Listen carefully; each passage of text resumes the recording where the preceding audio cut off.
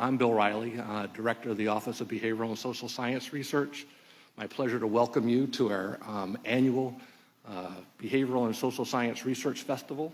I'm going to begin by introducing the Deputy Director of the NIH and the Director of the Division of Program Coordination, Planning, and Strategic Initiatives, and also a good friend and supporter of the Behavioral and Social Sciences, Jim Anderson.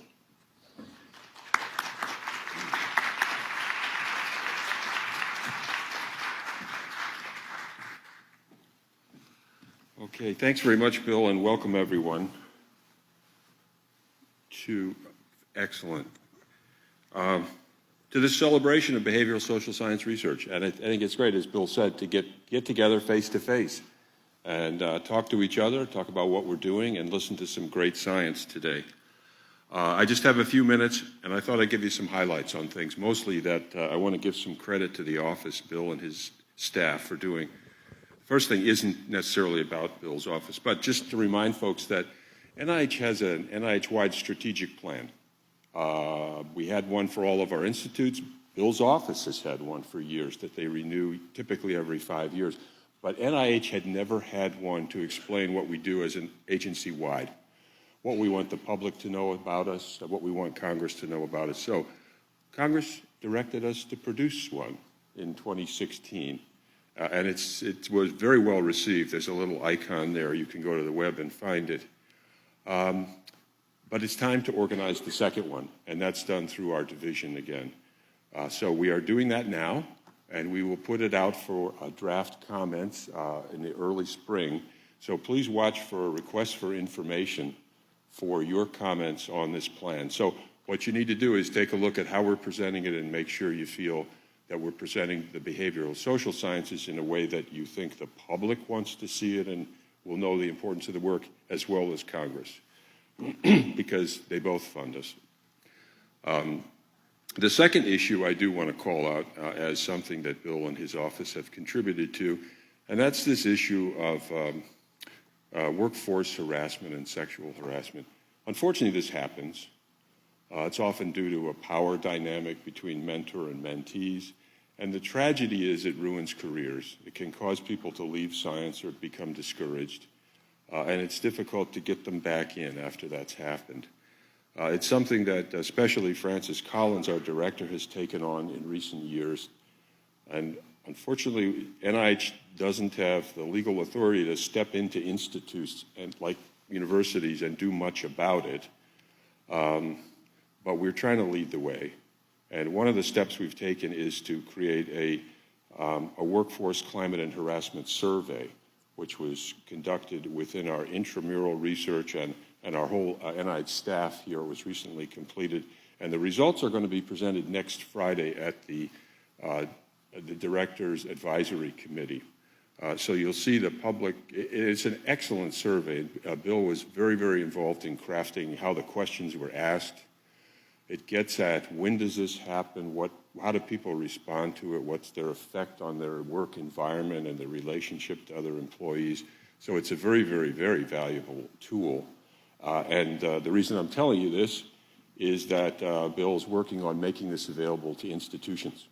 So that in the future, I would encourage you to encourage your universities to take a look at this tool and consider using it in your institutions to understand the problem you're facing and how to respond to it. So good work from the office.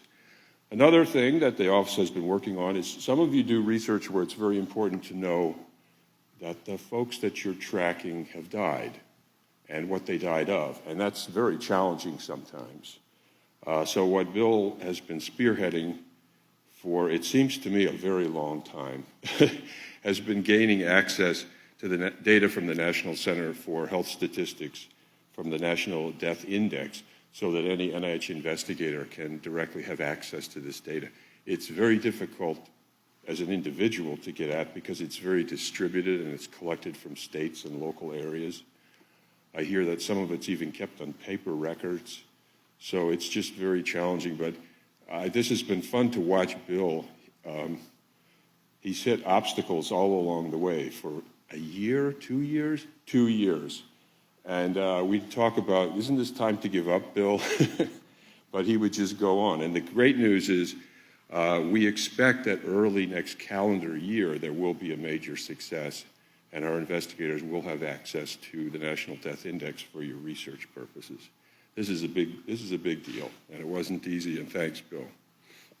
The last thing I want to point out is a little more complicated, but it has to do with behavioral social sciences within the Common Fund's high-risk, high-reward programs, which some of you may know about, is also something from our division. These are a set of awards that were designed to stimulate innovation, to cause people to take non-incremental steps in their research and take a risk. You may know the names. The Pioneer Award's the oldest. The New Innovator is for people applying for their first major grant. The Transformative Research Award's typically for teams. And then the newest is the Early Independence Award, which is basically, we call it skip the postdoc. So going right from graduate studies or residency to having your own research program. These are all very different. They don't require preliminary data. They're typically essays. 2 of them actually have face-to-face interviews with a committee. So they're really designed to find the people who are going to do something that's a big step, and it's different. It makes a difference. So we've evaluated 2 of these, the 2 on the left, and the results show that they really do produce science that's a little different from our average. They really create innovation and allow people to do things that wouldn't be reviewed well in a typical study section, put it that way. Another observation we've made is that it doesn't represent all of our portfolio. It seems to be more limited to a set of institutions or type of institution, to certain topics, and it's not as diverse in terms of the people who apply and receive awards. So this has been some concern to us. We don't know if it's what people interpret as innovative, or certain folks don't think that they will compete well in this environment. So this is important to us to look into. So our director, Francis, asked his advisory committee last year to look into whether the program has merit. Is it producing really innovative science? And then also to look at, analyze the I'm going to read in blue, participation of women and underrepresented groups, examine the institutional diversity in the applicant and awardee pools, and identify possible causes for their underrepresentation. And among these was also, they considered the topic differences. So they produced a report in June, which we've been interpreting and responding to the recommendations they made about the program. I want to point out Ravi Basavappa is here. If you want to put a hand up, is responsible for this program in the Common Fund. He's really has led it for years, and also to interpreting these results and what we're going to do about them. So just a few comments.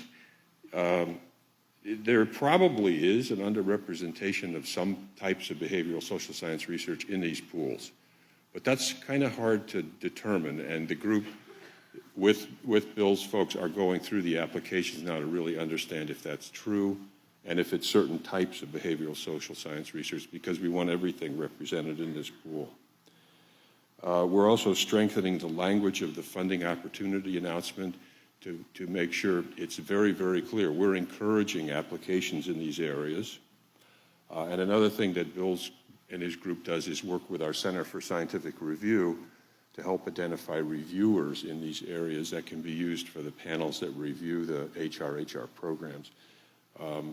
So the one last thing, and an ask of you, is just yesterday there was a request for information published, which you can find on the NIH website, which asks for your comments and ideas about how to increase the diversity of the applications for these high-risk, high-reward. And there's a deadline for January 15th. So we're very interested in hearing your comments. These are very special awards. They allow people to do things that wouldn't have done well otherwise in review. And it's very important that behavioral social science is well represented in that pool. So please help us out and respond with that. So I think I've given enough credit to Bill and his office for the great work they do. And let's have a great symposium. Thanks.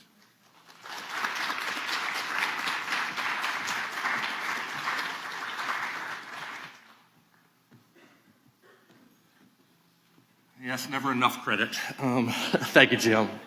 I will just, as a follow-up to Jim's point, say that the Common Fund, Betsy Wilder, Ravi, others have been really helpful in working with OBSSR and the behavioral and social science research community as well around how do we sort of expand the work that's done in the high-risk, high-reward programs and ensure that there's adequate sort of social and behavioral high-risk, high-reward research that's also going on in that area.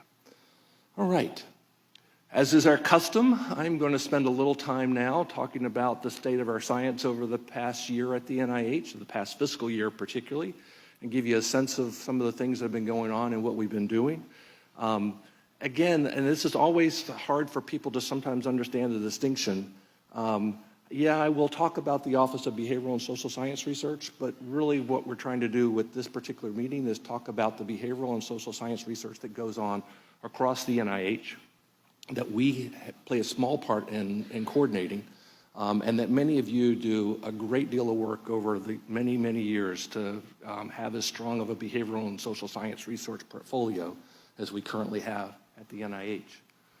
So let me just start a bit with research funding. Everybody wants to know, are we spending enough money on behavioral and social science research? The answer is yes, we are. We're actually still doing quite well in terms of overall funding. Each year it increases. 2015, I think, was about the time I started OBSSR. We were under $4 billion in total behavioral and social science research funding. Again, keep in mind the RCDC codes based on, is there some behavioral and social science component to this research? So not everything that you see here might you look at and go, yeah, that's definitely behavioral and social science research, but at least has some specific aim in it that has a relationship to our field. But as you can see, it's obviously grown, especially in FY 2019, to well over $5 billion, with a little bit of an increase in basic as well as the increase overall. So even our basic behavioral and social science research has seen sort of a click up with every advancing year, which is nice to see. Now, of course, this in large part reflects the fact that NIH, after years and years of flat funding, has started to receive increases in funding from Congress, and that trickles down to our research as well. So it's been nice to see that increase happening across the board. If you want to know who's funding the behavioral and social science research at the NIH, there's always sort of the big three. Again, this is in large part because they have a large amount of neuroscience space work that they do. And in that area, there's a great deal of behavioral neuroscience, cognitive neuroscience, social neuroscience, that sort of thing that's going on. So, but NIA, NIDA, and NIMH, in terms of at least competitive funding in 2019, are among the highest. But as you can see, a number of other institutes that fund a considerable amount of behavioral and social science research funding, and even down at the, quote, small ICs that don't fund a lot of behavioral and social science research, there's still a substantial amount of that that's going on.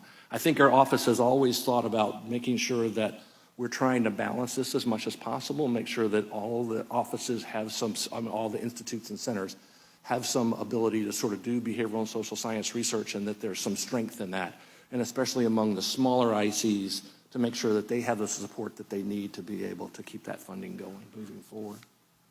Okay.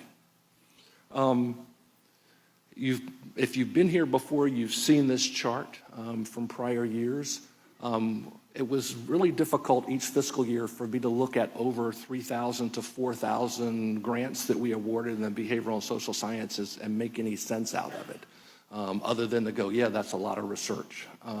So it was helpful for us, and we worked with our Office of Portfolio Analysis to look at using natural language processing and Word2Vec types of clustering, and then trying to get that down into some useful keywords to be able to sort of cluster this work into sort of different categories.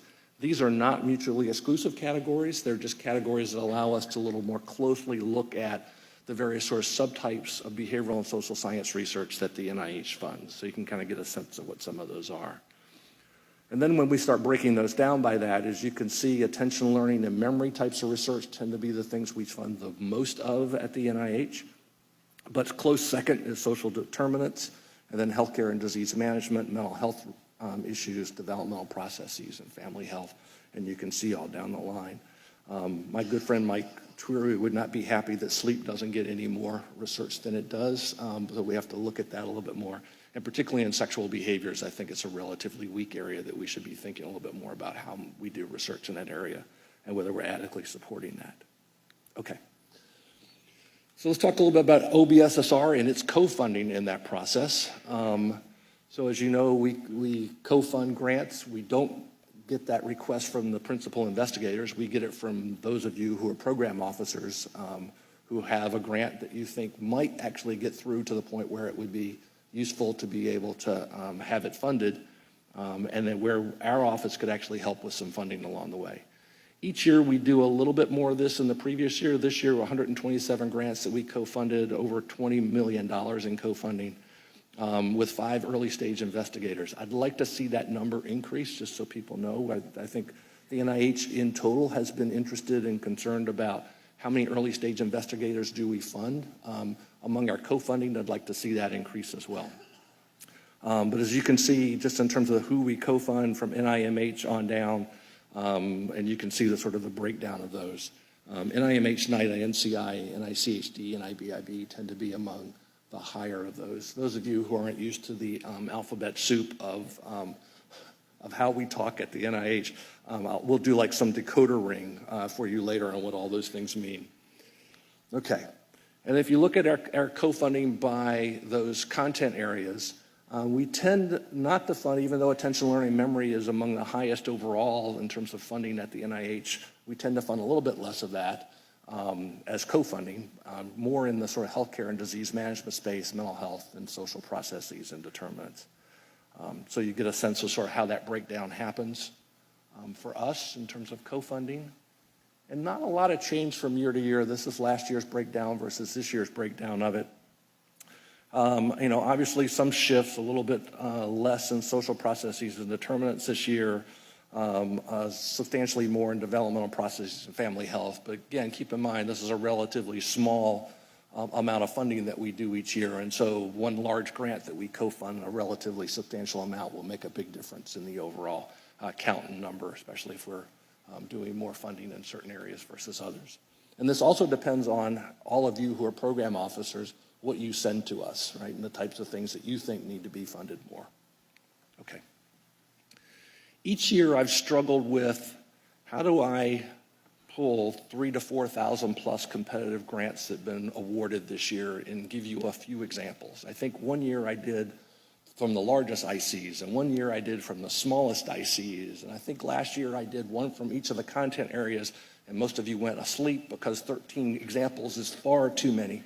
So we just picked 3 or 4 of the things that we co-funded this year, just to give you a few examples of the type of research that is being funded at the NIH. This is from an early stage investigator, and a particularly important area. One of the things that we all struggle with is the fact that we have very effective interventions, screenings, and treatments, and people aren't using them.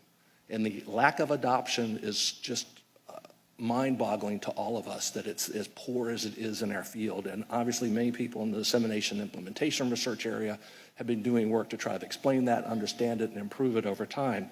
This is one that's just particularly disconcerting. It's relatively easy in infancy to do hearing checks and hearing screenings, yet some people don't get those.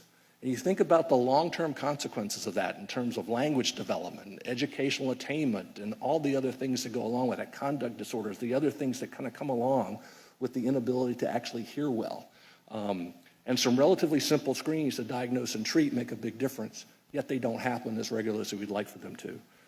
So this is a grant by Matthew Bush looking at state-funded clinics in Kentucky to increase parents' follow-through with testing using patient navigation strategies and looking at the factors that either promote or impede the delivery of that patient navigation strategy, and then particularly the cost effectiveness of that approach. Does the cost of actually doing this work actually offset by all the savings that we get from actually doing those screenings? So a nice study by an early stage investigator in that area. We've had some, I think, very productive discussions with our friends at NCATS around how do we get more social and behavioral science research into the CTSAs and into the overall these large sort of structural things that we have available to us in terms of data networks and translational science networks. And this is a study that's doing that using social determinants of health, frailty, and functional status to identify at-risk patients and improve risk adjustment. We all know social determinants are a really important contributor to health, a really important influence, predictor of health. In this particular case, it's also a predictor of recovery from surgery. And a number of those social determinants are critical factors in surgery recovery and improvement over time. And in these situations, especially among those who are being treated in safety net hospitals where there's high proportions of people who are poor and underserved, et cetera, it's particularly problematic for them, and it contributes to this case mix problem that they have in that situation. So this is a study that actually uses the CTSAs and the CDRN, the data networks, to be able to look more closely at how do those social determinants influence post-surgery recovery over time. This is one that was funded this year on stress, coping, and resilience, which is a relatively important and reasonably hot topic in the field of late. So this is Cindy Bergman's work from the Notre Dame Study of Health and Well-Being, looking at the details of quality of life and life stressors, and actually trying to experiment a bit more with some sort of more novel laboratory-based procedures to understand how we can sort of look more closely and more detail at how do we understand stress and coping and resilience in laboratory situations, and some of the sort of consequent physiological effects of that work. So a nice study from that large trial. And then we have to highlight at least one of the intensive longitudinal health behavior network studies. This is a network that I think some of us have been thinking about from back before I was the OBSSR director, and we finally managed to get this to happen, where we would intensively, temporally densely measure behavior and its context over time to understand individual variation within people, and use computational modeling and other approaches to be able to better predict subsequent behavior based on the prior data that we have available. That allows us to use sensor technologies and smartphones and that sort of thing. This is just one example. This is Scott Vreese's project looking at alcohol and drug abuse development. And the point that he makes at the very beginning is the point that's pretty common, which is almost all of our, quote, longitudinal studies are annual, right? If all of you who have raised adolescents know a lot can happen to an adolescent over the course of a year. And if we don't study them and more intensively than that, then we miss a lot of data about how they develop and the things that happen to them and the triggers that result in increased use of alcohol and drugs over the course of time. So really nice work using some of the latest sort of technologies as well as some of the computational modeling approaches on the back end to be able to better understand that work. Okay. See, I didn't bore you with 13 this year. That was good. We could like stay here and I could read all 3,000 plus abstracts to you if you'd like, but I think you'd probably get worn out by that. You've all been busy with acting funding announcements in the last fiscal year. I want to show you first a few that OBSSR has led. And so along with our friends from NCI and NIMH, the Improving Patient Adherence FOA has been out on the street to look more at research and how we improve adherence to medications and other types of interventions. Along with our friends at NINR, some significant work on long-term maintenance of behavior change, trying to better understand how do we maintain this has obviously been a problem for our field for many years. We're able to actually effectively change a lot of behaviors, but how do we maintain those over time and keep that change going on and reduce that sort of check mark effect that we often see. I want to spend a little time on the other three because, as you know, training is a pretty important part of what we do at OBSSR in terms of funding training. It's one of those things, you know, we try to look for the things that are unique that no one institute or center can do. And training across the behavioral and social sciences, particularly in methodologies, is the sort of thing that any one institute would go, how does this help us? But it does help the overall behavioral and social science effort.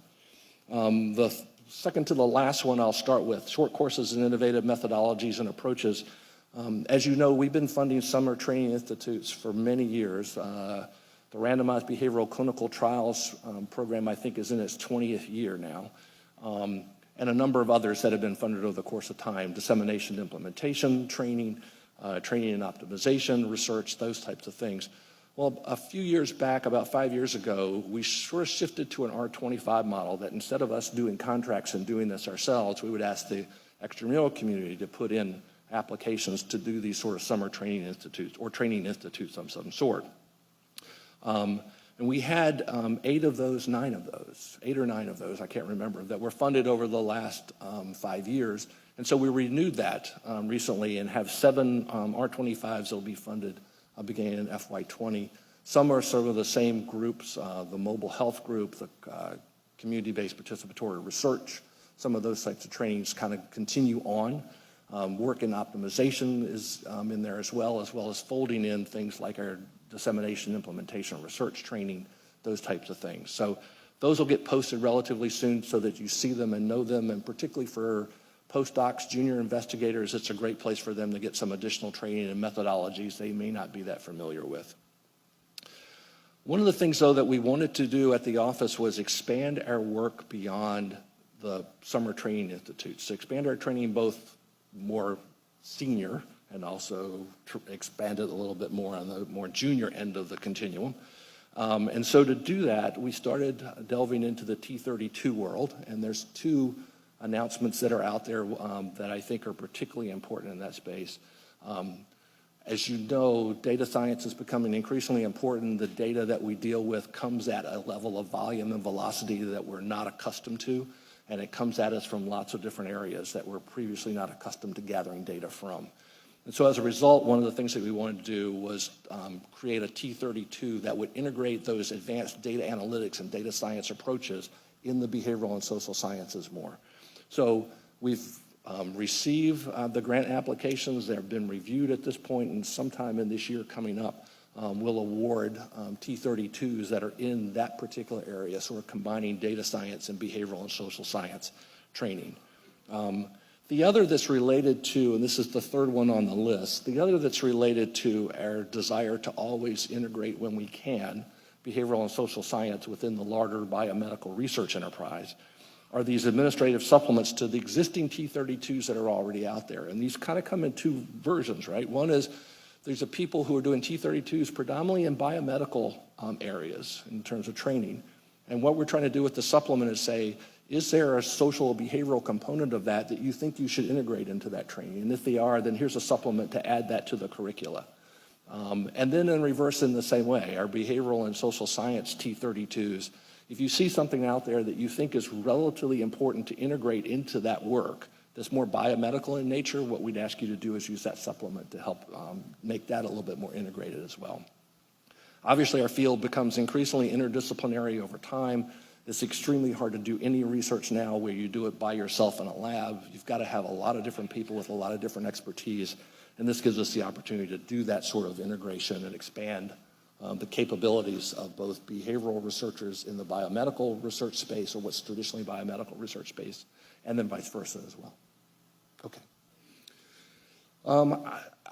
Again, I could spend hours going through all of the FOAs that all of you across all the 27 institutes and centers have put out, but we're just going to do a sampling of some of them over this year that I think are important to recognize. There's been obviously a lot of work in pain, injury, and disability, and I'll spend a little bit more time talking about that in a bit. But this is, these are on like behavioral basis of chronic pain, applying biopsychosocial perspectives on self-management of chronic pain, and research on chronic overlapping pain conditions, each led by different institutes and centers, and also one looking at sleep and its contributions to pain as well. And then in the healthcare and disease management space, NIDA, as well as others, continue to work on the Behavioral Integrative Treatment Development Program to develop sort of new treatment approaches in the behavioral and social sciences. Fogarty continues its work on mobile health and technology and outcomes in low and middle income countries and the use of technology for that. And then dissemination, implementation, research in health. And then in the stress, trauma, and resilience area, environmental influences of aging. This I thought was a particularly interesting one, effects of extreme weather and disaster events on aging populations, which should be some interesting research that comes from that later on as that comes out. And then finally, a few words about how our office tries to work with all of you to integrate our social and behavioral sciences into these trans NIH initiatives that are obviously much bigger and broader than the behavioral and social sciences, but where we want to make sure that that work is integrated into those overall efforts. So this is just a few of them, some of which you all know and love, that have been around for some time. Science of behavior change has been highly successful thanks to our colleagues at National Aging, dental and craniofacial research, and as well as NINR and others who have helped lead this effort. It's going extremely well, and we're at the point where eventually what will happen is it'll kind of, as most things in the Common Fund do, they will leave the Common Fund, and so what's next? But over the course of these 10 years, they've developed a number of what in the biomedical space would be called assays for targets. Well, we call them measures for mechanisms of behavior change, but however you want to define that, those measures are out there and available, and so we want to make sure there's a repository for them so people can have access to it and take use of it. We've obviously been very involved in the environmental influences on child health outcomes. I have to say Matt Gilman and his group have done just an amazing job knitting together what must be hundreds of existing cohort studies in prenatal, infant, early childhood, and pulling them together in such a way that they can make some sense out of merging all of those various somewhat disparate efforts together. And then work by NIH Pediatric Research Consortium, and particularly paying attention to a workshop that's going on in FY20, looking at this transition from pediatric to adult. This is one area where I think we still do not spend enough time and attention. I remember when I first started at NIH, I was at NIMH, and our concern there was we spent a lot of time on studying childhood mental disorders, and we spent a lot of time studying adult mental disorders. But of course, the most critical transition in mental health is that child, adolescent to adult period, where most of those things, especially the serious mental illnesses, tend to emerge. And so more focus on how do we sort of tie that a little bit better together and not separate our research between child and adult as much as we currently do. So it's nice to see that group doing the work on that. Really excited. And that continues on. For those of you who think it does not, it still continues on. This is a FOA that's out that I'm particularly excited to see around sort of, not just we know for a long time about social isolation and social connectedness and how it influences health, we know less about the mechanisms by which that occurs. What sorts of things are the drivers of that influence that behavior? And then finally, the HEAL initiative, which you'd have to have been sleeping under a rock not to know something about the HEAL initiative and the opioid crisis. NIH awarded nearly $1 billion in FY19 toward those opioid efforts. The one thing that I think is really useful about all that is that we've, as an office, and many of you in your institutes as well, have worked to incorporate social and behavioral research in those efforts. And so if you look at the FY19 list of things that have been funded, you'll see a lot of things in areas like behavioral economics and other types of research where we're using social and behavioral processes and understanding of the opioid crisis. So a lot of work, especially like in community-based work and in the justice system and those sorts of things as well. So I know I'm probably running short of time, so let me see if I can move us along here. The Behavioral and Social Science Research Coordinating Committee, we don't do this without all of you and all of the people in the institutes and centers across the NIH.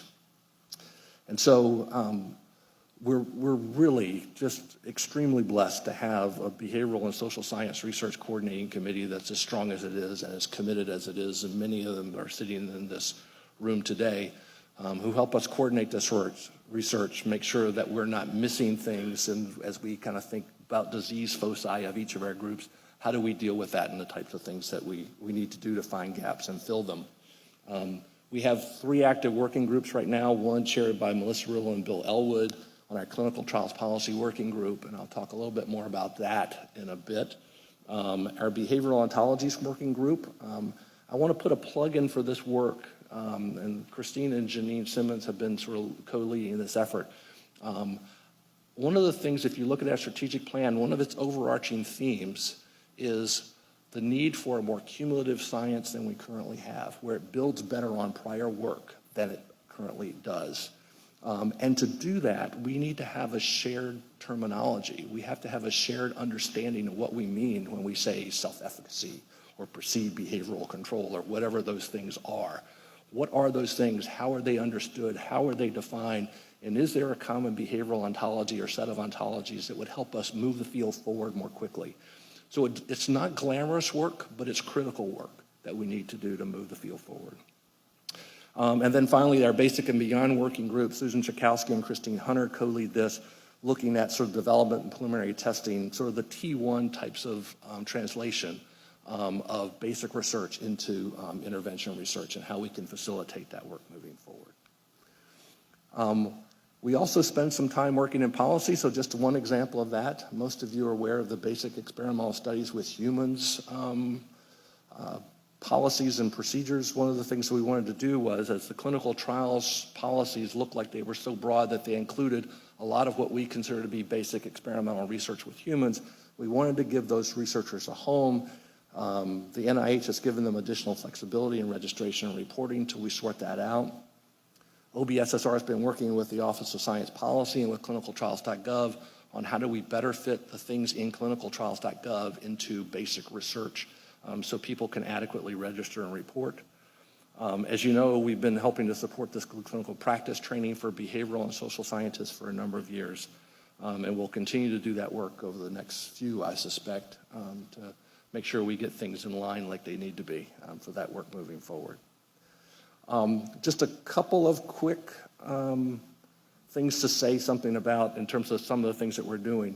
I want to encourage all of you to pay attention to these yearly and annual is the same thing, and it's a little redundant, methodology seminars that we have. In 2016, Linda Collins did the first one on optimization training, and it was sort of an ad hoc thing. People from NIH didn't get to go to her longer training, so she said, I'll offer a day-long training. And we went, well, that's great, so we'll keep doing that. So we've had them in non-traditional survey data collections, the more online type of survey data collection that's done in predictive modeling, and then most recently in text mining for the behavioral and social sciences. These are open to the public. They're open to anyone. They're a day-long seminar. You won't be an expert at the end of the one day in that particular area, but you'll know enough to be able to work with those who are experts in that area to be able to do the research. But it's particularly for our NIH program staff and colleagues so that we're up to date on the latest sort of methodologies that are going on and the type of work that's happening. Okay.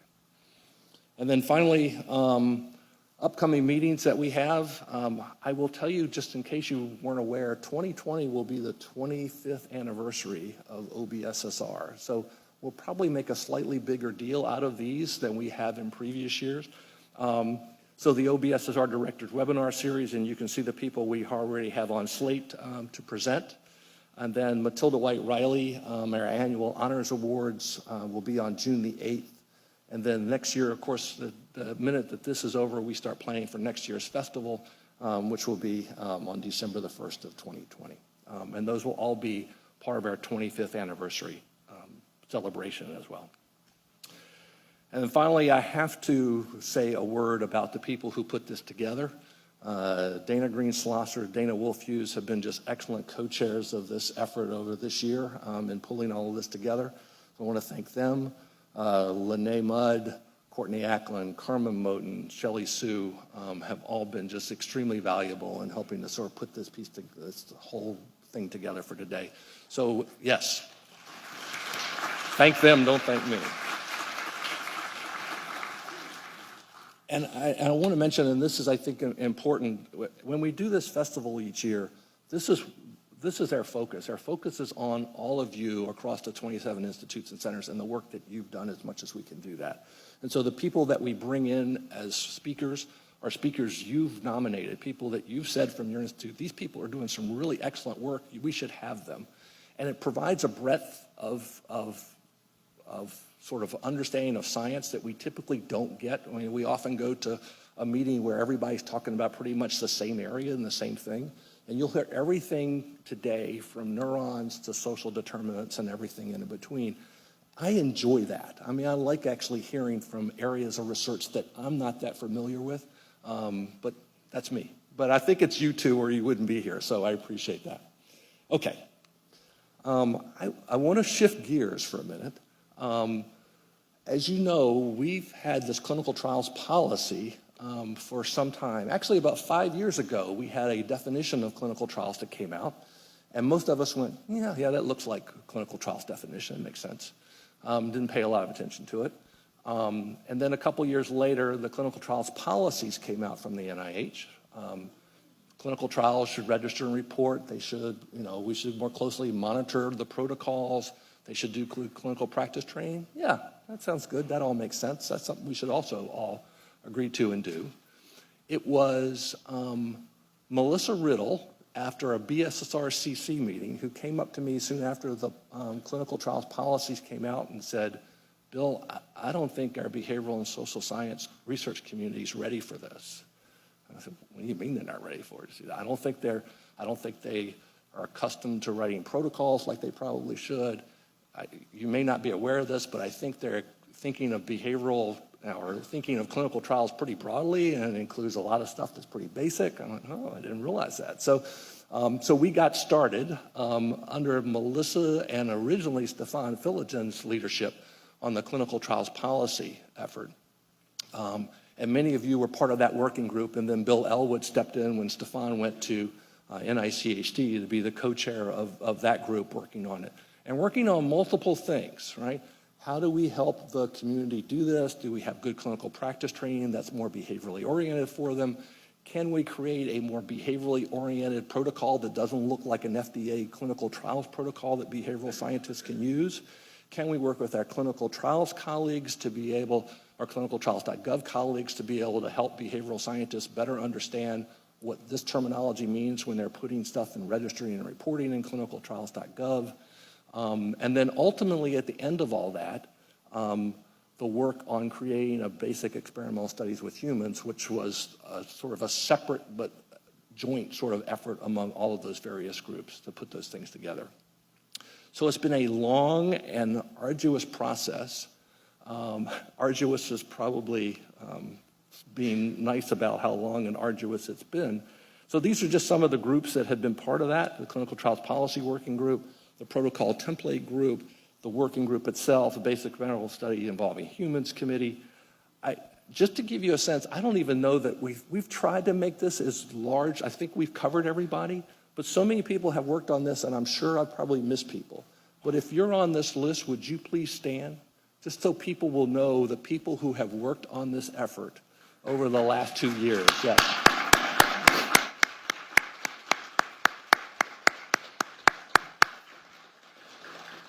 So I'll let you sit for a minute, because I'm going to highlight at least the leaders of this a little bit more. But afterwards, we're going to actually do pictures at the, we've got certificates for you, and we'll do pictures outside, I think on the stairwell out front, okay, at the break. So we'll do that as well.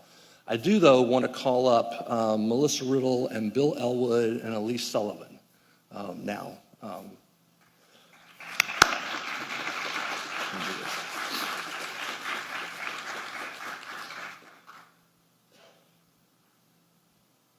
So Melissa, all of you know. If you don't know Melissa, I've learned from this experience, everybody should know Melissa, and you should listen to everything she says. Melissa, on behalf of all the behavioral and social science folks, we wanted to thank you for your efforts in this. Oh, you're welcome. Yeah. Probably some sexual harassment thing. And then working in the background, and this is something that Bill Elwood does extremely well, is working in the background. Working in the background on both the clinical trials policy work, on the work on the clinicaltrials.gov, on various sort of groups, working with Christine on some of those efforts. Always there, always willing to help, always been part of the effort. And he may not wave his hands a lot and go, I'm doing a lot of work in this area, but he's done a great deal of work to make this work as well for the behavioral and social science research community as possible. So, Bill, thank you very much.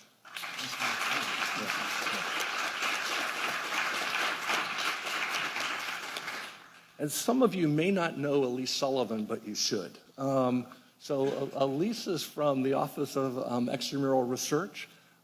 She was my compatriot in crime, putting together the basic experimental studies involving humans, making sure all the details were in place, taking care of all the process of not writing one, but how many? 13? How many? Yeah, I think 11. 11 different FOAs that needed to be written, and then case examples to show all that work happening. So I wanted to make sure that we took the time and opportunity to recognize her as well. So thank you, Elise. Yeah, thank you. So thanks, Joe. So we're supposed to stand out here. I want to thank everyone, thank them again for all of you. And like I said, at the break, for the larger group, all of you who put effort into this process, we're going to meet at the stairwell and do a quick picture at the break. You now have a break for 15 minutes. And so we'll come back in 15 minutes and begin the program in earnest with our panelists and speakers. Thank you all.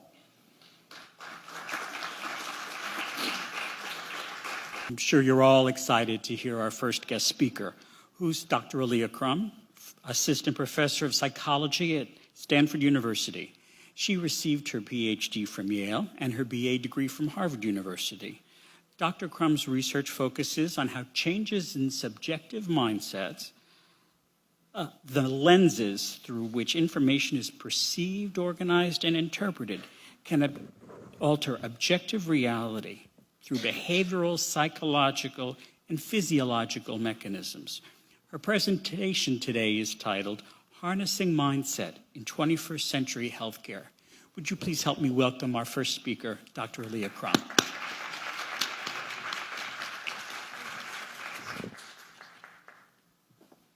Good morning. Can you hear me okay? Stand out here. I'm short, so I like to get out from behind the podium. So it's really an honor to be here today to get to share some of our work with you. Recently, a good portion of the work has been funded by the NIH New Innovators Award, so I'm really very grateful for that opportunity and support.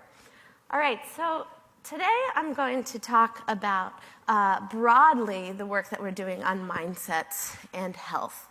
So 21st century healthcare, in essence, has a threefold strategy to improve health.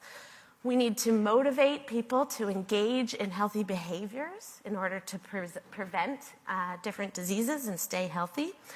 We need to revolutionize and advance diagnosis and treatment.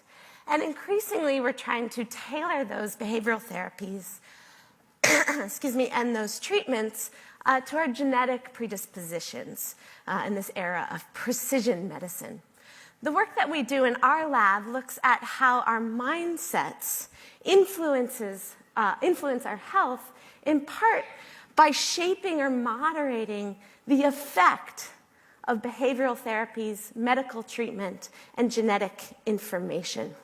So what I'm going to do in the talk today is tell you a little bit about what I mean by mindset, how we define it, how it relates to other terms, and why it works, why it can in fact impact our health.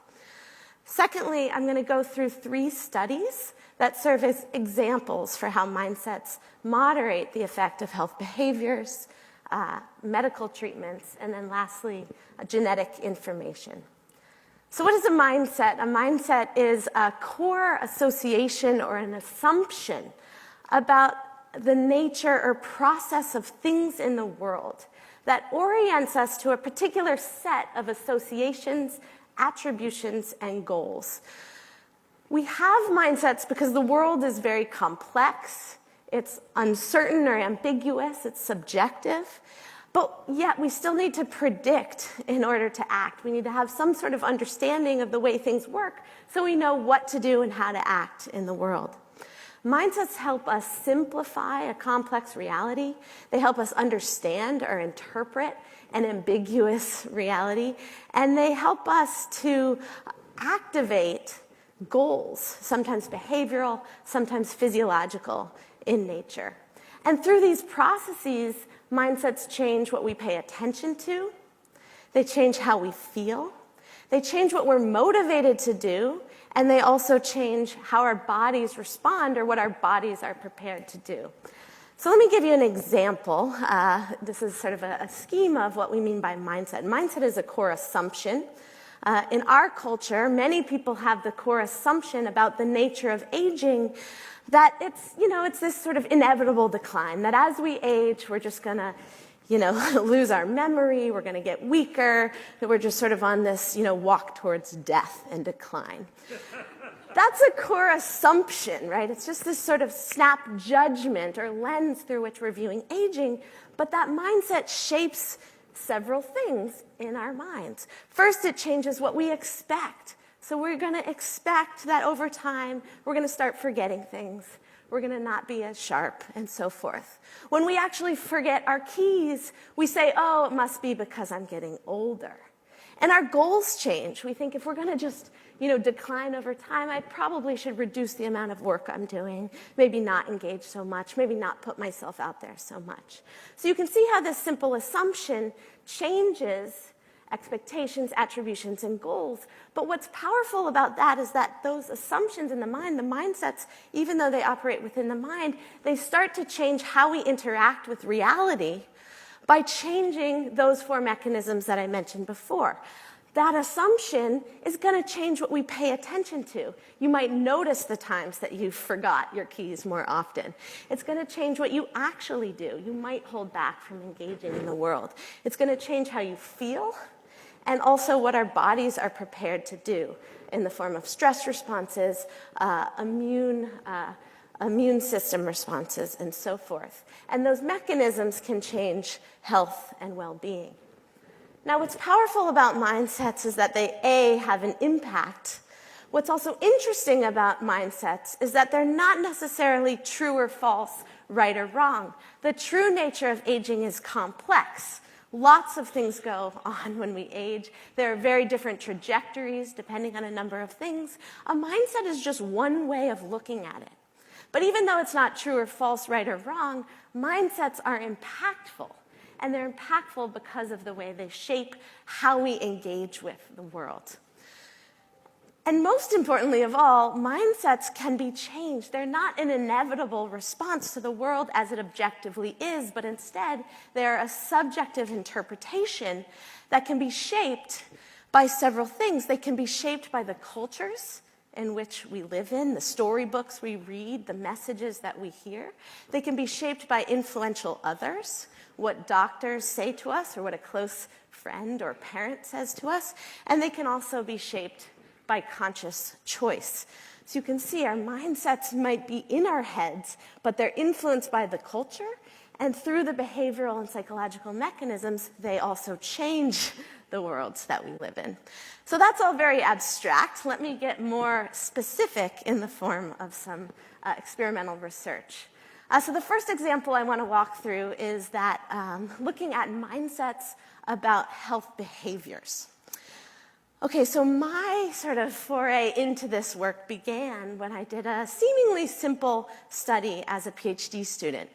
In this study, we took the same exact milkshake, and we gave it to people at 2 different time points. So people drank the same exact milkshake at 2 different time points.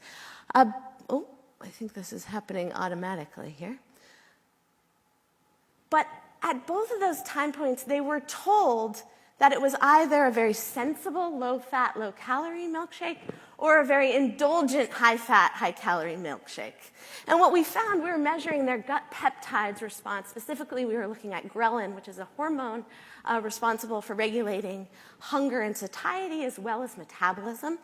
And what we found was that when they thought they were eating indulgently, their ghrelin levels dropped at a 3-fold rate, leaving them feeling more physiologically satiated. Now, this study was interesting because it showed us that the effects, the physiological effects of what we eat, are not just a product of the nutrients that we consume, but also what we think about the nutrients we consume. So that alone was interesting, but the second thing that we realized when we ran this was, which mindset is it better to be in when you're eating? And this was really shocking, right? I went in thinking the best mindset to be in would be to assume you're eating healthy. And what we found was, if you actually want to maintain or lose weight, the best mindset to be in was one that you were eating indulgently. Why? Because feeling like you're eating indulgently makes you feel more full, decreases your ghrelin level so you're more physiologically satiated, which in turn can help increase or speed up metabolism. So this was shocking to me, right? Because it made me realize maybe we're going about motivating healthy eating all wrong. We're telling people to eat sensibly, low calorie, low fat, low sugar, low this. What if we could make healthy foods seem more indulgent? So this spurred a whole line of research that I've done with my grad student, now postdoc, Brad Turnwald. And in this particular study, we worked with Stanford Dining Services to simply change the labels of the vegetables that they serve in their dining halls each day. So this was a 10-week study, and every day we took the vegetable that was served and we randomized it to one of 4 different conditions. So in one condition, we called the vegetable exactly what it was. Carrots were labeled carrots. In another condition, we focused on the healthy aspect of carrots, reduced cholesterol carrots, which is true, by the way. Third, we thought, well, maybe we want some, positive health messages. So we had a condition where we hyped on the positive aspects of the health, vitamin-packed carrots. And the 4th condition was our condition of interest, and that was this indulgent one. What if we can make these carrots seem indulgent and rich? So we had examples like twisted citrus-glazed carrots. Here's a whole list of examples: dynamite chili and tangy lime-seasoned beets, rich buttery roasted sweet corn, and so forth. So you might be wondering, where did we come up with these crazy labels? Well, actually, these words, these adjectives, came from a previous study that we had run in which we did natural language processing to figure out how common restaurant establishments were describing their foods. So in this study, we took the top chain restaurants in the US. These are restaurants like Applebee's and Outback Steakhouse. We narrowed down to about a quarter of them that have healthy menus, specifically dedicated healthy menus. And then we took the entire body of words that were used to describe both the healthy and the unhealthy items on the menus. We take those words and we group them into themes. So themes that convey a sense of taste, like delicious, tangy, flavorful. Themes that convey a sense of indulgence, mouthwatering, filling. And themes that convey a sense of excitement, action, adventure, and so forth. We have a number of different themes, and essentially what we found was pretty clear. Words that convey a sense of excitement, this food is going to be fun, it's going to be tasty, it's going to be indulgent, were far more likely to occur on the standard side of the menu. Whereas words that conveyed a sense of deprivation, words that were boring, words that were, thin and depriving, those were far more likely to occur on the healthy side of the menu. So what this shows is that we have literally a distasteful inequity in how we go about describing healthy foods. What's more, we realized when we dug down is that the words they're using aren't sort of inherent to those foods. They don't have to be reserved for an item on the healthy versus the unhealthy menu. We knew this because we found several examples in which the exact same entree was served on the healthy side of the menu and on the regular menu, but it was labeled differently. So here you can see this nice surf and turf option. If it was on the healthy menu, you were reminded that it was served with a side of broccoli. But if it was on the entree side of the menu, they didn't even talk about the broccoli, but reminded you that it was a little surf, a little turf, and a whole lot of delicious. So here you can see that, they didn't have to say these words. It wasn't describing the actual food, but they're adjectives that conveyed a mindset about what it means when you're eating this food. When you're eating healthy, it's going to be good for you, but boring and depriving. When you're eating unhealthily, it's going to be fun and exciting, delicious, even sexy or dangerous.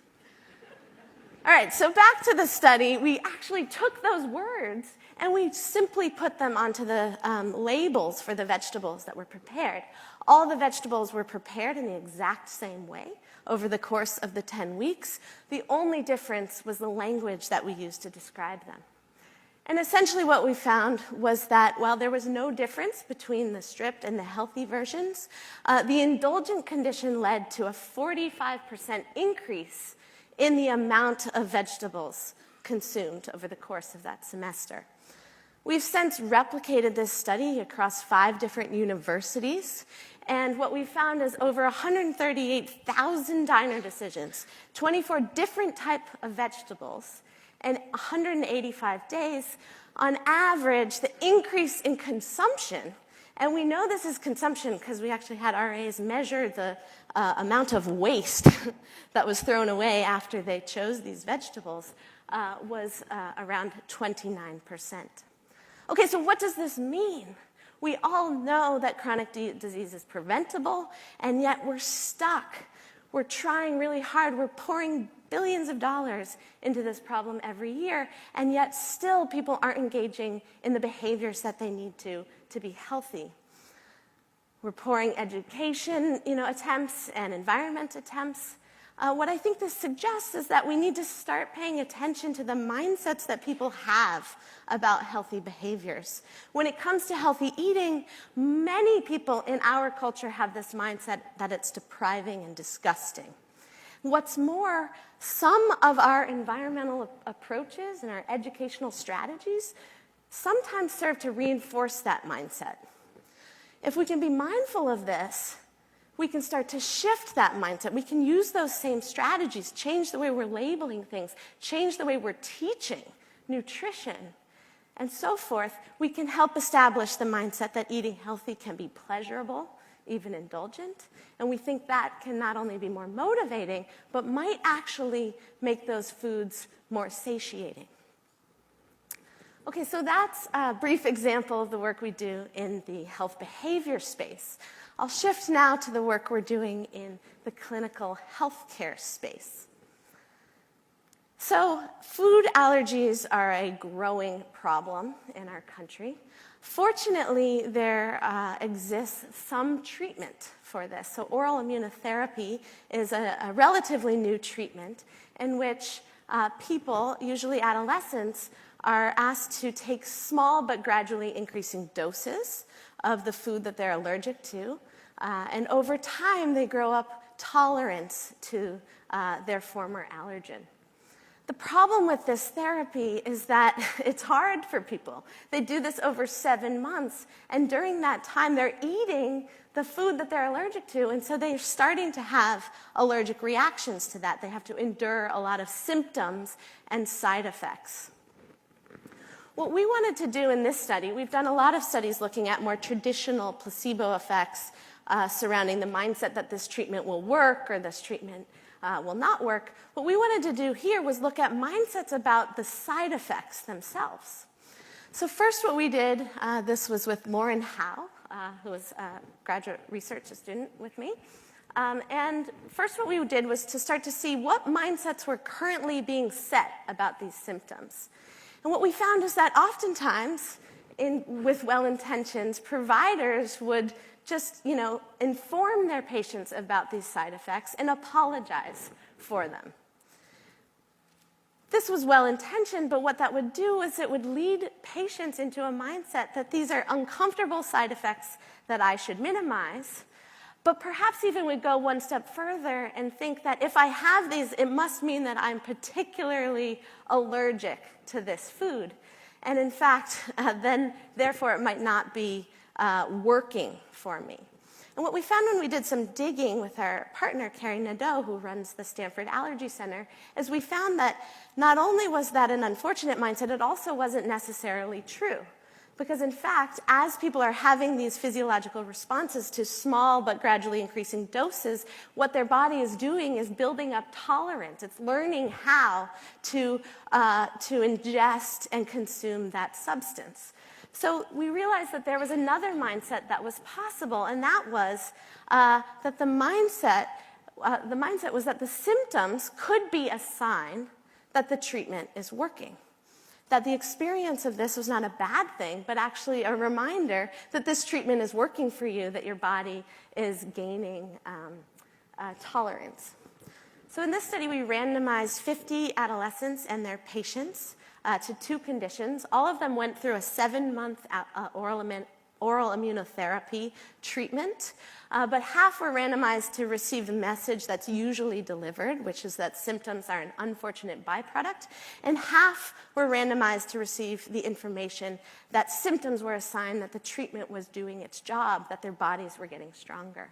We delivered this in a variety of ways. We did it through verbal communication. We did it through pamphlets that were given to the patients and their parents. We also gave them magnets that they could post their dosing schedule on at home that would serve as reminders of this mindset, this message. And 5 months into the treatment, we asked the patients to send a message to a future patient. This is a saying is believing technique that serves to help them further internalize the message. So you can see here 2 kids responding to our questioning. What advice would you give to future kids who are going to go through this treatment who might be worried about their symptoms? Advice to future kids would probably be just to follow the procedures that you tell them, and also, just hang in there. And here's a kid in the positive signals condition. So what advice would you give for future kids who are going to go through this treatment who might be feeling kind of afraid that they're going to have symptoms? How would you tell them to think about their symptoms? When you have a symptom, it's actually meaning that your body is fighting off peanuts. Very cute, right? So you can see that these mindsets are internalized. They also reported this. What we found was that those mindsets were associated with significant changes in how they experienced the treatment. They had reduced anxiety. They had reduced amount of symptoms, particularly when the doses were highest. And they also had increased treatment efficacy as measured by peanut blood IgG4 levels, which are a sign of treatment efficacy. I'm going to skip this slide and move to the last example. And that is on precision medicine and the influence of genetic information. So as we know, genetic information, receiving it is becoming increasingly common. In 2017, more people got that information than all other years combined. Sometimes it's about silly things like eye color or whether your pee smells after you eat asparagus. I'm not sure why you didn't know that before, but it's also serious things like ancestry and your risk for developing disorders like cancer, Alzheimer's.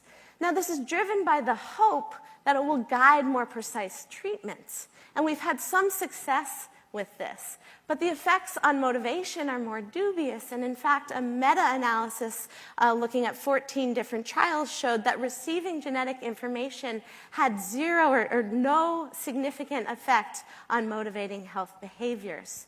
Our question was even more basic than that, which is, does receiving information that you're at risk for a certain disorder or disease actually change your physiology in ways that make you more at risk? Now, this is a tricky question to engage in, so we had to design a very carefully constructed study. We brought people in under the guise that they would receive genetic information about genes related to obesity. In this first study, we told them it was about gene, CREB1 gene that relates to your propensity for exercise. We then had them run an exercise treadmill task in which we measured them on 2 physiological indicators of exercise efficiency, carbon dioxide oxygen exchange rate, and also ventilation, the total amount of air that you're consuming. 1 week later, we had them run the exact same task, only immediately before running that task, we told them their genetic information. We gave them this information in these very professional-looking pamphlets, telling them they were high or low risk. We explained the influence of that gene, citing real studies that had been done.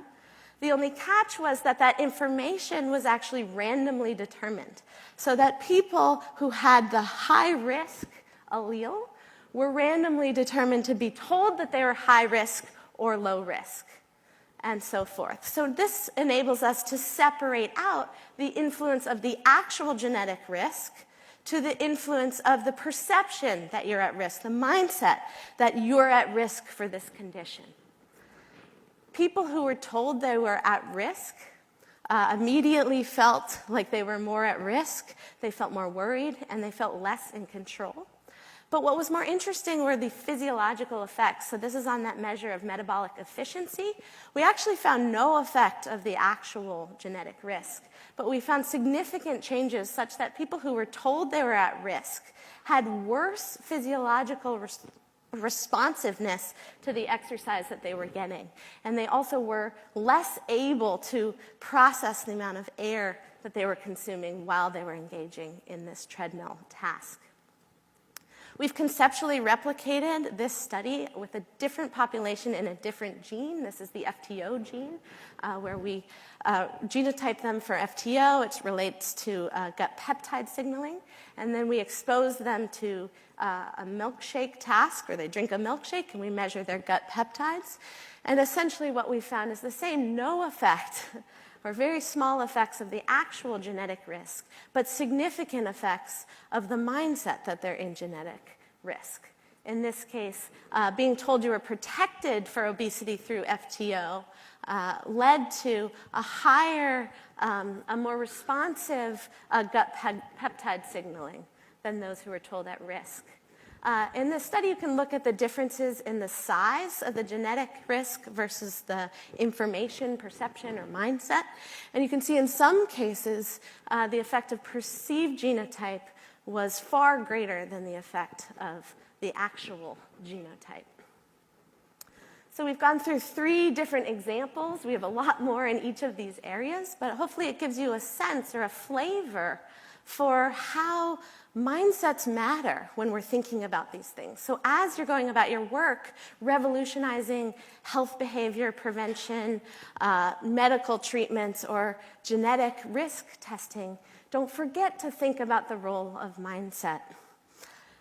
Our current directions are to, we want to continue doing studies where we systematically vary these things, but we also want to approach more accessible and disseminable interventions. So we're designing a series of different programs where we both teach patients about the role of mindsets in their disease. This is a study we're doing with cancer patients. And we're also designing educational programs for providers, for healthcare providers, so that they can be aware of the mindsets that might be at play in any given disorder or treatment. Mindsets have a number of admirable qualities, which has really driven me to study them. They can be nudged or changed actually relatively easily through the way we describe something, through our marketing, through our media, through different educational trainings.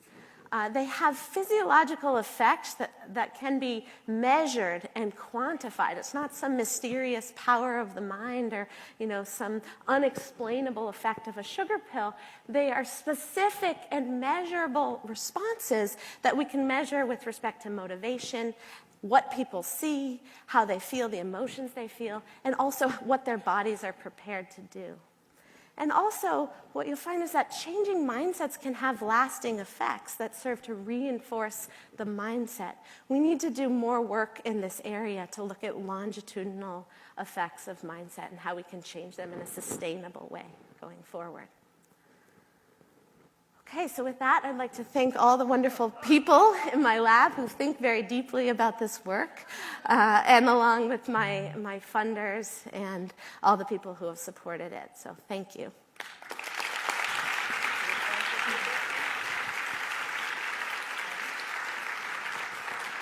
Thanks so much, Dr. Crum. We have time for a couple of questions. Is there?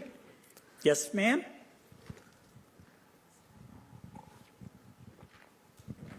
Hi, that was really interesting, and thank you. I'm Kathy Kemp. I'm a social scientist at FDA, Center for Tobacco Products, and I'm fascinated by this because one of the most difficult addictions to overcome is addiction to nicotine, and many mature smokers who have smoked for many, many years feel defeated and demoralized by the process of doing it over and over and over again. I wonder if you could comment on how some of this, your findings, could be applied in terms of interventions to help build people's sense of self-efficacy to stop a behavior. Yeah, it's a great question. I think, I would in some ways contrast this work from a lot of behavioral work that's done on, with the assumption that in order to change your behaviors, it's going to be hard, it's going to be painful, it's going to be boring, it's going to be depriving. And I think we've really worked on that. We need to get self-efficacy is important, but we need to have restraint, and we need to have willpower, and we need to have all of these things. And that's true, and it's especially true, the longer you become addicted and these things get ingrained biologically and neurologically. But from a preventative standpoint, I think what this suggests is that we also need to honor our inherent desire for pleasure and rewards and start to frame the healthy behaviors as not what you have to do, what you need to sort of, you need to overcome all of these secretly delicious and indulgent things and do this instead. But that's what people want to do, right? Not smoking is what's cool. Not smoking is what's enjoyable. Not smoking is what makes me feel fresh and alive and engaged or whatever it is that you value. So I was trained as a clinical psychologist, and I know how hard it can be to change once you've been embedded in these behaviors. So I think that's difficult. But I think we need to get more preventative, and we need to take a different approach to behavior change. One that's less focused on self-control and more focused on the inherent rewards in doing healthy things. Yeah. Thank you so much. Fantastic talk. I wonder what advice could you give to a funder like NIH? I'm Olga Brashnik, I'm from NCATS. Based on your findings, because we keep focusing on diseases and preventing diseases, what if we adopted a broader mindset and focused on happiness and the way how people get fulfilled and satisfied in life? In this case, health becomes an asset that they want to protect. Mm-hmm. Thank you for the question. Yeah, I think it's huge. We get very myopic around, the disease and/or in this case the behavior, right? So it all becomes about changing the behavior, but we forget that the whole point of curing disease or changing behavior is to help somebody live a quality life, live the life that they want to live. So I think we do need to span back, remember that what the ultimate outcomes are, quality of life, well-being, and so forth, and then think about what are the best approaches to enable that. Mindsets, I think, are a place that we've missed in doing that. And so, as a plug, I would encourage people to think about them. We have a number of different measures that we've validated. Mindsets about stress, mindsets about illness and disease, mindsets about exercise, mindsets about diet, that we should be incorporating at minimum in our large data sets where we're measuring these things and understanding them, as well as thinking about how our treatments are affecting them, for better or for worse. Thank you.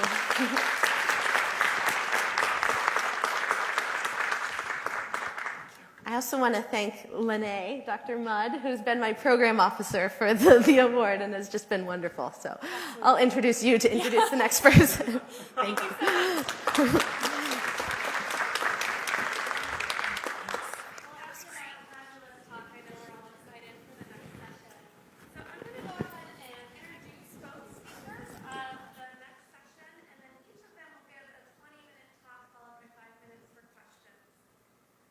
My first speaker is Dr. Yuzhen Li. She is a postdoctoral fellow at the Friedman School of Nutrition, Science, and Policy at Tufts University in the laboratory of Dr. Renata Micha.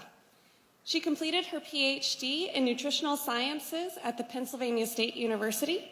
Dr. Li's research focuses on nutrition policy strategies to improve diet and reduce the health and economic burden of cardiometabolic diseases, and to understand how the impacts of the policy are modified by economic disparities. The title of her presentation today is Cost Effectiveness of Financial Incentives for Improving Diet and Health Through Medicare and Medicaid, a microsimulation study.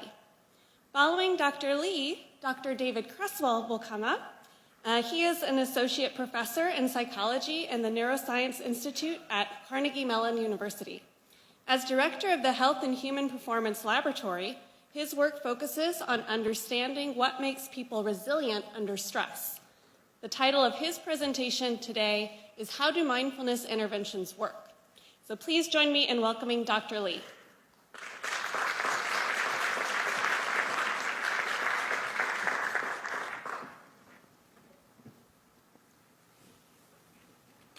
Good morning, everyone. Thank you for the opportunity to present our finding today. I'm very honored to be here, and I'm going to talk about one of our projects entitled Cost Effectiveness of Financial Incentives for Improving Diet and Health Through Medicare and Medicaid. I have nothing to disclose. And this figure shows the annual growth of Medicare and Medicaid expenditure between 2009 and 2016. In 2016, Medicare and Medicaid spendings are about $700 billion for Medicare and about $600 billion for Medicaid, consisting of $1 in $4 in the annual federal budget. However, the key health outcomes remain suboptimal. So this highlights the need for new cost-effective approaches to improve health in Medicare and Medicaid. So here are the two examples of strategies to improve health in Medicare and Medicaid.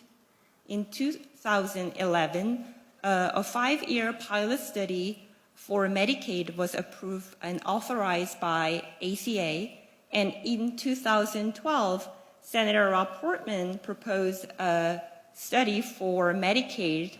However, both proposed programs targeted the risk factor for chronic diseases such as blood pressure, cholesterol, BMI, and diabetes. However, none of these programs have included diet, which is an important foundation for achieving these goals. So far, potential health and economic impacts of the financial incentive program targeting diet have not been investigated.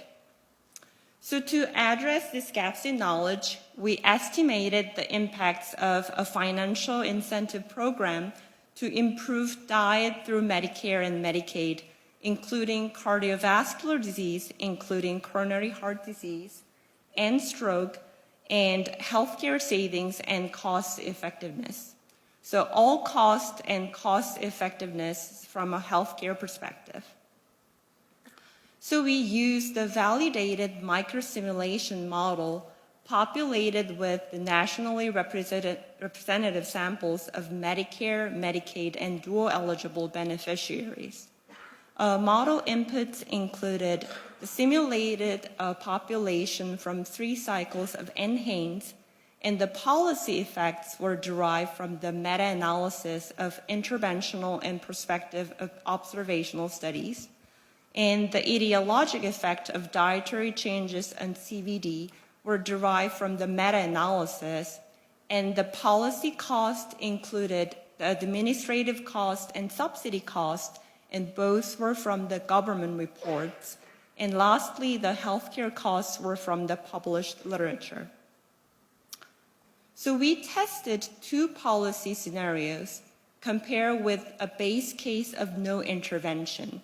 So in the first scenario, the program would subsidize 30% purchases of fruits and vegetables. And in the second scenario, the program would subsidize 30% purchases of healthy food, including fruits and vegetables, whole grain, nuts and seeds, fish, seafood, and plant-based oil. So we modeled the implementation of each intervention by adapting the existing EVT system for SNAP. So each beneficiary would receive an EBT card subsidizing 30% purchases of healthy food at diverse retail locations. And for every dollar spent, 30 cents would be paid by EBT card, and the remainder would pay out of pocket. So this diagram shows the logic pathway with the with the data sources. So the healthy food incentive would subsidize the healthy food, so the price would decrease, so which would increase the healthy food intake, but those estimates were from the meta-analysis of the price changes on the dietary intake, and this increased intake of healthy food could decrease the CVD events and CVD death, and those estimates from the published meta-analysis. And finally, we calculated the healthcare savings and quality adjusted life years based on the published literature. So we used the microsimulation model called CVD Predict. So this microsimulation model predicts the future CVD event or death based on the individual's characteristics, including CVD risk factor and dietary intake. So any given time point, a simulated individual can be only one health state with the probability of experiencing the subsequent event based on the risk factor and dietary intake. So we followed all the simulated individuals until death or age 100, whichever came first. So increased intake of healthy food could decrease the probability of transitioning from no CVD to acute CVD, and also from chronic CVD to recurring CVD or death. So baseline characteristics of population are shown here. So overall, 82 million adults on either Medicare or Medicaid, 58 million adults on Medicare, and 35 million adults on Medicaid, and 11 million adults on dual eligible. So given that the dual eligible, 11 million adults on dual eligible included in both Medicare and Medicaid, so numbers don't sum. So adults on the Medicare were older and the non-Hispanic white were predominant, whereas adults on Medicaid were younger and they're likely be non-white. So when we look at the poverty to income ratio, the 3/4 of Medicare were higher income, whereas the adults on Medicare, 3/4 of the adults on Medicare were more lower income. So systolic blood pressure and body mass index were relatively similar across the insurance categories. So here is the result. So this figure shows the current and estimated changes in dietary intake. So the x-axis shows the different types of healthy food, and the y-axis shows the grams per day. So as you can see, in response to this proposed policy, the intake of fruits and vegetables would increase by 40 grams per day, which is equivalent to 0.4 servings per day. So there were relatively smaller changes for the other healthy food targets, ranging from 4 to 8 grams per day. On average, it's about the 0.2 servings per day. So this change in intake would lead to, we are predicting the health gains over 20 years. So figure on your left shows the different types of health gains.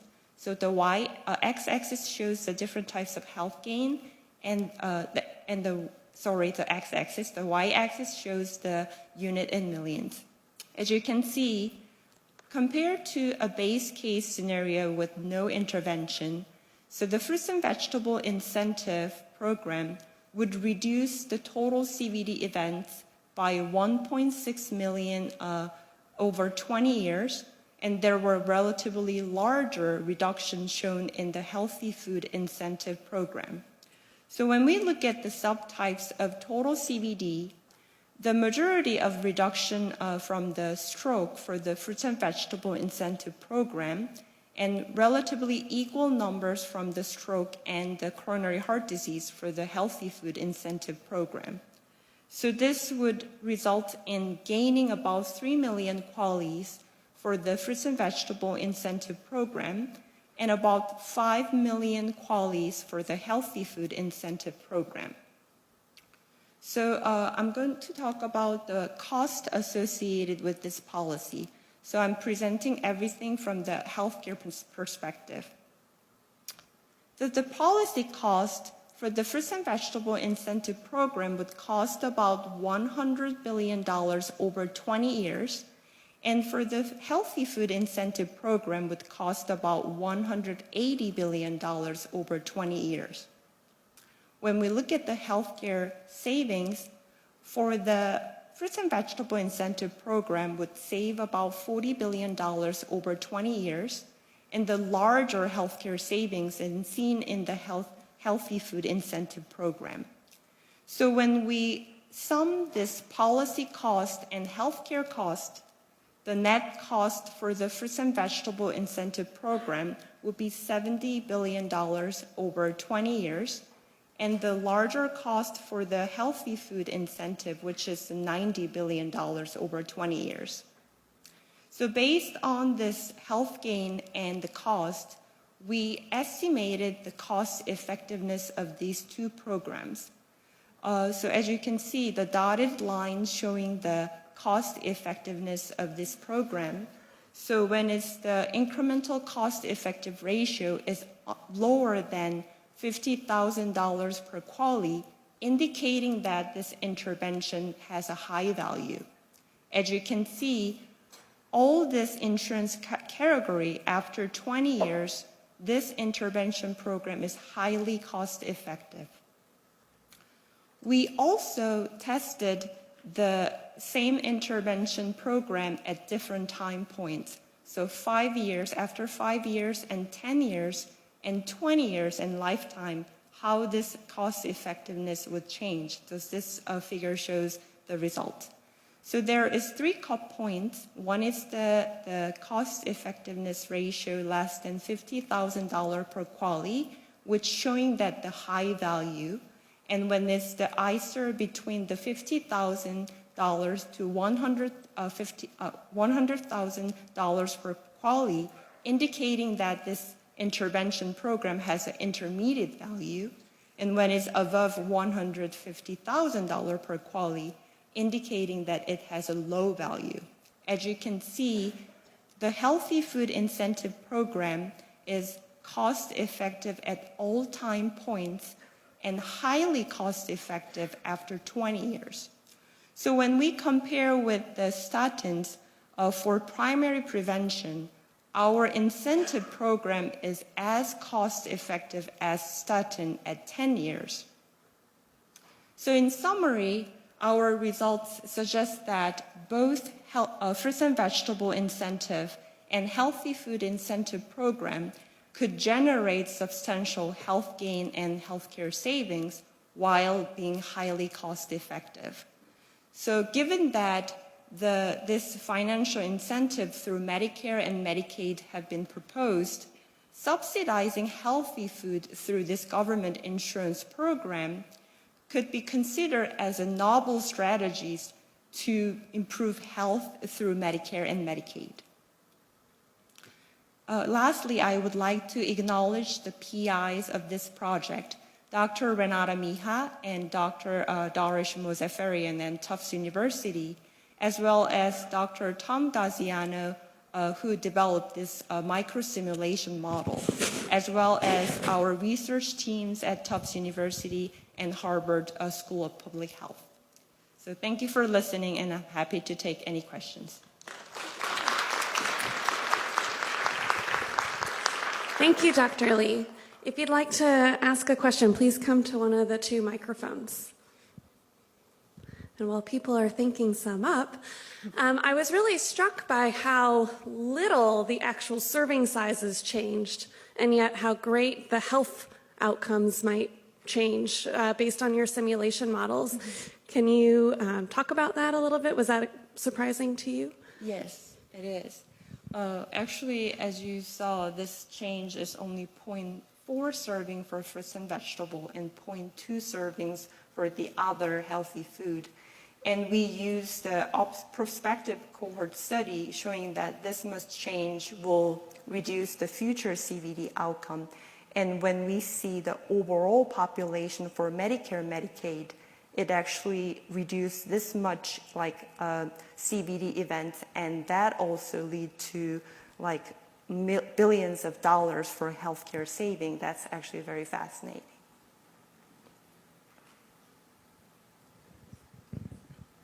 Thanks so much.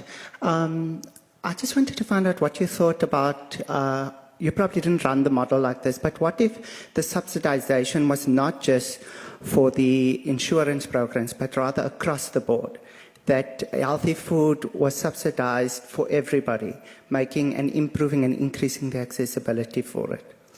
Yeah, that's a good question. So that's something that we are trying to test for the next project, because what if we subsidize this healthy food for entire population or a little broader, and probably benefit will be larger. But given that the Medicare and Medicaid, they're more vulnerable compared to the general population, so it could be more cost effective for these population compared to the general population, but the overall health benefit will be larger when we test this in the entire population. All right, please join me in thanking Dr. Lee. Thank you. And Dr. Cresswell, would you come up?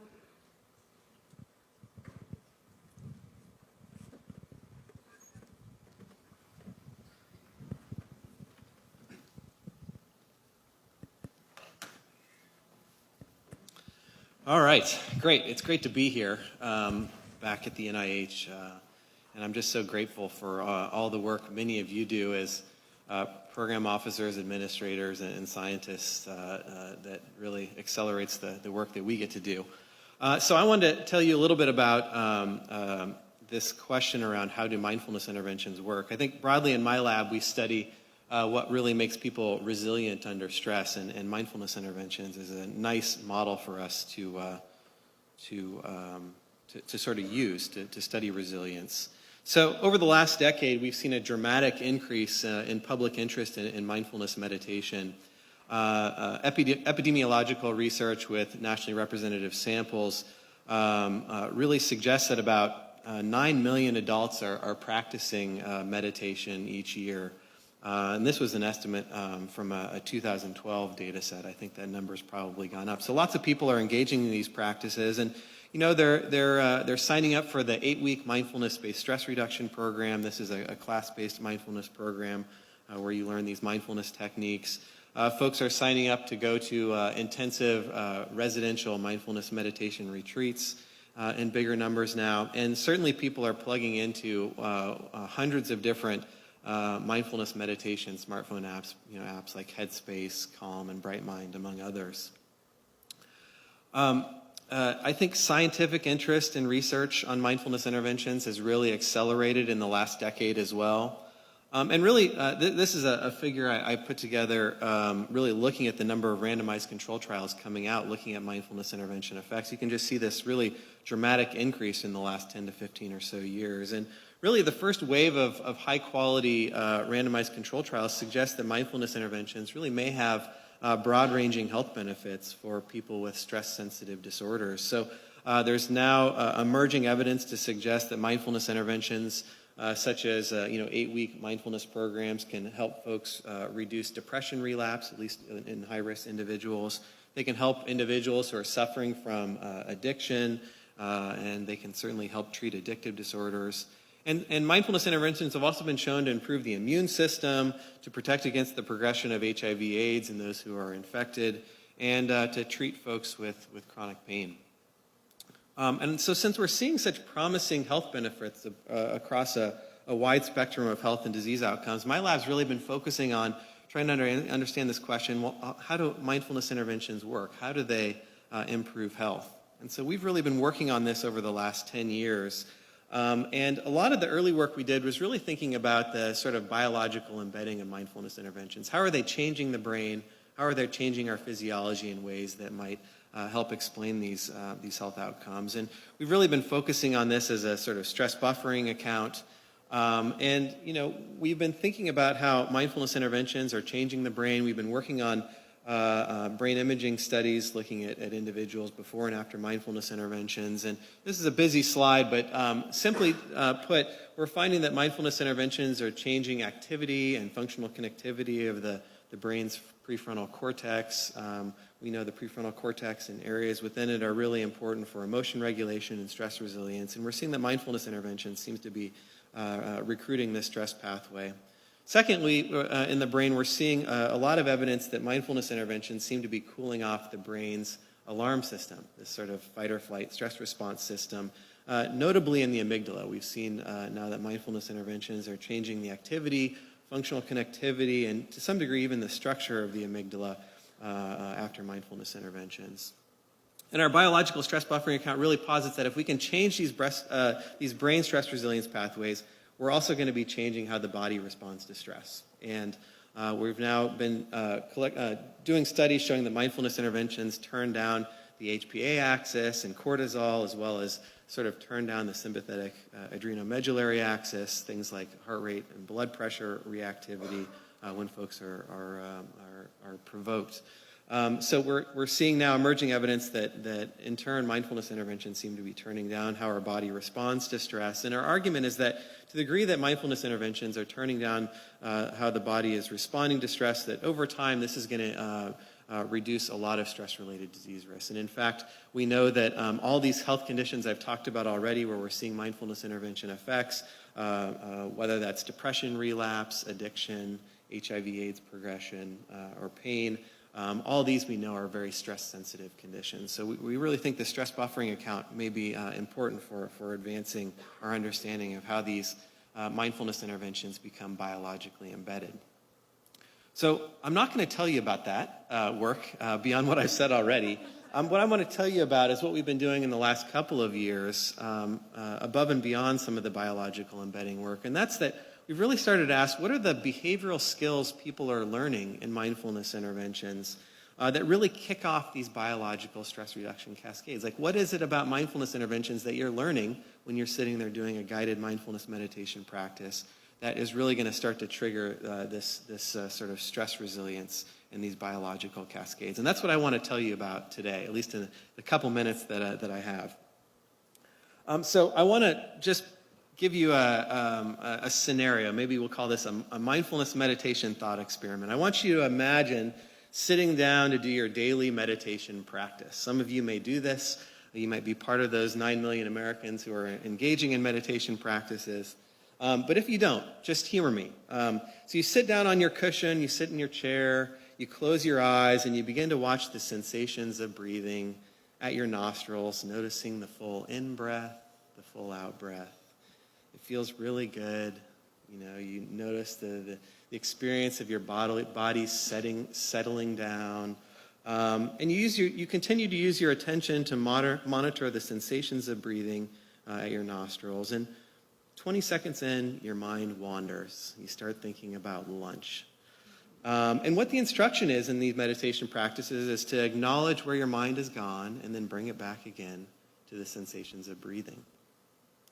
And these are really important attention skills that you're starting to develop. In part, mindfulness meditation training, it's really about training your attention to catch yourself when your mind has wandered, to sustain your attention on some focus range like your breath. And I think people make a big deal about these attention skills that you learn. They talk about meditation being so helpful for helping you focus, for reducing your mind wandering. And certainly there's evidence to suggest that mindfulness interventions can really help these types of attention-related outcomes. They certainly can help you with your focus, with sustained attention and attentional control. And we've shown that in some studies as well. So we really think these attention monitoring skills are important. But there's a second category of skill that I think is less appreciated, that people pick up in mindfulness meditation. And these are acceptance and equanimity skills. Okay, so back to our thought experiment. We're sitting there, we're focusing on the sensations of breathing on our nostrils, noticing the full in-breath and the out-breath. Life is calm, life is good.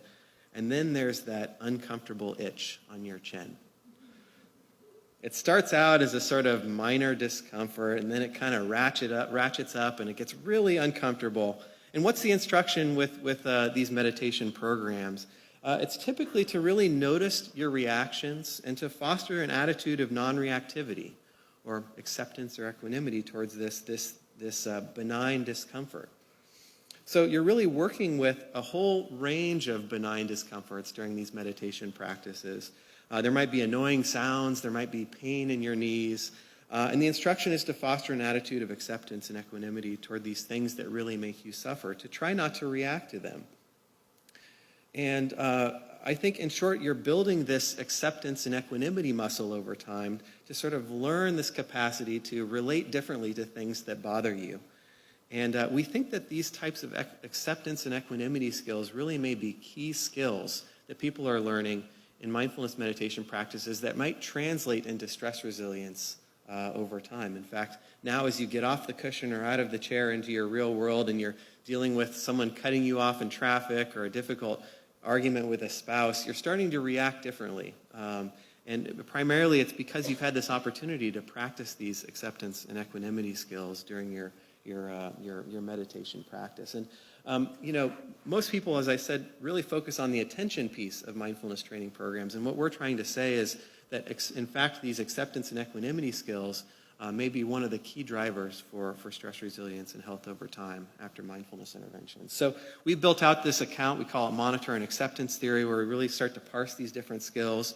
And the basics of this account is that we think that these attention monitoring skills are important. They help you focus attention. They certainly can improve your cognitive performance outcomes, particularly in non-affectively hot contexts. But our argument is that attention monitoring skills alone don't get you home in terms of stress resilience. In fact, they're likely to heighten your affective reactivity. Just to give you one example, if someone's having a panic attack and you say, pay attention to your body sensations, using your attention, what do we know is going to happen? You're actually going to heighten your reactivity in those contexts. We think a lot of the action is in these acceptance skills. We really think that they facilitate emotion regulation. They foster this sort of stance of non-judgment and non-reactivity toward experience. And these may be the real drivers for a lot of the health benefits we see with mindfulness interventions. So we've got an account on this, at least a theory on this, and we wanted to test it using experimental methodology in a randomized control trial. So what we did was we've done a series now of mindfulness training dismantling randomized control trials, where basically we're training people either in full-blown mindfulness training that has all that attention monitoring and acceptance training, and then we're comparing that to a mindfulness training program where we strip out all of the acceptance and equanimity language. So you're still learning all those skills in terms of learning how to be present to your experience, but we're not telling you things like be curious and open and non-reactive to your experience. And the question is, can we wipe out a lot of the stress resilience benefits when we strip out the equanimity piece? So in one of the trials, we recruited 153 stressed community adults. These were a wide range of people who were reporting high levels of stress in daily life. And we randomized them in this particular trial to a 2-week smartphone training program. In this case, it was about 20 minutes a day. They could plug into their smartphones and do the guided practice over 14 days. In our first group, we call this the Monitoring and Acceptance Group, MA group. You're getting standard mindfulness training. It has all the same things you would typically get in a mindfulness training program, including this attention training and this acceptance equanimity training. And then critically, in our monitoring only group, MO group, we stripped out all the acceptance and equanimity language. So you're still getting that attention training, same dose, but you don't get the acceptance equanimity pieces to that. And then we did have a placebo control. We gave people a 2-week active coping training program. This is sort of, we called it My Time. And it was a great opportunity to sort of do mental imagery, think about how you're dealing with stressors, and develop sort of problem-focused coping around how you might want to better handle stressors in your life. It was actually a really good placebo control. When we looked at positive treatment expectancies, we had a nice measure after the intervention. All 3 groups were equivalent, so folks all said this was a really helpful program for my stress management. So then the question is there something special about the mindfulness training programs above and beyond the active coping control? How do we assess outcomes? Well, we had them complete 3 days of experience sampling on their smartphones. So a couple times each day during waking hours, they got a ping on their smartphone, a survey popped up, and we're asking them, what are you doing right now? How are you feeling right now? And I'll tell you about some of those findings here in a moment. At the end of the day, they also had a daily diary that they completed, so asking them about their perceptions over the course of the day. After those 3 days, at the end of the intervention, 3 days of assessment after the intervention, we then brought them back in for a lab session. Everyone got a 20-minute booster training where you got exposed to one of the lessons you got during those 14 days. And then we administered the Trier social stress test. I'm sure some of you know about this task. It's a really potent laboratory social stress challenge where we ask you to give a speech and do difficult mental arithmetic under harassing conditions from this evaluative panel, people in white lab coats who look really unimpressed with your performance. It's a very noxious stressor. No one really likes it, but it reliably activates the stress response, so we get increases in salivary cortisol responses, increases in heart rate and blood pressure responses.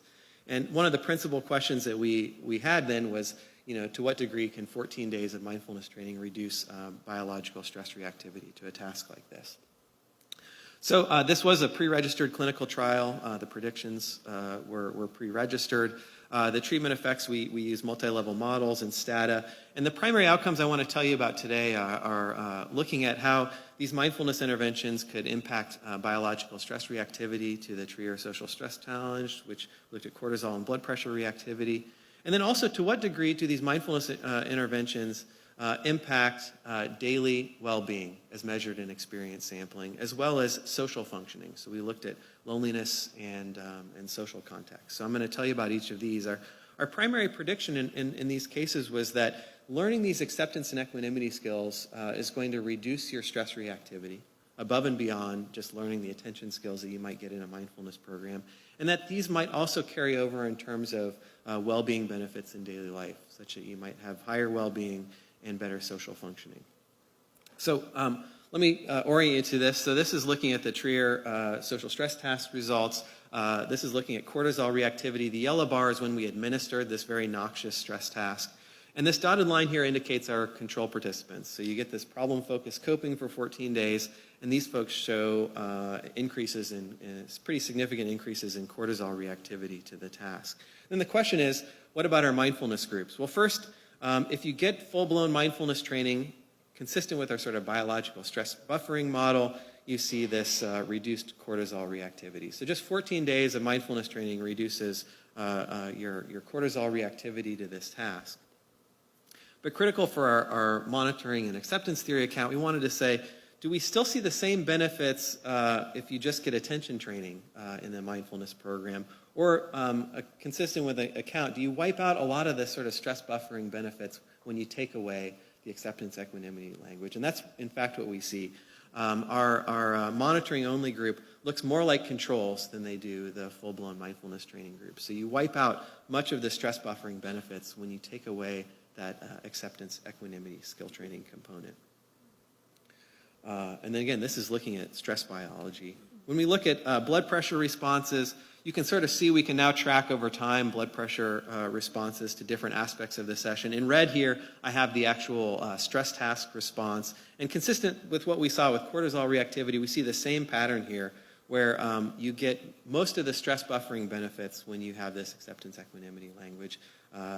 Again, our monitor-only folks look more like controls than they do our full-blown mindfulness training, really suggesting that learning these acceptance equanimity skills may be a real key driver for stress resilience.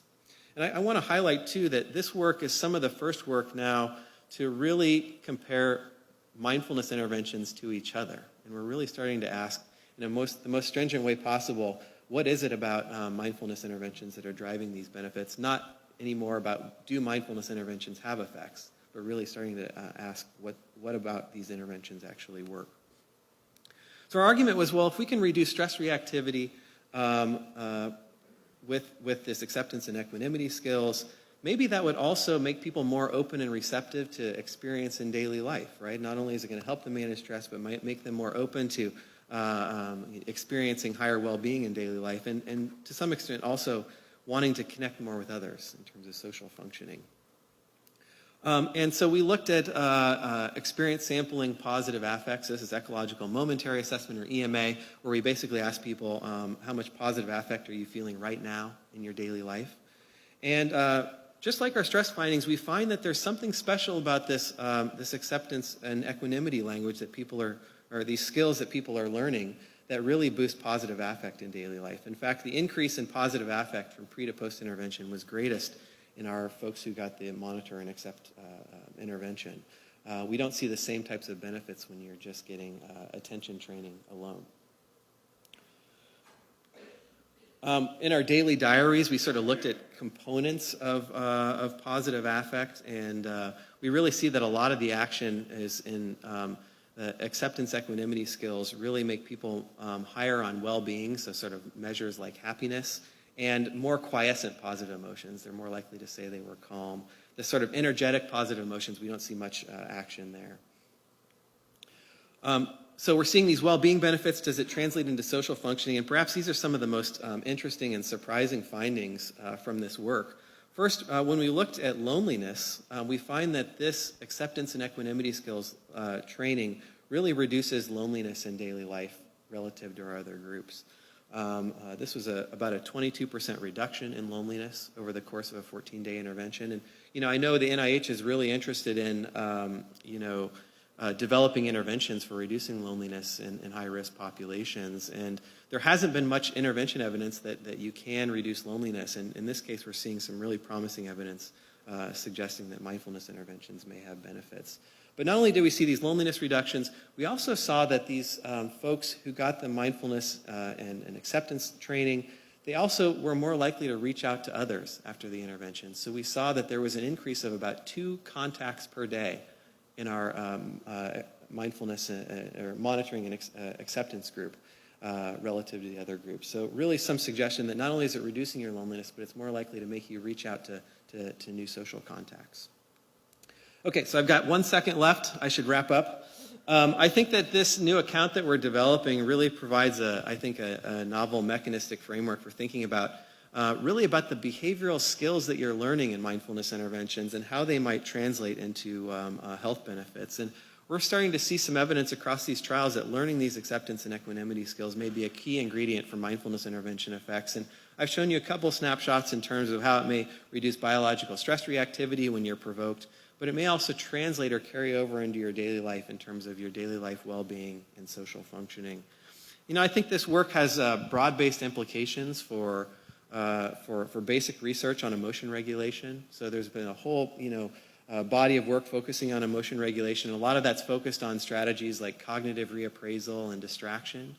And what we're suggesting here is that learning a capacity to sort of move into your experience in a non-judgmental or non-reactive way may be a real key strategy for fostering emotion regulation. And certainly we're hoping that this might stimulate more emotion regulation research in this area. We also think that these acceptance equanimity skills could be a potential common mechanism of action across different types of behavioral interventions. And then finally, I think there's a lot of value in this work in terms of its translational value, in terms of telling mindfulness teachers and folks who are engaging in mindfulness interventions particular approaches that may enhance the efficacy of these programs. Okay, I should stop. Just a couple of acknowledgments. I do want to have put out a conflict of interest disclosure. Headspace has been funding some research that we're doing on the Headspace app. And then I want to also acknowledge the National Center for Complementary and Integrative Health, NCCIH. They've been a longtime friend, partner, and supporter of this work. And last, I want to mention Emily Lindsay and Brian Chen, 2 graduate students of mine who've been really pushing this work forward. Thanks. Thank you, Dr. Cresswell. And yes, please come to microphones if you have questions. Hi, Rick Moser, National Cancer Institute. Great presentation, really wonderful to see this type of work being done. But in fact, I was practicing some meditation while I was feeling my blood pressure rise, getting ready to ask a question. So it's really helpful to practice these things. You know, I noticed when I was doing my thought experiment, I saw people like settling into meditative poses. I can So I was like, imagine. this is having double benefits. Okay. My question has to do with the stress response. It's very interesting, obviously, to kind of hear you talk about acceptance. I've seen some recent research that's talking about not necessarily about acceptance of stress, but actually embracing it, seeing it as a positive thing. When it happens, like, oh, this is actually good. It's getting me ready to, take on something that, takes a lot of energy. So I'm kind of curious, are those compatible? Are those obviously kind of different things, acceptance versus kind of embracing and saying, yeah, this is good. This is a good thing. Can you talk about that? And maybe how those kind of two. Yeah, I'm sure, Ali Crum has a whole talk on this, so we could have her come up and do another one maybe later. But so she's worked on this sort of stresses enhancing mindset where she's sort of using the tools of mindsets to get people to move into stressors, see it as a challenge as opposed to a threat. Exactly. Yeah. And sees, I think, some promising work there. And she probably should speak to that. I'm getting a little embarrassed. I have to, talk about her work. But yeah, I think that's a really nice way to do this. In fact, we've got some new work right now in the field with at-risk students, college students, where we're trying to teach them this equanimity mindset. So we're taking meditation off the cushion and trying to use the tools of the mindsets literature to sort of train people in this more sort of open, non-reactive stance towards adversity and seeing if we can deflect depression trajectories and GPA outcomes in college students. So we'll see how that goes. But we're certainly interested in trying to move this forward in terms of scalable and disseminable types of interventions to make an impact. So stay tuned. Maybe I could come back again and tell you about that. Yeah. In the stress mindset work, when we teach stresses enhancing mindset, when we teach a stresses enhancing mindset to people outside of the lab, the first step is accepting and acknowledging the stress. And we view mindfulness as really the precursor to being able to consciously change your mindsets. So it's deeply compatible. Ali and I hang out, so, talk each other up. Catherine Elokda from the Clinical Center. As a therapist, I'm always looking for scripts for vocabulary to teach these tools, and I find a struggle in the poultry of resources available specifically on your work. And we make everything available. So if you want all of our scripts, we have the 14 days of training. You can see how we were instructing these attention monitoring and equanimity skills. They are available. So best thing to do is just email me. I'm happy to share them. And Thank you. I hope you'll use them. Yeah. Hi, thank you, Dr. Cresswell. My name is May. I am a nursing student from George Mason University. I do have a question regarding the amount of time that you have asked the participants to meditate. 20 minutes to me seems quite a bit. And actually, for me to advise a patient 20 minutes of meditation daily, I feel like what would be your recommendation, like an ideal time? Can it be Right. less than 20 minutes? I'm glad we have an NIH audience. We need more dosing studies, to be able to, I think make evidence-based claims on this. A lot of people do a lot of hand-waving on the issue around dosing, but it's a common question that comes up. So, we don't have great dosing. I can say, looking across the different trials that we've done, I think that you need a couple of days of this training. I think there's a lot of sort of single-shot studies where you bring people into the lab, you have them do one guided practice, and then you expose them to, some type of emotionally evocative, task. And we don't really see much in the way of, like, effects. Some people will argue we'll see effects, but by and large, those are hard effects to get. So, we've moved to 14 days and 8-week programs as sort of approaches.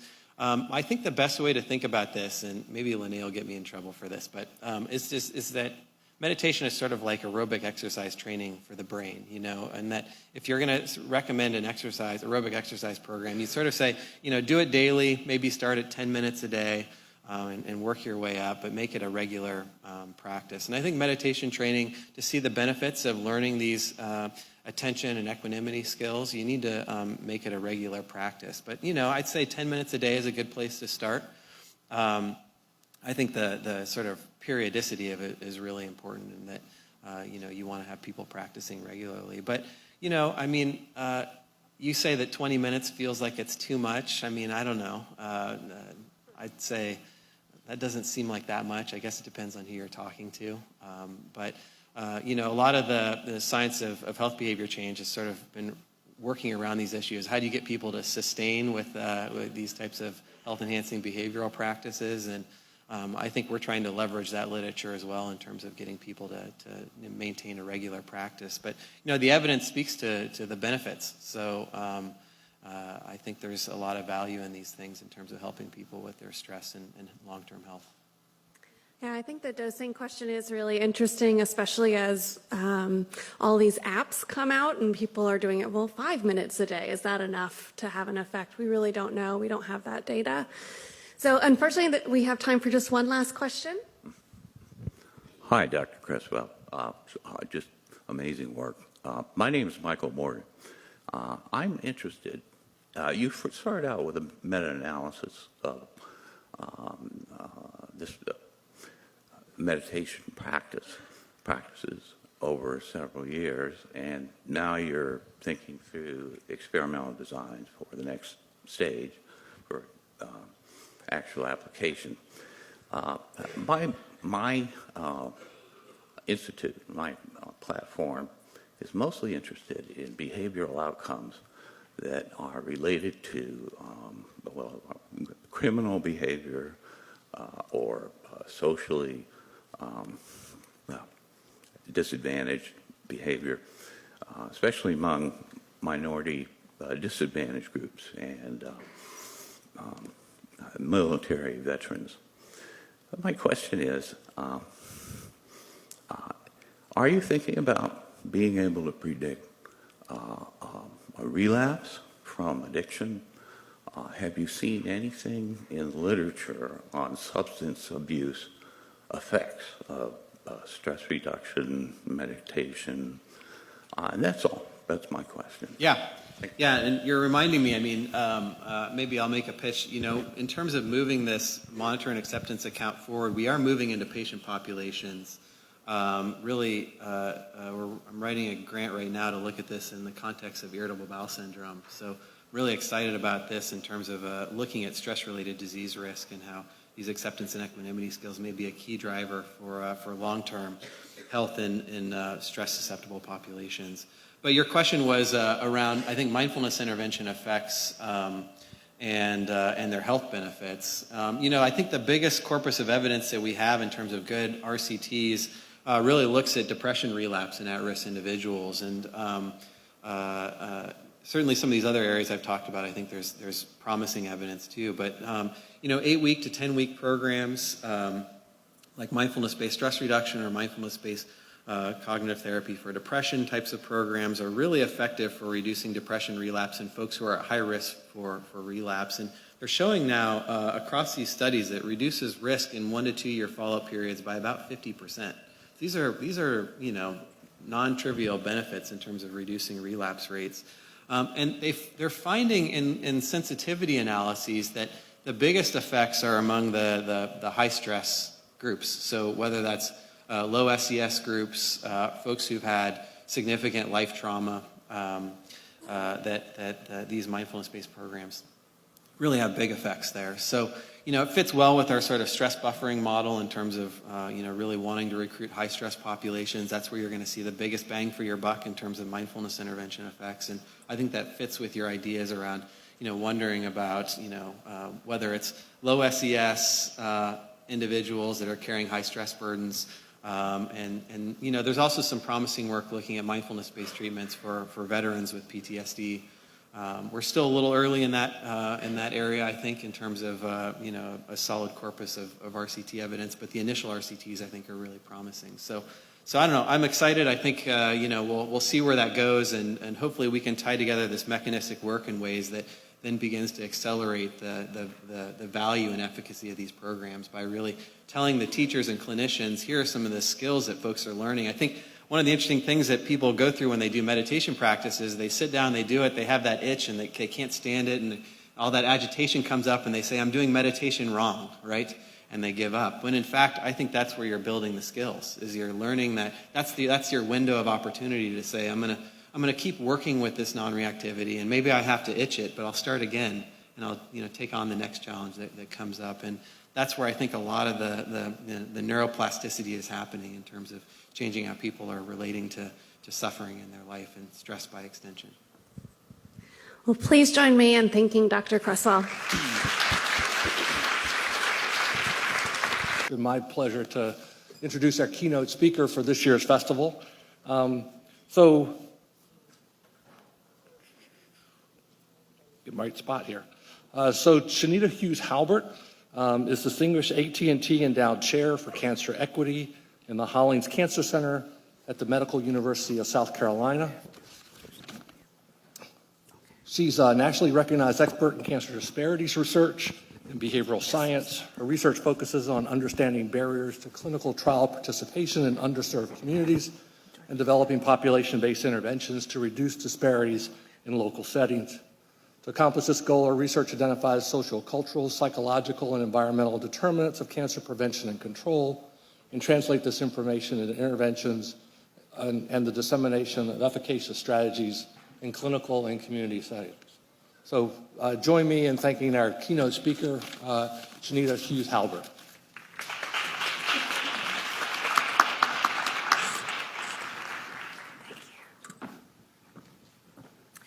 Well, good afternoon, everyone. I'm so excited to be here and would like to start by thanking the conference organizers for the opportunity to spend the day with you talking about behavioral science issues. Before I get started, I just wanted to take a moment to thank and acknowledge all of the program officers and other officials here at NIH because it really has been through your efforts that has enabled behavioral scientists like me to have an active role in the biomedical research enterprise. So what I wanted to talk about today was using behavioral science research in minority health and health disparities, but with a particular focus on health information technology and ways that we can begin thinking about using that to address key behavioral science issues within the context of minority health and health disparities. So you've already heard from the presenters this morning about the excitement and the innovation and really how our thinking and thought process has really grown and expanded within the context of behavioral science research. With the first presenter, I was actually thinking, how can I get my 8-year-old to change his mindset about vegetables? So it has a lot of scientific application, but also real world application. But I think from the presentations you've heard this morning and those that you'll hear this afternoon, you'll see that there's really a wide opportunity for behavioral science research to play an active role in helping people to live healthier lives, both through health promotion, strategies, efforts that they will take to prevent diseases, and then lastly, through treatment seeking. What's been really exciting for me to see over the course of my career is how behavioral science research really brings in multiple disciplines and enables us to think about and address behavioral issues across multiple levels. That includes the individual, society, and also at the larger cultural level and within our larger cultural environment. At the same time, what's also been really exciting to see and be part of is new initiatives and efforts that really help challenge us to think about basic behavioral mechanisms that are important to health promotion and health behaviors. I'm really excited to be part of the Science of Behavior Change Network, and one of the things that we're doing as part of this, and I think is really an important contribution to the network, is really understanding behavioral science issues among African American breast cancer survivors. And within that population, we can think about key issues related to survivorship. One being the extent to which patients are compliant with treatment recommendations, so it involves decisions about being compliant with following up with surveillance strategies and being compliant with recommendations for other decisions within the context of their diagnosis and treatment. It's also important in terms of survivorship to begin thinking about barriers and facilitators to being physically active and engaging in cancer control behaviors that we know are important related to diet and physical activity. So within this work, we're interested in exploring some basic questions related to stress reactivity and how that plays a role in compliance and about cancer control behaviors and treatment recommendations, but also looking at more basic behavioral mechanisms that include temporal discounting and how that influences the relationship between stress reactivity and behavioral decisions. So it's really an exciting time, I think, one, to be part of this network, but also to add a focus on minority health and health disparities. And I think this is really important because we are becoming a more diverse society. I think by the year 2050, it's expected that about 50% of the U.S. population will be from what's now described as a racial or ethnic minority group. There's been a long-standing interest in understanding how to address disparate outcomes among racial and ethnic minorities. And what I'm showing you now is one example of a framework that was developed as part of the Centers for Population Health and Health Disparities. And I'd like to show this framework because it emphasizes a couple of key things. One is that there are many different determinants of minority health and health disparities that begin with biological and genetic factors, all the way up to social conditions and policies. I circled a couple of things that I think are relevant for our discussion today and related to health behavior science and health behavior change. But the point I want to make in showing this figure is that we really have to begin thinking about health disparities and the behaviors that contribute to health disparities using a transdisciplinary perspective. And within that, our ultimate goal is to develop and implement solutions that help us to mitigate those disparities. And so that, I think, has really opened opportunities to begin thinking about ways that we can leverage and partners with some of the other initiatives within the space of healthcare, health promotion, and disease prevention, which includes health informatics, which is really the merging of health information technology and health information management. And I think this is really important because I've sat in discussions with clinicians talking about the challenges that are involved in transitioning to Epic and to electronic health record system. And at the same time, I think we're expecting patients to be more engaged and involved in their health care by using health information technology.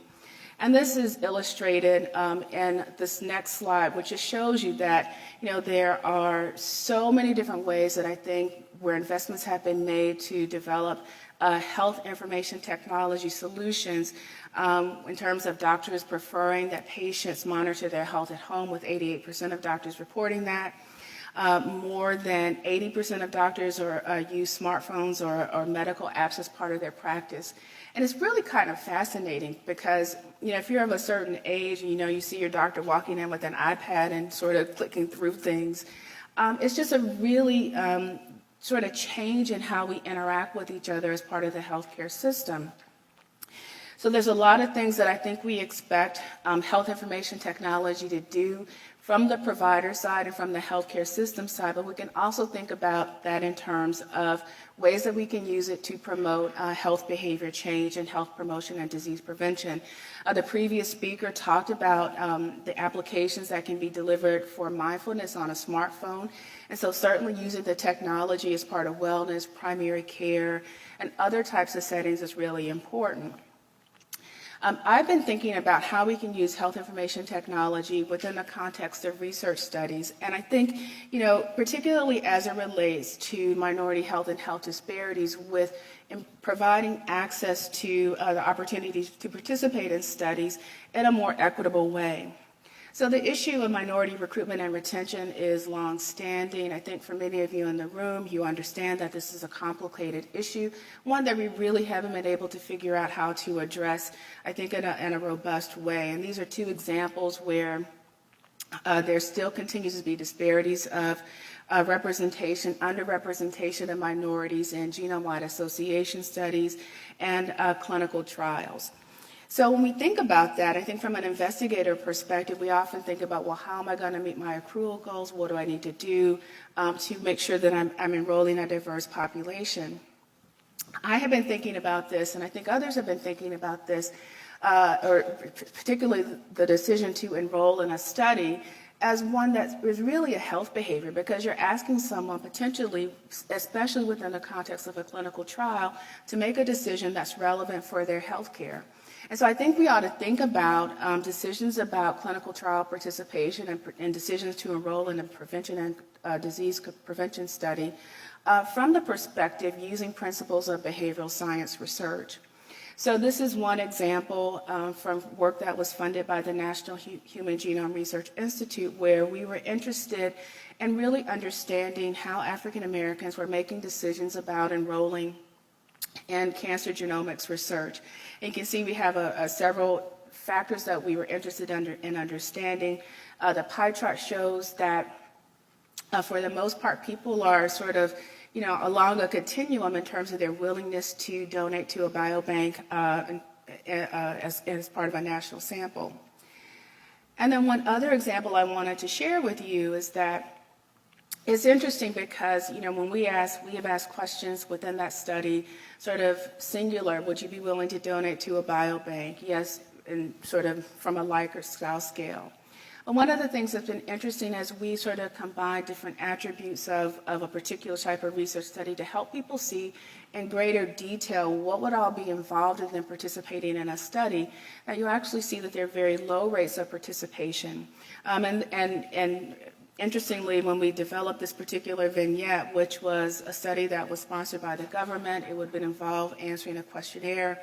And that data would be used for current and future studies, and participants would not receive results. This actually mirrors, I think, really nicely what's involved in participating in the Precision Medicine Initiative or the All of Us research cohort. So we saw that 31% of African Americans who were enrolled in a national sample said that they would participate. But the point I want to make with this example is, it really is, I think, a behavioral science issue in terms of understanding the ways in which the attributes of a particular study context would shape a decision, in this case, an intention to participate in a research study. So we have to begin thinking and apply some of the principles of behavioral science research to the work that we're doing to address adequate representation of minority populations. So if we understand this is going to be a challenge, and there is a challenge to recruiting minorities to participate in medical research and behavioral science research in addition, I think we can think about using the investments that have been made to develop robust electronic health record systems to support recruitment. And I've listed here a couple of ways that we can think about using that. One is to determine feasibility for conducting the study. We can also use these resources as a strategy for identifying eligible participants and for contacting participants for enrollment. The last thing I want to say is that related to this particular point is that I don't think have used the electronic health record system sufficiently to disseminate research finding. That's one of the areas that I think we need to grow on. So as we think about doing this, what are some of the advantages and disadvantages to using electronic health records? So one is that it enables us to be, I think, more efficient in our strategies for recruitment and retention, because we can identify patients based on a set of specific inclusion and exclusion criteria. We can target that to specific patient populations, and then it helps us to define the denominator and really establish more precise response rates.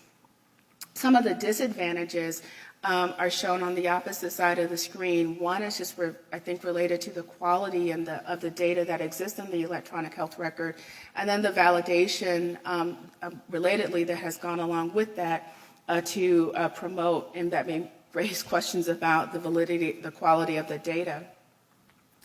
I think the biggest disadvantage, however, is that we are still sort of faced with the potential underuse of electronic health records and lack of patient response, and access to health information technology may be one of the significant barriers.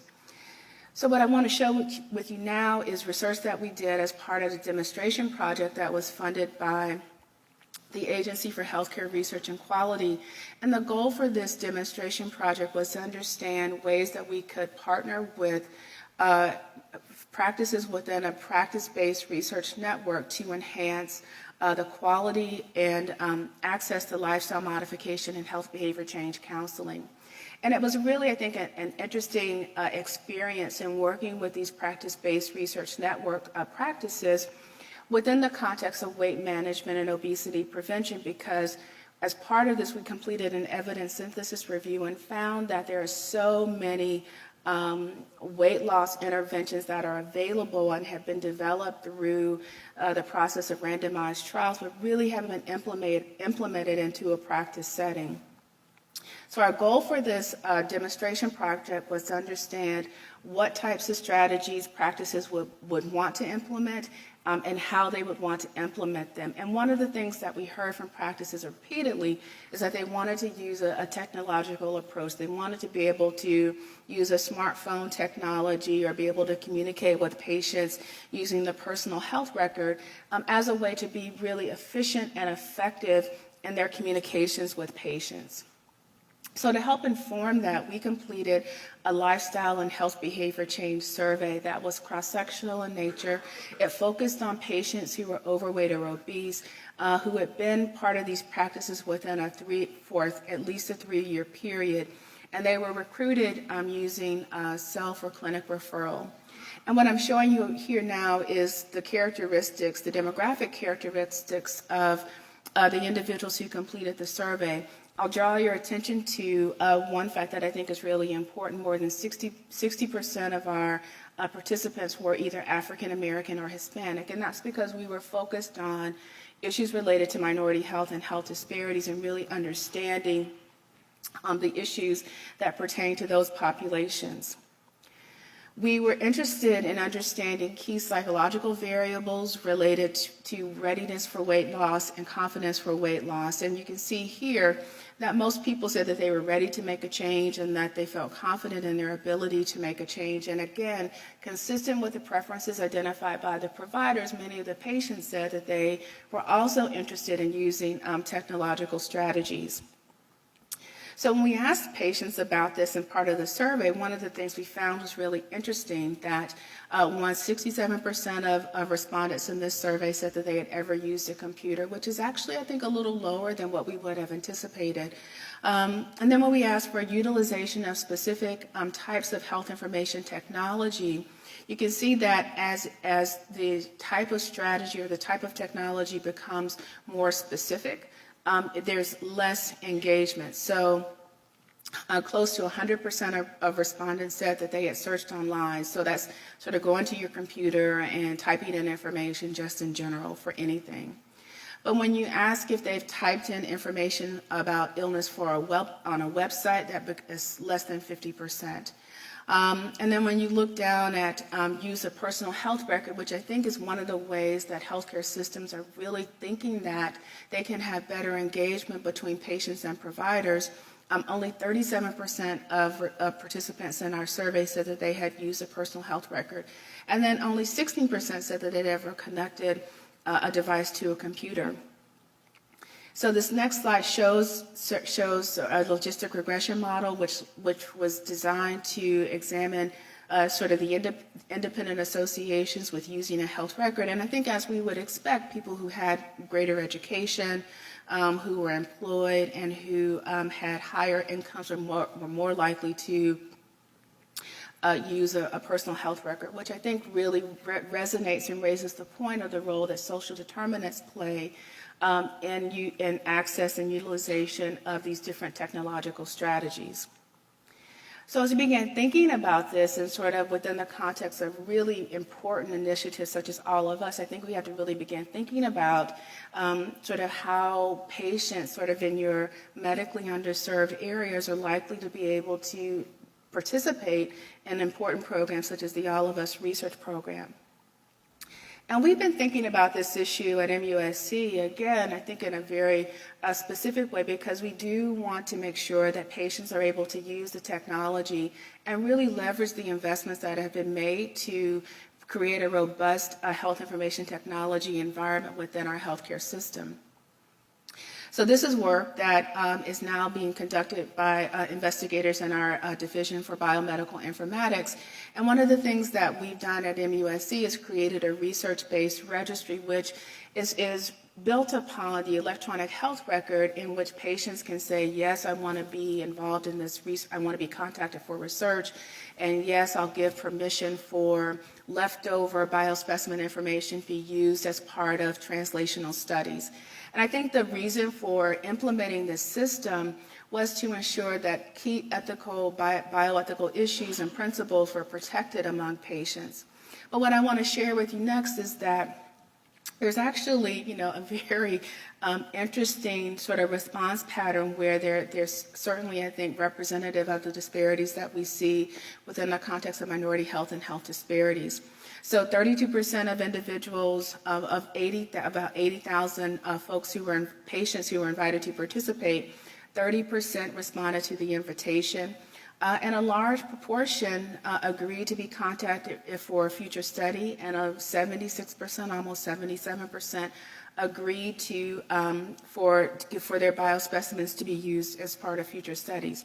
And I think that's really important because it says to us that people are willing to be engaged and contacted in future studies that would use their biospecimens or that would involve them participating in some other way. But what's also was what we found as part of this analysis was that there are racial disparities in both the overall activation of the personal health record. There are racial disparities in the extent to which participants provided contact permission and also permission to use their biospecimens as part of a biobank. So again, as we think about developing these systems, I think we really have to begin thinking about the ways in which it might exclude different segments of our patient populations from participation. So a couple of key issues that I think we have to think about, which are shown here, but one is really just the documentation of key information in the electronic health record, which has really raised us and caused us really facilitated our thought process about the ways in which social determinants are being documented in the healthcare system. So when I first got to MUSC, we were interested in sort of missing information on racial and ethnic background, and clearly race and ethnicity is one of the main social determinants. And so if that sort of critical piece of information is likely to be missing from the electronic health record, it really raises questions about how these other social determinants of health related to social isolation, alcohol use, tobacco use, stress, physical activity, and financial resource strain may or may not be documented in the electronic health record. And I think the issue of stress, we've heard about this before in my previous presentation, but this has really resonated with our group because as you think about sort of health promotion, disease prevention, and the decisions that people will make related to being physically active, eating a healthy diet, talking with healthcare providers, across the whole range, stress and stress responses can have a negative effect on that. And one of the things that we've seen certainly in the area of cancer is that people are diagnosed and treated for diseases within the general context of their lives. And so if there's a stressful situation, a stressful environment that's ongoing, that's not likely to be made better by being diagnosed with cancer and having to undergo treatment, because there are many different issues that come about as a result of that, can be related to one's their day-to-day quality of life, financial issues, and the impact on their family members. So stress is really important, and I think we have to think about ways to understand stress reactivity and be able to help individuals manage it more effectively. So we're really excited about the work that we're doing as part of the MUSC Transdisciplinary Collaborative Center of Precision Medicine and Minority Men's Health that's funded by NIMHD and the National Cancer Institute. And we're really excited because this brings together a lot of key issues in behavioral science research. One, it engages multiple stakeholders in addition to the academic institutions shown here. We have partnerships with community-based organizations that help us think about ways to disseminate and implement the findings from our research, and also think about issues that we need to think about as these precision medicine strategies are being developed and implemented.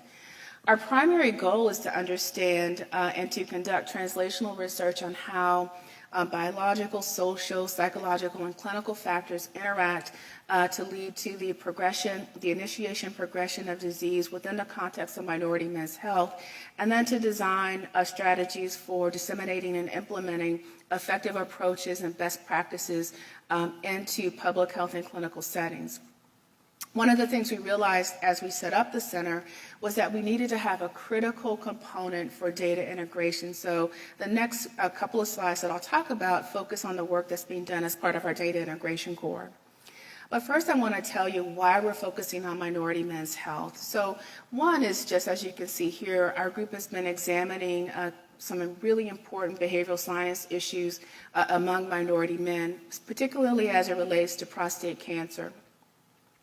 So one example is that we looked at ever and annual use of prostate cancer screening and found that men are not likely to be using sort of the key informed decision-making process that's recommended by the American Cancer Society and other organizations. We've also looked at psychological reactions to being diagnosed based on cultural beliefs and values. We've also looked at ways in which African American and white men differ with respect to their quality of life following their prostate cancer diagnosis. And one of the things that we found was that there are very few racial differences in quality of life outcomes, or in men's psychosocial reactions, but that the thing that was most important was whether or not men were experiencing stress. And so perceptions of stress had a negative effect on both their quality of life and their psychosocial reactions to being diagnosed. So this raised a question for us about, just in general, how men experience disease processes and outcomes, but it also, as it relates to minority health, really caused us to take a step back and think about sort of the unique and chronic stressors that minority men face.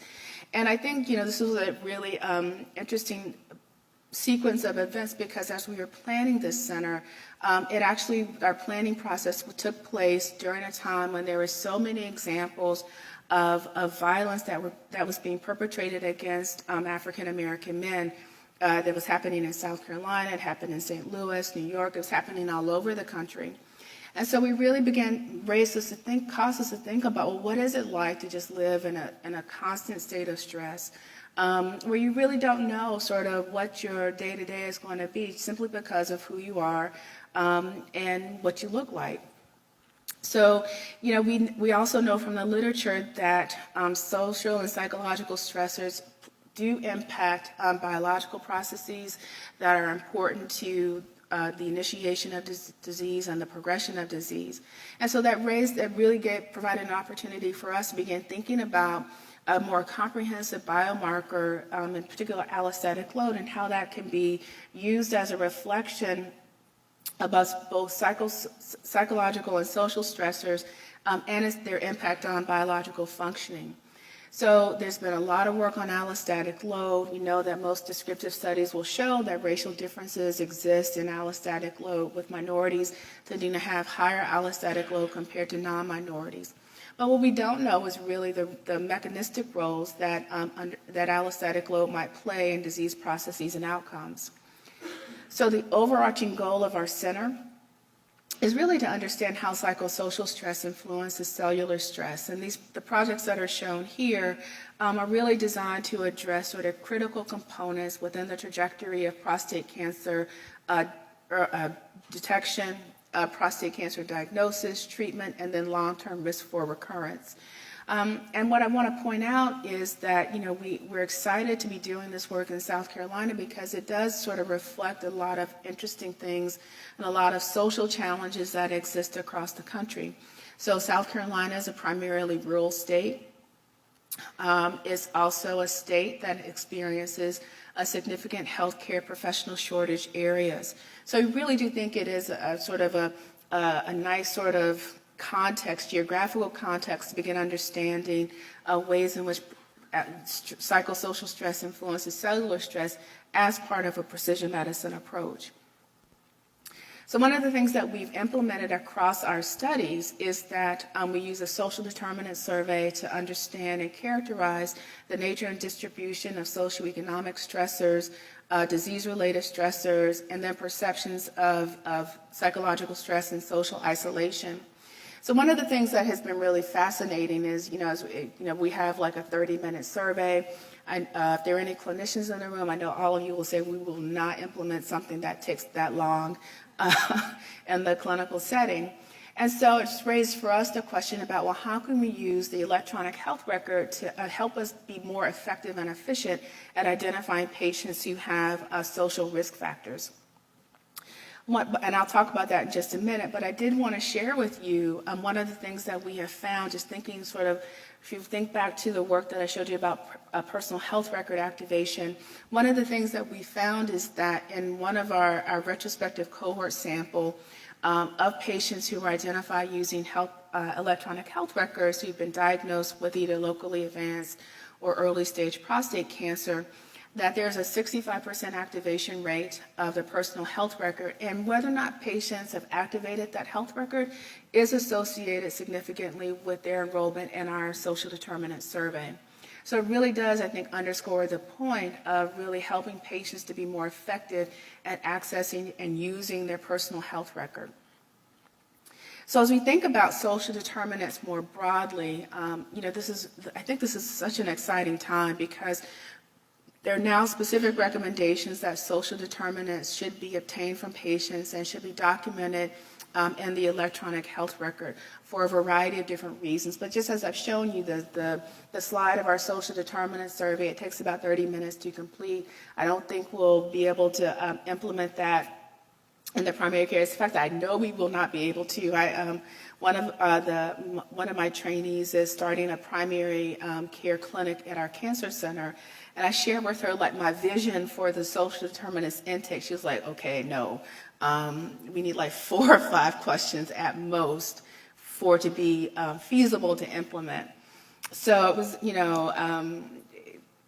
I sort of negotiated for a little bit more, but I mean, I think the point is that I don't think that the battery of measures that we would, as behavioral scientists, want to measure and include as part of a robust assessment of behavioral science constructs is not likely to be integrated within the context of a clinical setting. So it raises the question, well, what else can we do? So natural language processing is a way for identifying and extracting information from the clinical notes and the electronic that are maintained in the electronic health record. And so one of the things that we plan for and we're really excited about including as part of our Precision Medicine Center was that we would develop tools to help facilitate the identification of social determinants using the electronic health record, and ultimately would want to sort of move that work forward past the point of sort of validating and the algorithm that we created, but ultimately linking patients who have social risk factors with community services. So this next slide just shows that there are efforts to improve the documentation of social determinants, and this is one of the things that we're really excited about, that we can take sort of this massive sort of text level information and be able to pull out and extract behaviorally relevant information. So I think it really is an opportunity and a very powerful tool. So this is just another example of how you can take sort of a behavioral construct, a behavioral outcome, and then begin to sort of understand the ways in which these issues have been discussed with patients. So we're doing this using sort of natural language processing software. This is our process, which is shown here. And the bottom, it tells you what our cohort sample was, and this is work that we've been doing across all of the social determinants that I shared with you in our social determinants survey. So the first one I want to share with you is that we've looked at stress, and you can see that most patients have at least one mention of stress that are been identified in their note. There are many different terms that are used to describe stress. Most of the terms, however, are sort of this physiological, physical symptoms of stress, and not so much about psychosocial or social implications of experiencing a stressful event. So when we think about NLP, there's sort of several performance measures that we want to be cognizant of. And I'm going to click through a couple of these quickly because I want to get to the main point. So Vivian Zhu was leading the work in this area, and we focused on social isolation as our first test case for developing an NLP algorithm because it's an important social determinant of health. It has significance, it's important, it has that's equal, comparable to clinical factors. There's specific recommendations from the Institute of Medicine and the National Academy of Medicine to document social information. And so, again, if we think about sort of the questions that could be implemented, the questionnaires that could be implemented in a practice setting, we know that that process in and of itself may interfere with workload and there may be low utilization. So we developed the lexicon based on our working sort of this transdisciplinary team that included behavioral scientists, informaticians, and clinical providers to develop our lexicon. And it was guided by some of the constructs that we specifically focused on were guided by a social isolation scale that we are implementing as part of our social determinant survey. This shows you the type of information that we extracted from the electronic health record. And this is what we found. So that only 35% of patients who were included in our data set, in our actual analytical set had at least one mention of social isolation, and there were 22 terms that represented this construct. And you can see here they sort of range from lack of social support, which, as we published this work, got some pushback about whether or not lack of social support is really social isolation. But I think in our work here, we wanted to be as inclusive, but you can see that loneliness, lonely, feeling isolated, social isolation, socially isolated, sort of within this broader domain. You can see the types of notes that they were represented in, and that there were sort of across the board, no real significant differences between racial and ethnic groups in terms of the documentation of social isolation. Our algorithm performed well, and these are some of the examples that were shown in the text. And you can see here that they sort of range from no friends to loneliness, but it helps to provide some context around understanding the ways in which providers and patients are talking about key social determinants. We have work now that's under review to examine the same sort of process using financial toxicity and financial strain as the primary outcome. I think the take-home point is that although there's a broad set of recommendations to discuss and document social determinants of health, that really doesn't take place in a robust way. So I think there's an opportunity, certainly, to help integrate and improve physicians' understanding about how to talk about these issues with patients. I think we have to better prepare our patients for those discussions. One of the things that we've been talking about at MUSC is that if you identify someone who has a social risk factor such as financial strain or toxicity, and then you introduce the idea of referring them to a social worker or some other type of social service, what is the likelihood that that patient will accept that type of service? And I think that's an important empirical question that we could begin to address. I'll end by just acknowledging the great group of people who are part of our Precision Medicine Center. And then lastly, closing out by just thanking all of the institutes and centers that have supported this work in behavioral science and minority health and health disparities. It has been a true honor to work with all of you in the field and with these particular funding organizations. Thank you.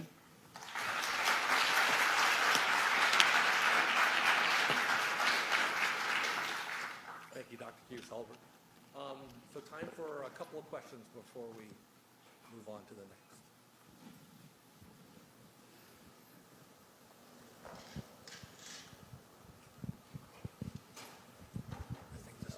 next. Thanks so much for a really great talk. I have a question about the natural language processing work that you're doing. We know that there are disparities and differences in the quality of patient-provider communication and whatnot, and we know that natural language processing is only going to get us outcomes that are as good as the data that we're feeding into them. So have you thought about those issues in your own work, how we might be able to overcome them and the implications of that? Sure, that's a great that's a great question, and I do just want to say, you know, there is a huge body of work which has shown that the quality between patient and provider communication is lower between African American and among African American patients and patients from racial and ethnic minority groups. I do think there's an opportunity to begin thinking about how you can improve the quality of communication, both in terms of the provider and helping them to be more culturally aware, culturally sensitive. But I sort of, I guess in my mind, really want to enable patients to be more actively engaged and more empowered and have a greater sense of agency and autonomy in how they interact with providers. So, and I do think, you know, there's a great group at the Karmanos Cancer Institute that has created this tremendous repository of sort of videotape interactions between patients and providers to help us understand, you know, when a provider says this, a patient responds in this way, either by, and I think typically by shutting down and not saying anything. And I do think there are opportunities to help patients to be more, and I'm not trying to blame patients, but I do think, you know, we have to equip patients with the tools to be their best advocate. And I think, you know, we typically, you know, because it's the patient-physician relationship is still one where the physician is sort of here and the patient is here. I don't know that we've gotten to the ideal where we're equitable.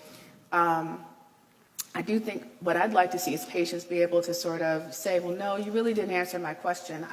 I've had a recent example of that in my own life.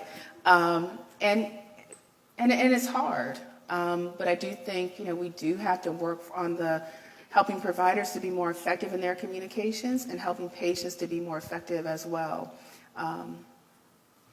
Yeah. Great.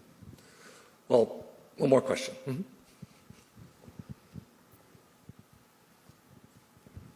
In the list of terms that you had for stress, and you mentioned that they were most physiological, do you think that that was actually a lack of sensitivity in the providers thinking migraine means stress?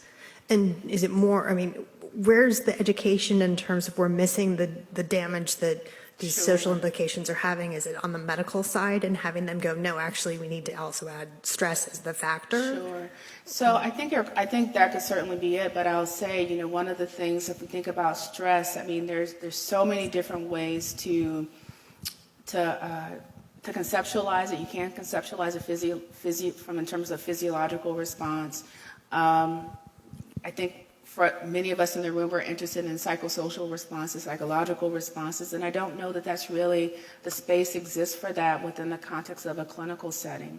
The other thing I'll point out is that, you know, we probably can do work to improve the precision of our algorithm, to be quite honest. I think that one of the things that was really a strength of our work in social isolation was that we took a validated instrument and sort of replicated those terms and use that as a way to guide our search. And so we use a different approach with looking at stress. You just said, well, how is stress talked about? What are the ways? And I think if we took perhaps a validated instrument like the Cohen Perceived Stress Scale and said, do we find these particular terms and keywords, we might have a different response. And so that's what we're excited to do in the next phase.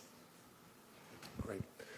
So join me again in thanking our keynote speaker. Thank you, Dr. Theus-Halbert.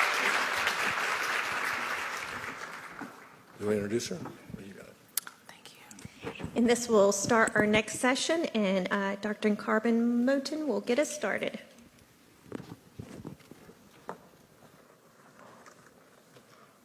Good afternoon. I'm Carmen Moten, moderator for Session 2, Incorporating Cutting-Edge Technology in Behavior and Social Sciences Research.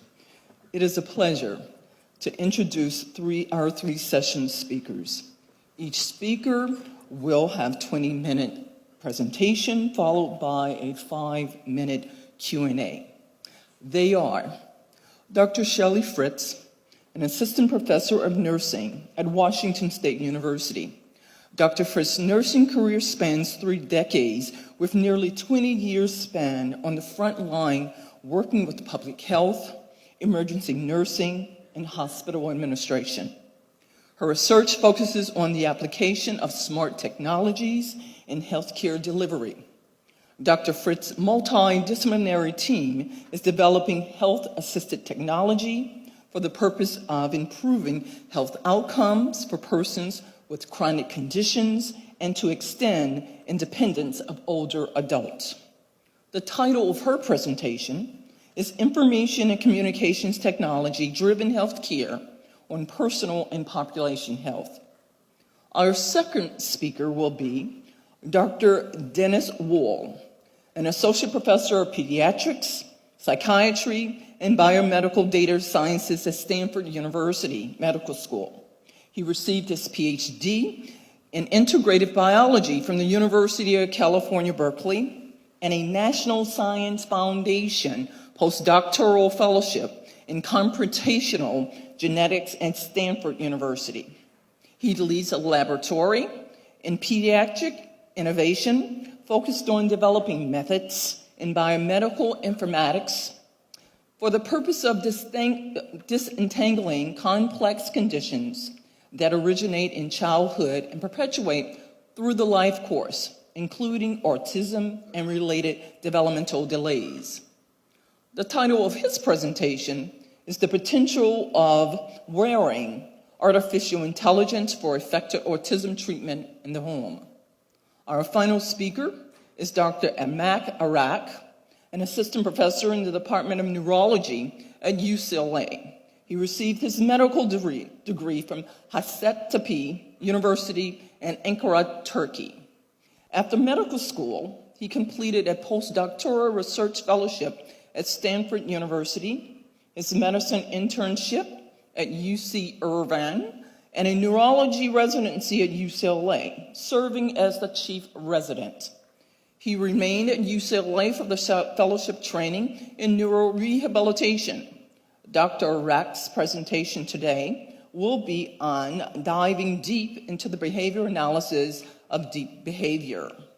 Would you please help me welcome my first speaker, who is Dr. Shelley Fritz.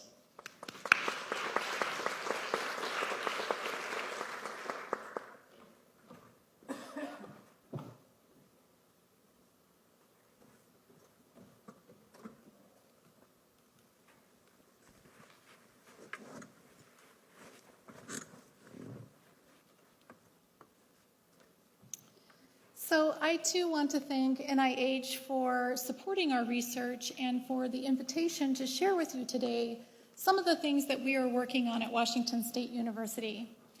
I want to begin by telling you up front that I'm going to be talking about smart homes and the connection to smart cities as a proof of concept.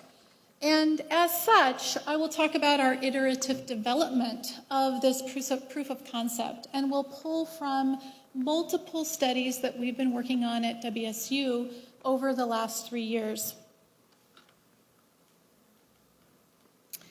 So the population is aging. Soon, a quarter of the population will be 65 and over. And with this will come healthcare challenges.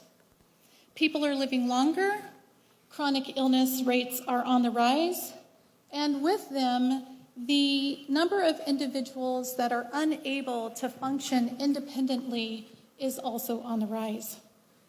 Given the looming population and age and health shift, the coming shortage of care providers, and the really short amount of time that patients get to spend with their providers, it's about 17.5 minutes for a complex case.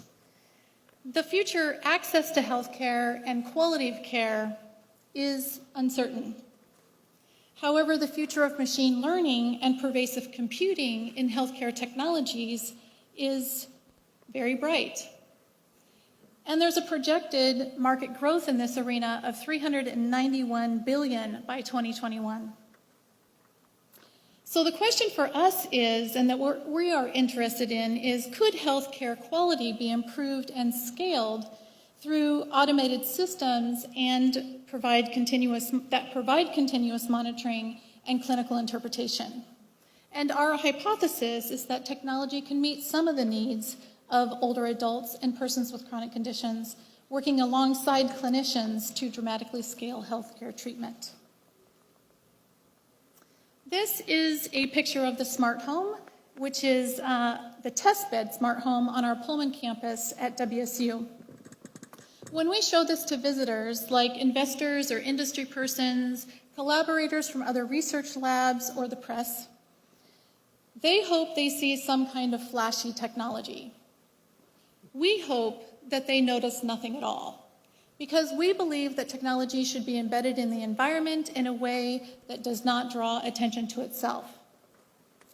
This smart home is equipped with a variety of sensors: infrared motion, light, temperature, object sensors, like that you would put on a remote control, and door sensors. But we can also use wearable sensors, depth cameras, microphones, RFIDs, really any sensor, because our sensor platform is sensor agnostic. We communicate readings through a Zigbee network to our middleware, and the Raspberry Pi, which is a small computer, gathers messages from the sensors, adds a date and timestamp, sensor identifiers, and encrypts and stores the readings. This is the smart home, the front of it, the test bed on the Pullman campus, and I'm just going to play this silent video for you while I talk. This is just one of our research assistants entering the home, and she's going to put away groceries. And if you notice in the top left of the screen, that's real-time data that's streaming, that's date and time stamped, has a sensor identifier, and says whether it's on or off. And in real time on the heat map down below, you can see the motion sensors showing activated as red, and the green bars or doors. So as you're watching this, I want you to think about how this could be used for healthcare assessment and intervention. We use machine learning methods to look at specific parameters like sleep quality, activity level, number of trips to the bathroom. We also look at changes in daily routine that indicate or might indicate a change in health. We learn patterns that represent activities, which over time tell us about behaviors, and behaviors, as we all know, impact health and also are impacted by health. So all of this provides the opportunity for us to intervene when and where we need to. We work with ambient sensors primarily because they're simple, the batteries last a long time, and it doesn't require the human to interact with it. I can't tell you how many times I've had a patient come into the ER with the life alert still around their neck, and they never pushed the button for a variety of reasons, including some really good medical reasons. But ambient sensors provide us the opportunity to intervene in some ways where the human isn't having to interact. However, wearable sensors give us other kinds of data and allow us to observe what's happening with the participant or the patient outside of the home. Another way that we can get information at the population level outside the home is through data that's derived from city infrastructure, like air quality, data from city lights. We use that in the Smart City in Spokane, Washington, and traffic patterns. You can imagine that if we took the city data, the wearable data, and the in-home data, and we created machine learning models that combined all of the information, it would give us a more holistic understanding of the person that is within the community. So given the sensor data that you saw on the previous slide, can we recognize activities in real time? Because that would be the Holy Grail. So it turns out that in some cases, yes, we can. And let me describe some of the early things that we're doing with that. We begin by extracting features from a moving sequence of sensor readings. So we're talking time series or a motion trajectory. We look at the time of day, the day of week, the location in the home, the location over the past 5 minutes, hour, or day of the elapsed time since the sensor was last activated. We also look at temperature and light levels. We feed the information to a machine learning algorithm, And it takes the training data, which is annotated by staff, and it learns patterns, creates a model, and which we can look at and recognize activities. We then test the model for measures of performance. We can model 30 activities with greater than 98% accuracy with labeled data. We drop to an accuracy of 88% with unlabeled data, which is the percentage rate we would be at if we deploy the home to a community dwelling older adult, for example, and we're real-time monitoring them, as you saw in the video on the previous slide. A major challenge with discovering people's activities is that the predefined activities comprise only a little less than 50% of the total amount of data. So what do we do with that unknown data that actually is over 50% of the data? To address this, we cluster the rest of the pattern groups, similar to what you see on the slide here, into the same size predefined activities, and we model and label these just like the others. We learn from imbalanced class distributions, we detect concept drift and transfer learning, and automatically segment the data. To understand how sensor-based data alone can be used, we look at several markers that help us recognize patterns of motion as behaviors. Some of the things that we look at are activity durations, activity occurrence times, sleep, mobility, and routine. For activity durations, we look at the time spent each day on predefined and discovered activities. For occurrence times, we look at the time of day, so the hours and minutes past midnight of the first and last occurrence of the sensor activations in both predefined and discovered activities. For sleep, we look at day and nighttime sleep duration, day and nighttime sleep location, and the number of nighttime sleep interruptions. For mobility, we look at the amount of movement inside and outside the home, the walking speed, the number of steps, and we reverse geocode location types visited outside the home. For routines, we look at complexity or entropy of the daily routine. We also look at the number of different activity variables like minimum and maximum inactivity times, daily variance in activity durations, activity times, locations, and a periodogram-derived circadian and diurnal rhythm. These behavioral markers give us a human behaviorome. And we can use this behaviorome and machine learning to map this onto a variety of clinical values, like a clinical value you would get from a cognitive assessment tool. So once we understand the behaviorome of an individual, we can train machine learning models to do some fancy health assessment work for us. Some of the assessments that our machine is pretty good at are identifying cognitive health measures, mobility, and independent functioning. And for this, we use the R-bands, which is the repeatable battery of assessment of neurological status, the TUG or timed up and go, and the IADL compensation tool.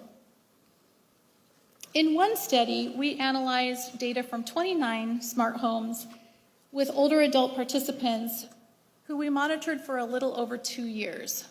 We concurrently collected the smart home data, and then every 6 months, our neuropsych team went out and did the R-bands, TUG, and IADLC tools and used those. And we then used both of these sets of data to train the machine learning model and looked at prediction of performance scores. Scores were predicted in 10 behavioral features using a support vector machine classifier.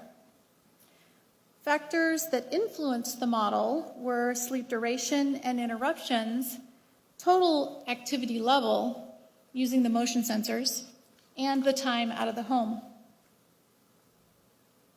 Sensor data can also be mined to detect and analyze clinically relevant behavior changes that might be associated with something like a diagnosis of lung cancer and the starting of radiation treatment. For this, we're not looking for a blip in the data, but that's an anomaly, but we're actually looking for a more gradual and sustained change. And for this, we didn't want to rely on training data. So we used unsupervised learning with no ground truth labels. To do this, we needed to quantify behavior dissimilarity to a baseline period, meaning we compared each week with a baseline week that was confirmed as healthy and normal by a nurse. On the density map that you see here, each column represents a week and each row represents an hour of the day. The darker colors indicate more time spent on that activity. And I've shared sleep and inter-home with you here. And you can see that there is a dissimilarity between weeks 11 and on, 11 through 14, and week 1, which was the baseline week. So we feed both weeks and comparisons at a time over a period of time into the algorithm, and the output is a score that indicates an amount of change and a significance threshold. And you can see here that our significance threshold was broke just before week 11, and that is when the patient started radiation treatment. If we use a decision tree or rule learner, we can describe and explain the nature of the change. For sleep, here it happened to be less sleep at night, and for inter-home, it was more visitors. We extended this work to detect more complex changes like depression and weakness. As a former ER nurse, weakness in older adults is a pretty big thing as far as people coming in and seeking treatment. And so if we can learn about how to identify weakness or predict a downward trajectory related to weakness, that could help mitigate ER visits.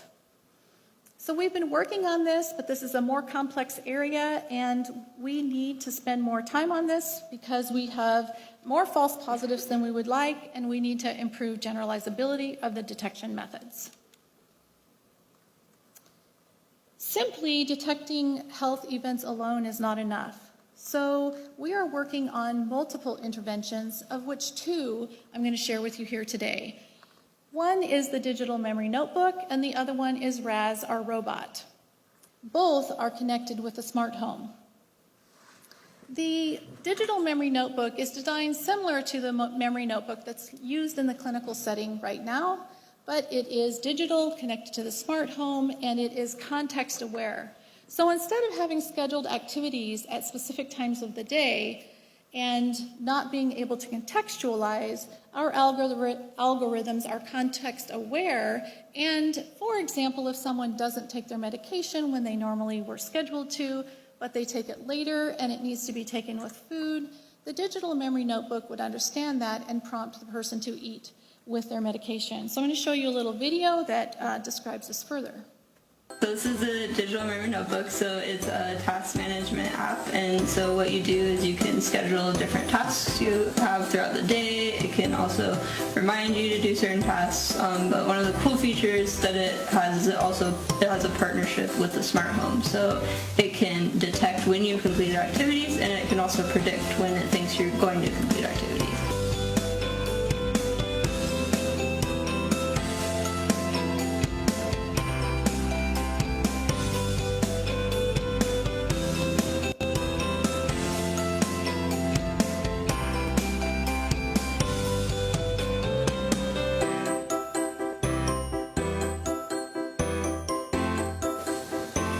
Please go to the notebook now.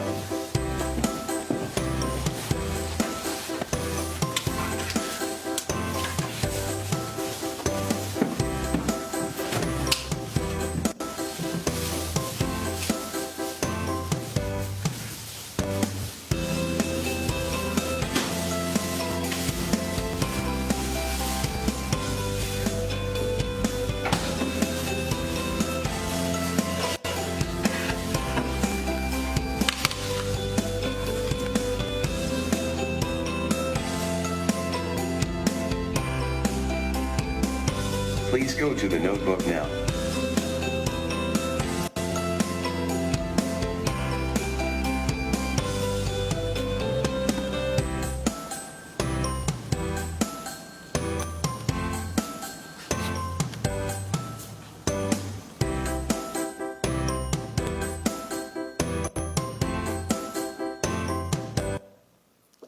So that was designed in 4 iterations with 20 participants of community dwelling older adults. And we're excited about where we're headed with that. The other intervention that I would like to talk to you about is RAS, our robot. And RAS is designed to sense movement within activities and be able to identify activity omission errors. So steps within an activity that were omitted that need to happen for the activity to be successful in the end. And so she will come over and offer a video assistance of how the activity should be completed. And I will tell you a little bit more about her and our findings with that as you watch this video. So we evaluated RAS's performance in 54 participants with 3 scripted activities in a smart home test bed, the one on our Pullman campus, and with 2 people living in the community. In the test bed experiment, activity errors were detected at a sensitivity of 0.955 and a specificity of 0.992, and RAS's assistance was performed successfully at a rate of 0.6. In the people living in the community, activity errors were detected with a combined sensitivity of 0.905 and a combined specificity of 0.988. RAS's assistance was performed successfully in in-home experiments with a rate of 0.83. So all of the home-based technologies that we've just talked about can assist with positioning healthcare for a smart home, smart city healthcare partnership. Because data are available from homes and mobile devices and from a city's infrastructure, like the electric grid and air quality, we can pull from each of these units and design machine learning models that consider the combined data. This provides opportunities to understand our environment in new ways, and it facilitates new ways of thinking about how behaviors and the environment are interrelated. It also opens the opportunities to scientifically answer the questions of the who, what, when, where, and why social determinants actually do affect health outcomes. Advancing these opportunities will become increasingly important as cities continue to be impacted by high population growth and as we work to change negative social determinants of health. Thank you. Here's our contact information, and for those who download the slides, I've provided related publications so you can read about it further if you'd like. Thank you, Dr. Fritz. We have time just for a few questions. And if you would, please proceed to the 2 standing mics and state your name and your affiliation. Hi, my name's Kathy Kemp. I'm a social scientist at the FDA. That was really interesting, and thank you very much. In the work that I do, we do research on populations, and oftentimes we're trying to understand the culture of how people do what they do, or how they engage in certain behaviors, or and you're doing it from a different perspective. We sort of take the big data and try to find out what it means, and it seems like you've defined some meanings and are carrying that into the home environment. I wonder if you have any insights that you think might be useful for people like me, because oftentimes when we're doing that kind of research, it's hard to, I don't feel comfortable sometimes with the context that we infer from the big data, because we don't have enough information. Does that make sense? Yeah, I think that, looking at data, there's always 2 ways. You can go big down or a little up. And for me, from my perspective, having spent so many years on the front line, it boils down to what is practical and pragmatic and what is going to be clinically meaningful. And so I think if you apply that lens to what it is that you're looking at, it gives you a place to start. And it would be hard to comment beyond that without knowing what specific markers or behaviors that you're looking at. Certainly we can talk later, because we do put some constraints around that. And you have to when you're dealing with computers, because they're very logical and it's very difficult to apply computer type perspectives to people. So, but I think looking at what's clinically meaningful and practical with the patient in the end is the place to start. Hi, thanks again. I'm Chris Markham. I'm with the Social Behavioral Research Branch at NHGRI. I have two questions. Actually, the first is quite related to this, and that it's about your pipeline with regards to your sensors and activity data. And so you've characterized this as sort of a data to behavior pipeline, and that's a very sort of computer science-centric approach. And we're, of course, many of us are social behavioral scientists, and we sort of, a lot of us think the other way. We start with behavior. We know a priori, right, what we expect behavior that should look like in terms of diurnal activities. And so I'm wondering if in this pipeline, is there room for sort of social theory about what daily life should look like and whether or not the data's deviating from that in some way? And then the second is, if you can connect something, particularly in the smart home context, somebody can hack it, right? And so I'm wondering, my second part of the question is, if you have these smart homes, and they're being implemented in a relatively vulnerable population, people who are living alone and elderly, for example, we know that there's susceptibility to scams and to other subterfuge. And so, do these what privacy and protections are being developed in these pipelines to sort of protect people who are using them? Yeah, so your second question is near and dear to my heart.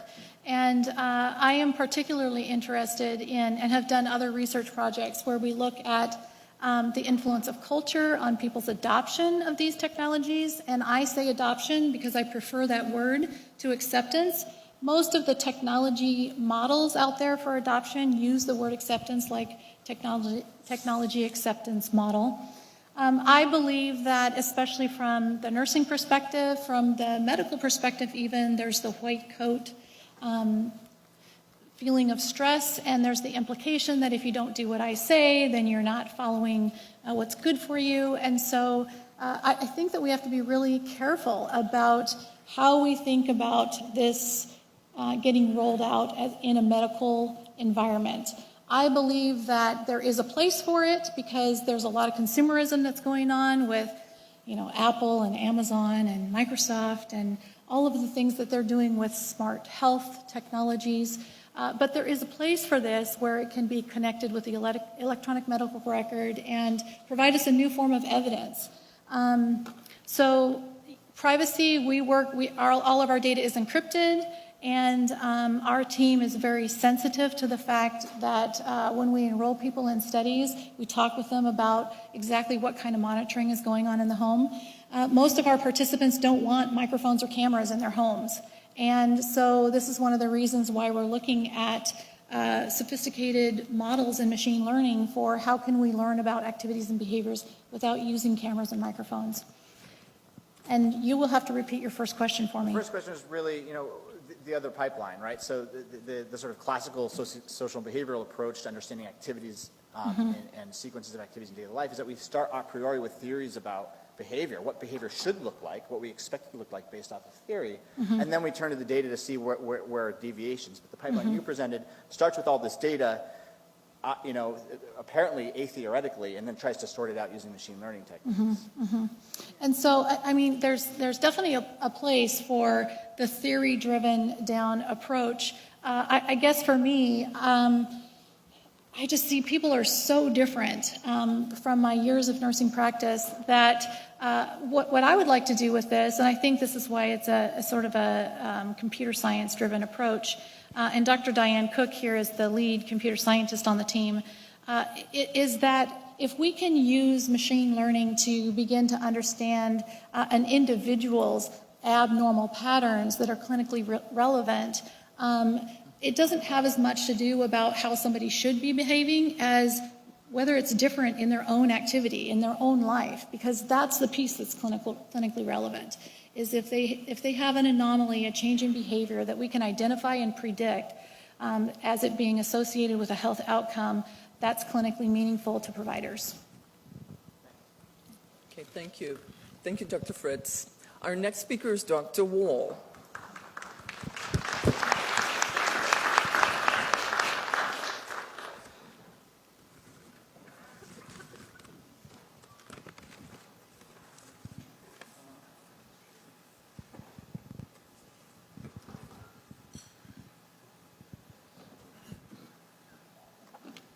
Thank you very much. It's a great honor to be here.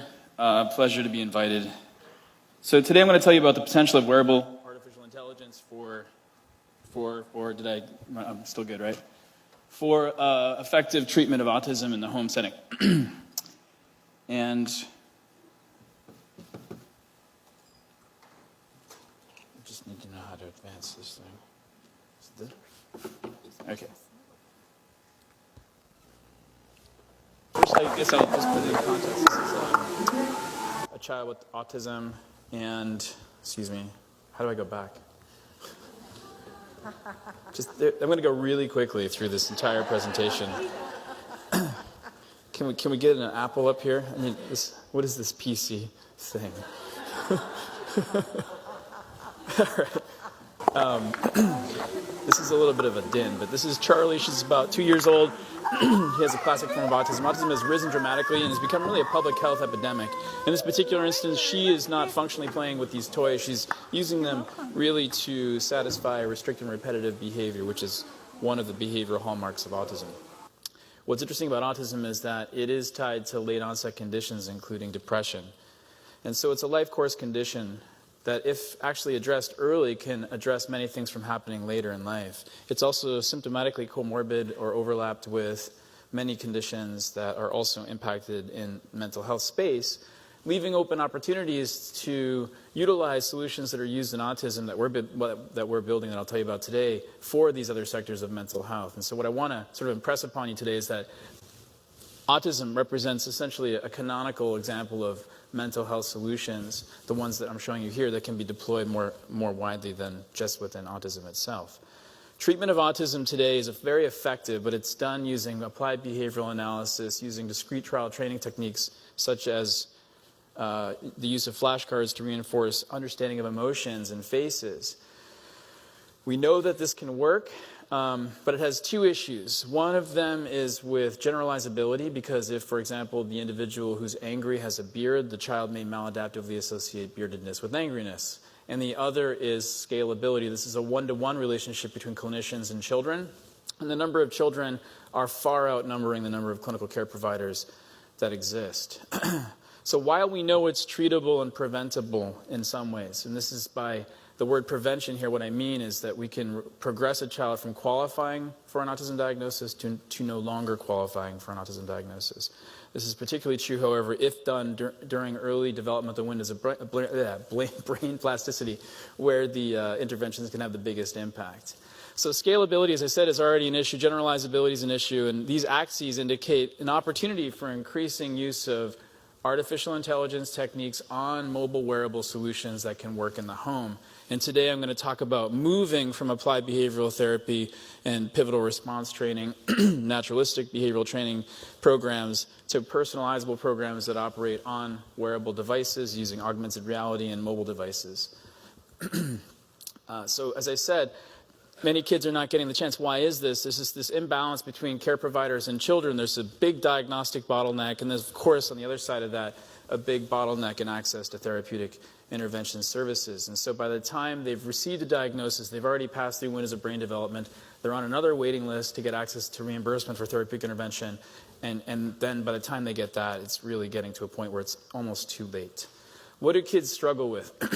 Eye contact, making eye contact, of course, sort of understanding emotions. There's this sense of face blindness that exists in children or individuals with autism that needs to be rescued through behavioral intervention.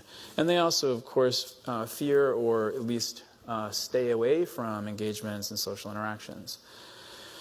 So I apologize in advance for this joke, but there was this, I was getting a haircut at a barbershop, and I pulled open this newspaper article, and the headings were just a little bit funny in their organization.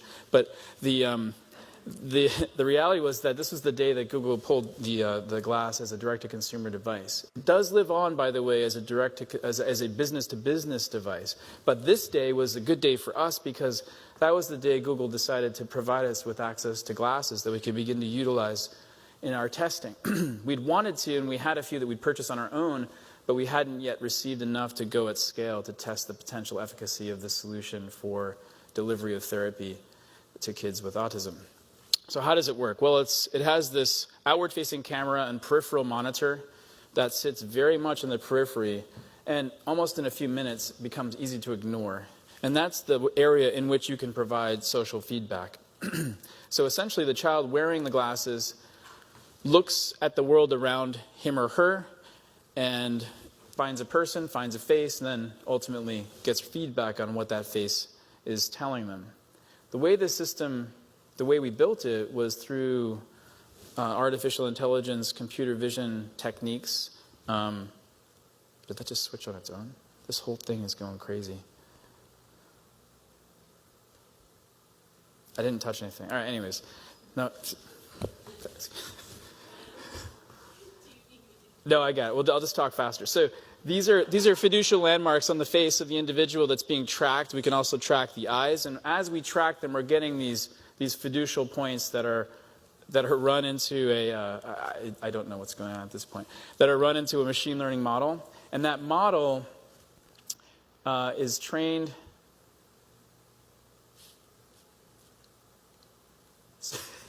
Sorry, I'm suspended in disbelief here. The model is trained to understand faces at one level and also emotions at another level.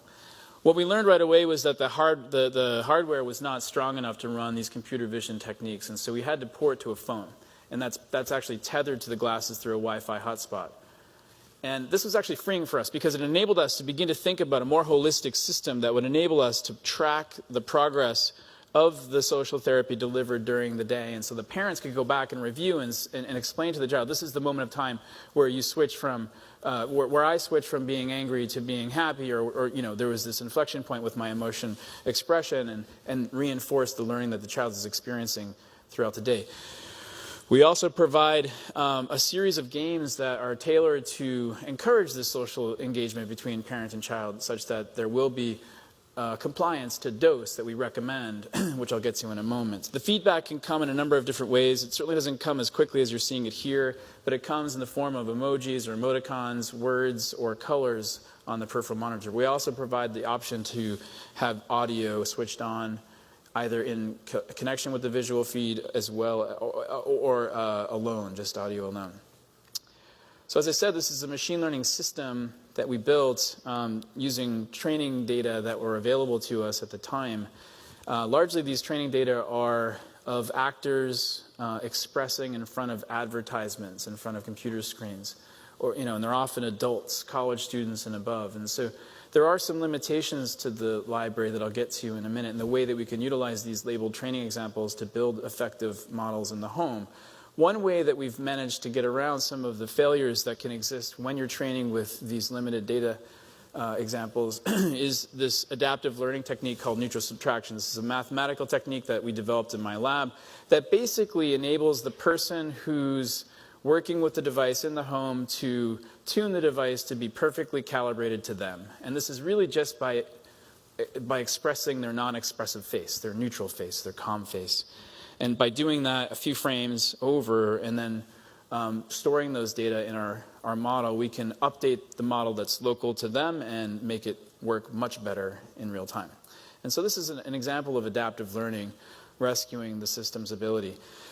So what we, as I said, can do is store the information, the emotion and expression events that happen throughout the day as the child is wearing the glasses and watching the world around them. We can create a video scrub bar on the bottom here that provides tags to indicate in color what emotions were experienced by the child in the faces of their social interactors throughout the day while they play these various games. So, for example, they may be asked to guess an emotion, and mom will be provided the opportunity to annotate whether he or she was able to correctly guess her emotion. We've begun to test this in a number of different ways. First, of course, in laboratory settings to make sure that the glasses fit the heads of the children, that they like them. All of that went very well. And then in home settings and feasibility studies to determine if we can get some indication of feasibility of use and also efficacy of the treatment effect that we intend to impact here, which is of course, increases in socialization.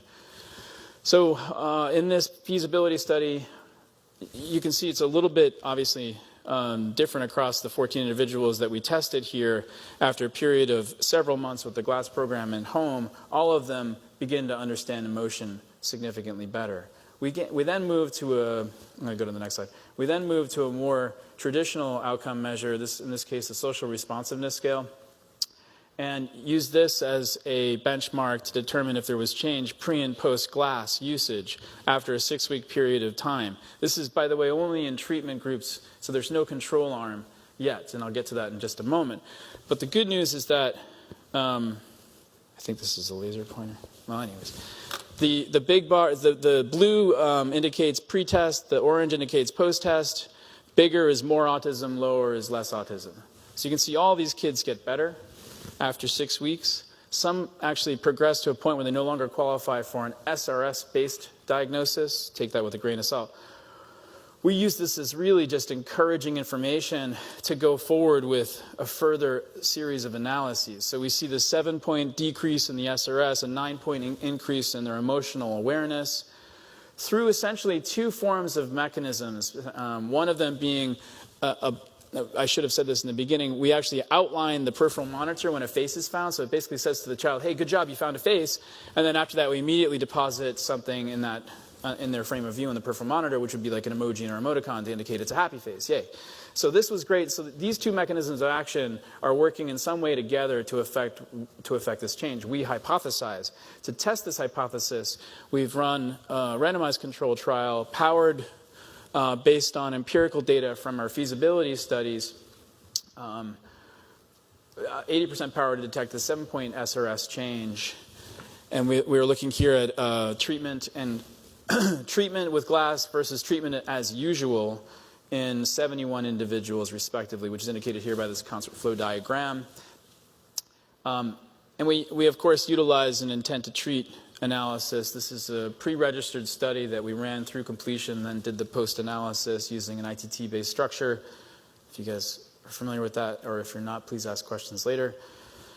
And with this, controlling for confounding variables, we still see a very significant change, in particular on an even more potent outcome measure, in this case the Vineland Adaptive Behavioral Scale, which has a stronger indication of socialization. This socialization scale changes by an average of nearly 5 points on all the children treated with the device. By the way, they're using the device at home for 6 weeks for a minimum of 3 sessions per week, 20 minutes per session. Most complied with that dose. Most went above that dose. But with that minimal level of compliance to dosing, we see this change. Yeah, said that already. What's also great is there were some heartwarming responses from the community, such as he is now able to understand our emotions even without the glasses. He has also come to understand and is able to vocalize his own emotions. I saw my son improve day to day, so I think the Google Glass system really helped them. This is good, and we published this in JAMA Pediatrics recently, and it was also written up in the New York Times. Finally, with any kind of invention like this, it's important to begin to stage it towards translation. And so to that end, I've licensed this technology to a company called Cognoa, which, by the way, I'm a founder of, so full disclosure. They've licensed this technology and are taking it forward through an FDA breakthrough designation to pivotal testing. And so in the near future, we hope to see it become a medical device regulated by the FDA with specific claims associated with its use. So good story, but not the full story. I have 6 minutes to tell you another story. So I indicated early on that there was some the training data that we used was training data of adult actors sort of emoting in front of screens while watching ads, right? So this is a labeled database that potentially has limitations, and we can see those limitations manifest in particular when the glasses are looking at a child. It doesn't do well on children because there are no labeled training data for children for reasons you can possibly imagine. Moreover, the augmented reality, the wearable form factor may not fit all faces. And by the way, Google may not continue to manufacture these glasses, and we're waiting for the AR revolution to take off. It hasn't yet, but it will soon. So with all these things in mind, we decided to, let me tell you this story. Oh, I forgot about this. This is good. Do we have time to watch a Silicon Valley episode? Okay, well, has anyone seen Silicon Valley? Not many. Sorry, we're in the wrong area. Only people from Silicon Valley watch Silicon Valley. Anyways, there's no image up. There was an image. Do you see it? Okay, so this, oh shoot. There's an individual named Jin Yang. Here he is. I'll just do this. He builds this incredible food classifier. They're all excited about it. This is like, the turn of the problems that this company's facing. They need to start making revenue. Jin Yang says, hey, I've got this great classifier. And he shows how it can perform on hot dogs. And everyone gets extremely excited. And then and then they ask, okay, hey, now do pizza. And he tries to do pizza, and it says, no, hot dog. So that's a labeled, it's a problem of the computer vision libraries that Jin Yang used to train his model. A more popular academic example of this is a model built to differentiate huskies from wolves that turns out to only be really good at differentiating snow. So true too for classifiers trying to find emotion in children's faces, most of these popular frameworks fail pretty miserably when they're evaluating faces. And so we decided to invent an alternative game. I think this will actually work, which functions just like Heads Up, the popular game popularized by Ellen DeGeneres. You put the phone on your forehead and display something, and your job is to guess it. And it's a really fun game to play with your friends. We decided to make a guess what game for autism, where you can choose these emojis or these different decks and put the phone on your forehead. The job of the child is to act this out. If mom can guess, she flips the phone down. If she can't, she flips it up, skips to the next point. And so you see how it goes. But while we're doing this, we have the camera turned on, of course, with full consent of the patients that we're working with. And this enables us to do something that we've never been able to do before, even potentially more powerful than with glass, and that is to challenge the child to imitate the emotion, and through imitation perhaps get a better understanding of their physiological understanding of the emotion rather than just their ability to label that emotion, right? So we can get that. We can also do a number of other things like capture egocentric data, the image data of the children, emotive expressions, eye contact, social acuity gains, we hope, of the child. And in instances where we're using we're deviating from the typical rules of charades, we can get prosody and other kind of vocal patterning and things like that. So we can also impact therapy in a number of angles, and I'm going to start to talk to you about just how in a second here. First, you can possibly imagine how fairly easily this can be utilized to reinforce sort of standard behavioral therapy like we did with glass. Recognition of fundamental Ekman emotions like happy, surprised, fear, disgust, things of that nature, and getting them to act them out. This is very much what we do. We do this with a population of children that are young enough where this is very effective. So they're seeing images like this, and their job is to act them out. But there is a more pluripotent kind of potential for this entire system, which is to try to challenge the child to do more with gestures, movements, occupations, sports, even symbolic play, trying to act like a vacuum cleaner. Things like this can help us get a better understanding of what's going on with this child and their social awareness. And we can tailor we can map targeted therapies that are very effective today but still not scalable to game decks. And we do this in collaboration with our clinical team and clinical advisors so that we do it well, we think. And it's really hypothetical deductive in its outset, so we can test the efficacy ex post facto. We've begun to do, just like we did with the glass, preliminary efficacy testing and user testing. Of course, we need to make sure that people like it, that it works well. Then we need to make sure that it actually has some potential of working as a therapy and as a data conduit. I'll talk about both in just a second. So we've had a few play it 3 times a week for 4 weeks, and we encourage them to participate through Amazon gift cards and so forth. But by and large, everyone really enjoyed it, and there was a high willingness to share the video, with 234 videos shared with a preference for emoji. This is purposeful because we asked them to prefer that particular deck. App use compliance was 20 total sessions over 4 weeks with an average of 3 game sessions per day of use. So this was great. Suggests that they will use it. What we were also able to get from this is that it seems, based on this limited data sample of 21 individuals, that they're also getting better on some key domains of the social responsiveness scale, as you can see by those p-values, for cognition, communication, and restricted and repetitive behaviors. So this begins to suggest that, guess what, this game can be parent-led, child-directed therapeutic intervention that works in all settings with reinforcement and play-based as opposed to more drill-based. So quickly, in my last 18 seconds, do I really have to stop in 18 seconds? I had some trouble in the beginning. It's not my fault.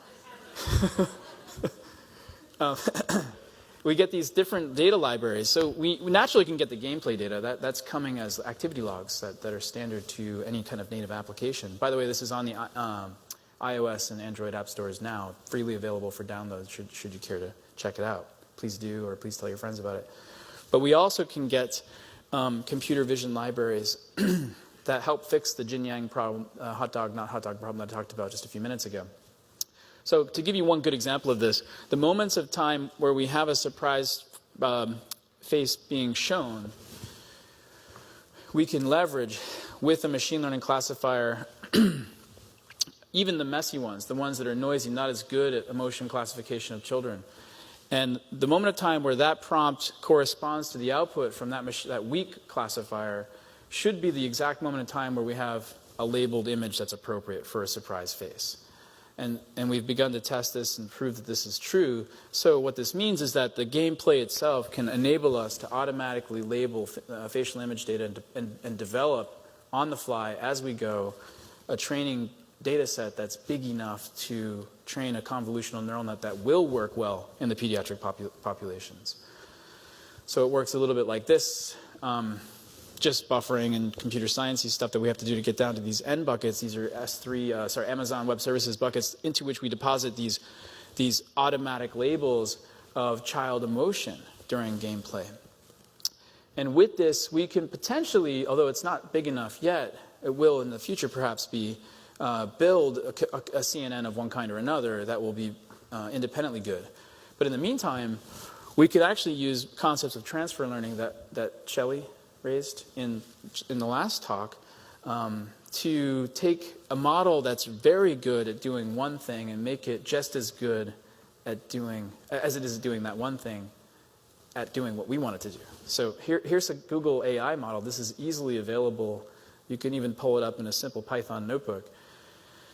It does really well in real-time object detection and segmentation. It knows the differences between cars and bikes and signs and things like that. It doesn't do well, of course, at child emotion.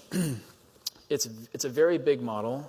It's basically a cognitive model of neurons that pass information related to the task of these objects, a differentiation of these objects. But we can train the lowest, so freeze the lower layers. We can train the last layer or layers of this neural network with our autism training database coming from Guess What, and make this model just as good at it as it is at object detection, at emotion detection in children.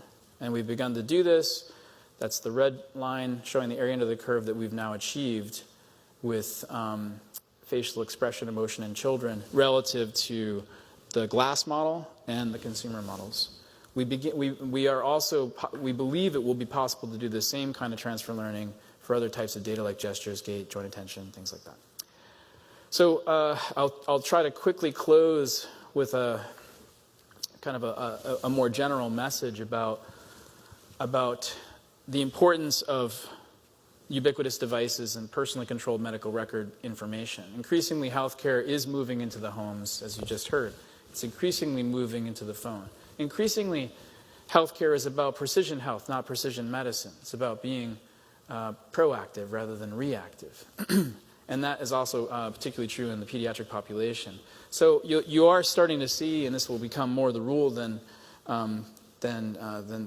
rare, these game-based solutions getting FDA approvals and getting deployed to the homes for healthcare. And these may become the main source of electronic medical records in the future. And I should stop because this is a really complicated slide that I don't think I can explain. So I'm just going to stop. But I can come back to it if we need to. Thank you.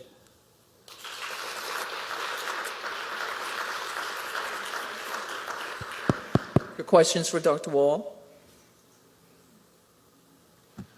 Hi, I'm Augie Diana with the Nursing Research Institute. Really, really interesting project. First, I want to, it sounds really loud here. Does it sound loud out there? No, it sounds good. I want to applaud you for talking about actually moving these things out to a marketplace. I oversee our SBIR portfolio, and I just don't see enough of the really good science moving out. Yeah. I know what Shelley and Diane and others in the smart home space are doing also are actually in use with populations that need them. So congratulations on that. My question is based in ignorance. I don't know much about the disease condition or, more importantly, the treatments. How different is what you're doing here from what would be considered usual care for kids with autism? Yeah, good question. It's pretty similar, except of course that it's largely virtual. The care that's used today is behavioral training and sort of reinforcement of positive behavioral responses, social training, things like that, understanding of emotions. Unfortunately, it's fairly haphazardly delivered. It's often delivered by behavioral technicians who can be more ephemeral sort of staff because of pay and life issues and things like that. So they get deployed and they go out to the homes of the children and deliver a form of ABA, one form or another.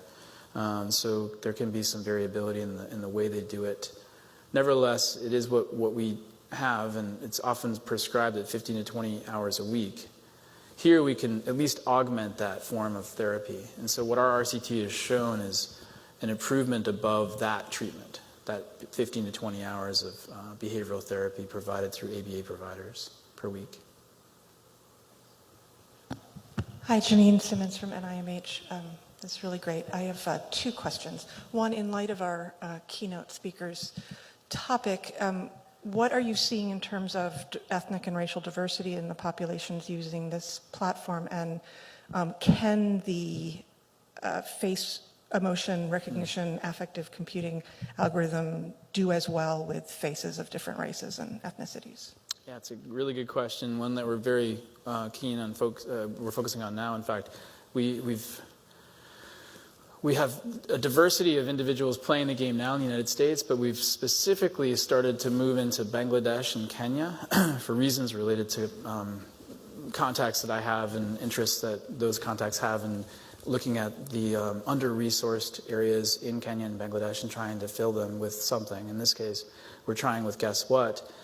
And in Bangladesh in particular, it's working incredibly well. In fact, surprisingly so. We published a paper recently in JMIR, the Journal of Medical Internet Research, on our Bangladesh population. But we're starting to see that there is cross-cultural compatibility in lower to middle-income countries with extremely different cultural pattern. It's working there. The second question I had was, are you at all interested in, or what do you think the capacity is for moving this into even younger and younger children, since you can detect eye movement differences in infants as 6 weeks or 3 months of age? Yeah, this is something that I always talk to my lab about. We actually have built video-based diagnostics using machine learning, and we can detect autism, at least by 2 very effectively using video diagnostics. And yet the Guess What system and the GLASS systems can't kick in until maybe 4. And so I yell at my lab, like, what are we going to do between 2 and 4? It's a hard problem, but it's a solvable one. And we've begun to think about this using crib activities with tablets that deploy aspects of the Guess What system with, there is a toddler deck actually within the Guess What game that you can take advantage of. And that's working sort of, a little differently than with the standard emoji faces type decks. So there's more work to be done. We're focusing on it. It's a great question.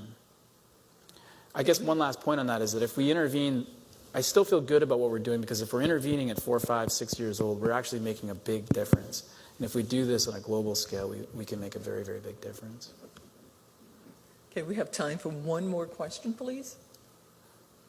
Hi, Audrey Thurm, NIMH.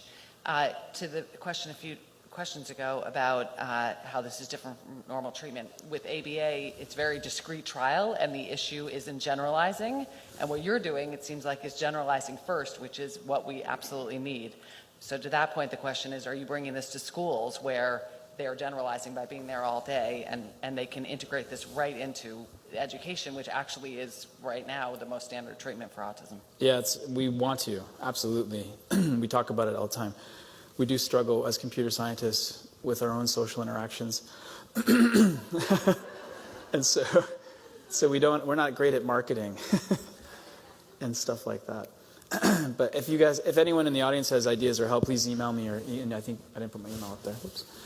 You can easily find me through the website. But I would love any feedback or suggestions that you have on how to actually do a better job at getting the word out about programs like this. Okay, thank you, Dr. Wall. Thank you. Our next speaker is Dr. Reck. Thanks a lot for the invitation. Very pleased to be here.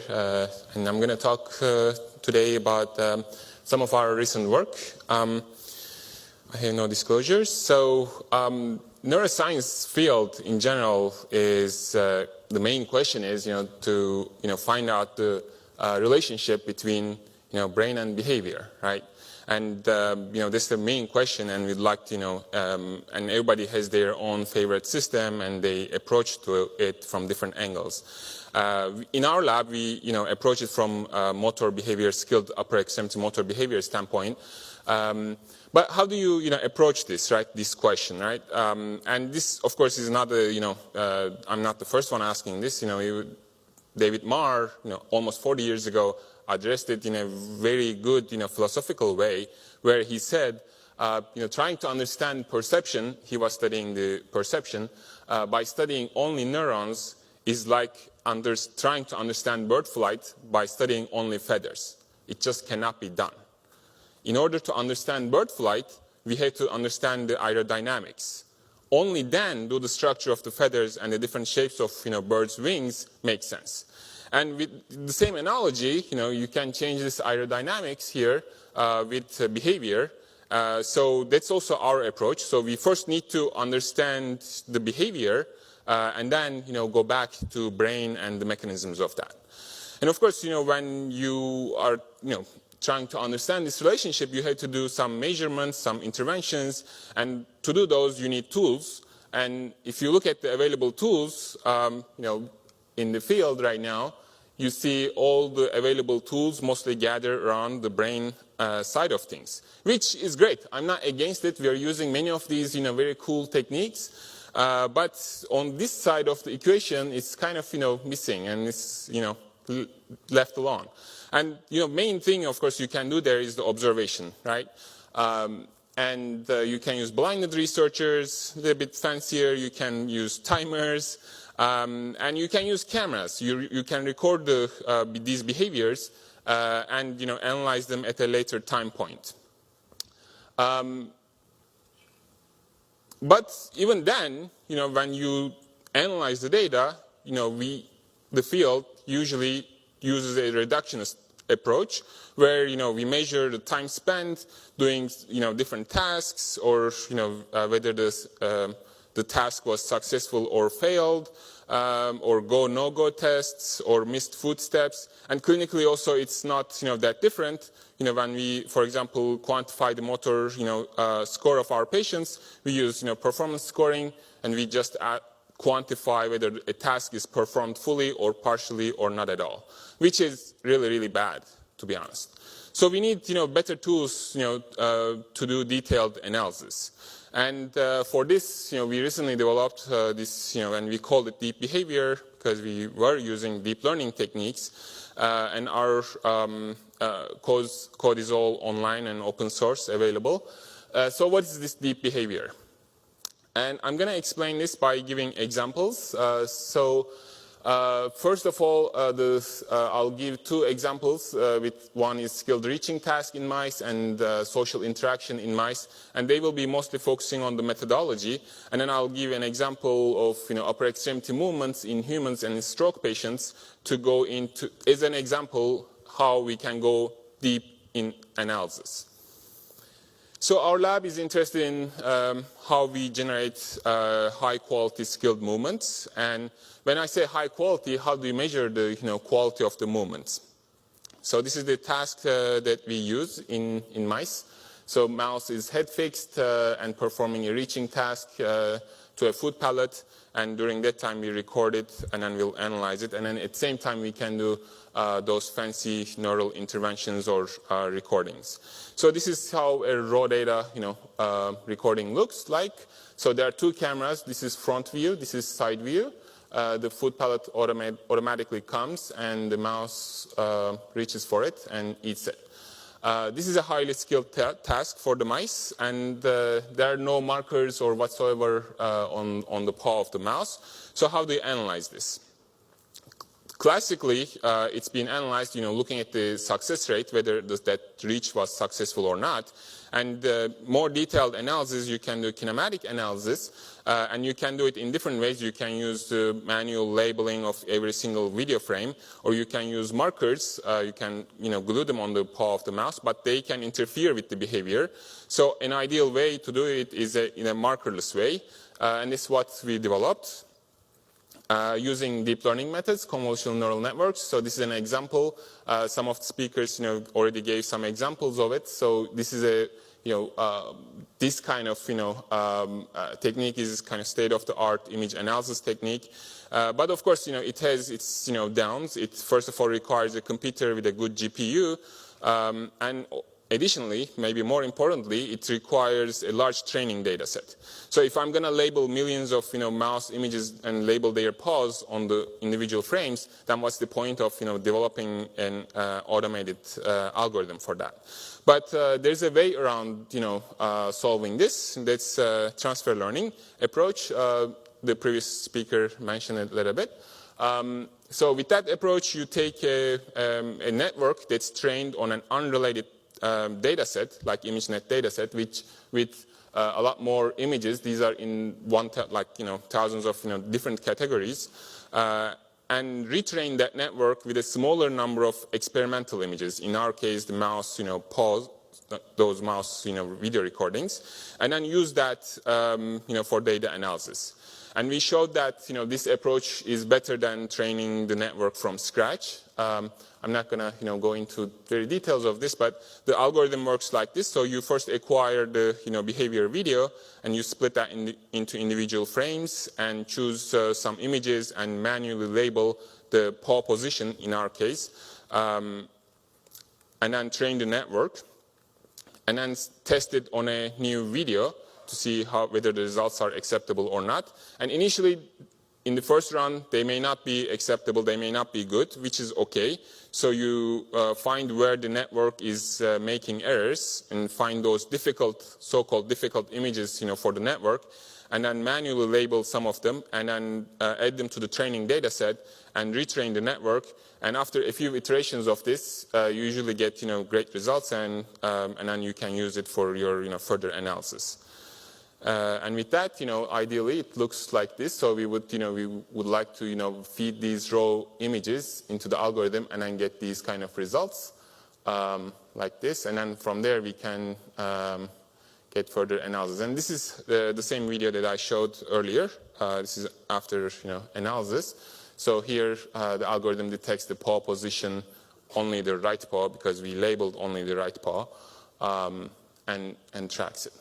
And then you can calibrate those cameras and get the 3D, trajectory of the reach, and then go further analysis with that. And currently we are, going into how these kinematics change in motor learning or after a stroke recovery. And we are also doing simultaneous neural recordings and manipulations to, dissect out the mechanisms of that. So second example is the social interaction. So I'm not studying the social behavior in mice, but my former mentor in their lab, they study it. So one test in the field is called three-chamber test. So there are 3 chambers in a plexiglass box here. And this cup has a mouse, a new mouse, a foreign mouse for this mouse. And this cup is empty. And you look at the time spent, the time this mouse spends with this cup versus this cup. And that's an index of social ability. And how you can apply this technique, and automate the analysis, you can detect the, head of the mouse and, see whether when it's close to here, you can say it's the interaction on that cup versus the other cup. You can also get a lot more detailed data from that, like the speed of the mouse and the interaction, where the mouse traveled, how many times it entered from one cup, from one chamber to another. So it's more detailed, analysis. And this is how it looks like. This is sped up video, of course. and we can, quantify the time as the classic, method. And you can also do, as they do in their lab, you can put a miniscope on top of the, on the brain, and you can still, do similar, analysis with this behavior task. What happens if you put, 2 mice and measure the interaction of those 2 mice, which is an example of social behavior, and we'd like to, detect these mice and track them separately. And we can do that, again, with this algorithm.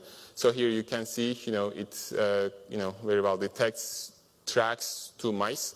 And with this, then you can get, again, the trajectories of the mice, running around during a particular period.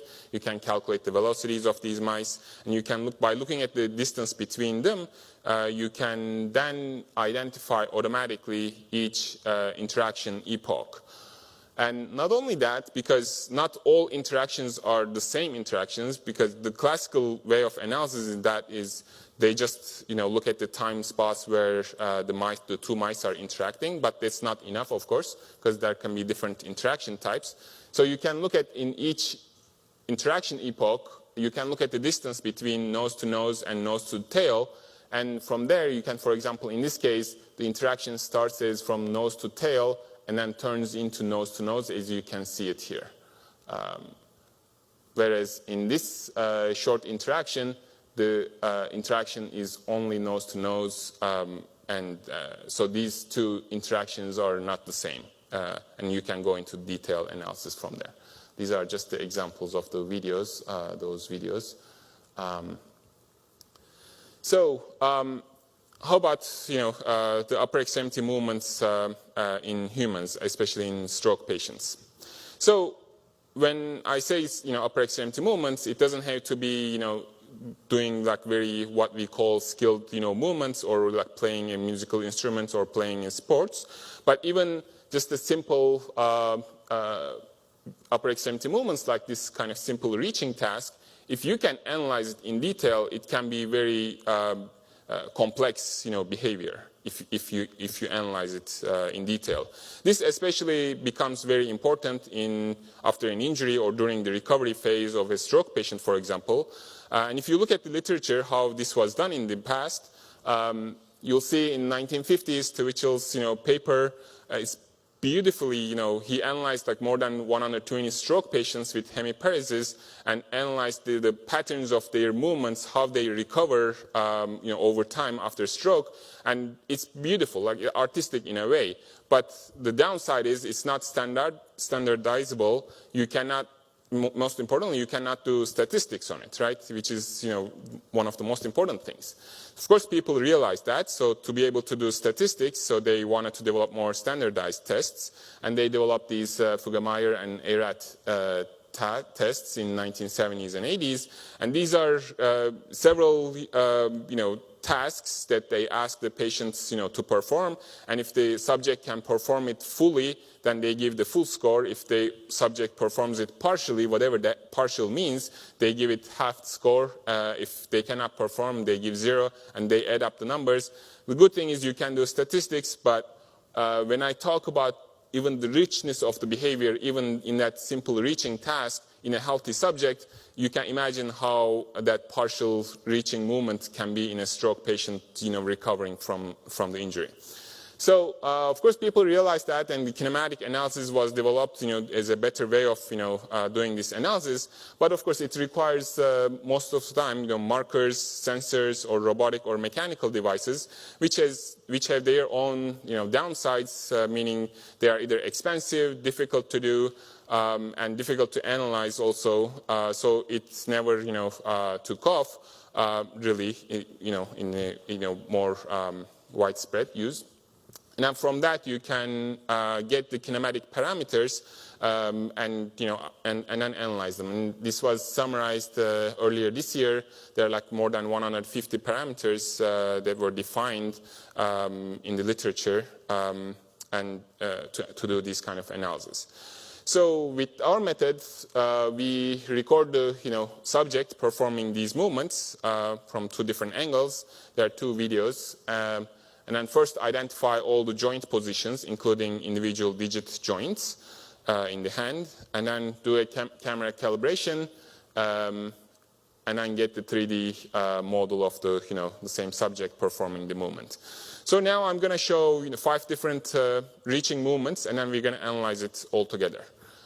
So this is the first reaching behavior, just reaching for a point in 3D space. This is another one, grasping a cube and putting it to the side, and then again, and repetition of these, of course. And more functional tasks like pouring water from one cup to another, or bringing the cup to mouth, like you're drinking, another functional task, or a more precision grip with 3 fingers of a marble. And so, if you would like to compare these, 5 different, behaviors, reaching behaviors, how do you do that? So one way is, of course, doing the, looking at the same kinematic parameters and then, going from there. So because we have the 3D models of the subjects, we can calculate all the kinematic parameters. We did, for the 6 most commonly used kinematic parameters, and this is what you get. For each color is a different, reaching task. And they don't really tell you, so in some of them there are some differences maybe, but they don't really tell you the nature of the behavior itself, right? This kind of coming from bottom-up approach, it doesn't really tell you what's the significance of smoothness index, for example, or the shoulder angle, if you think about the whole neural machinery, neural and musculoskeletal machinery to perform the task.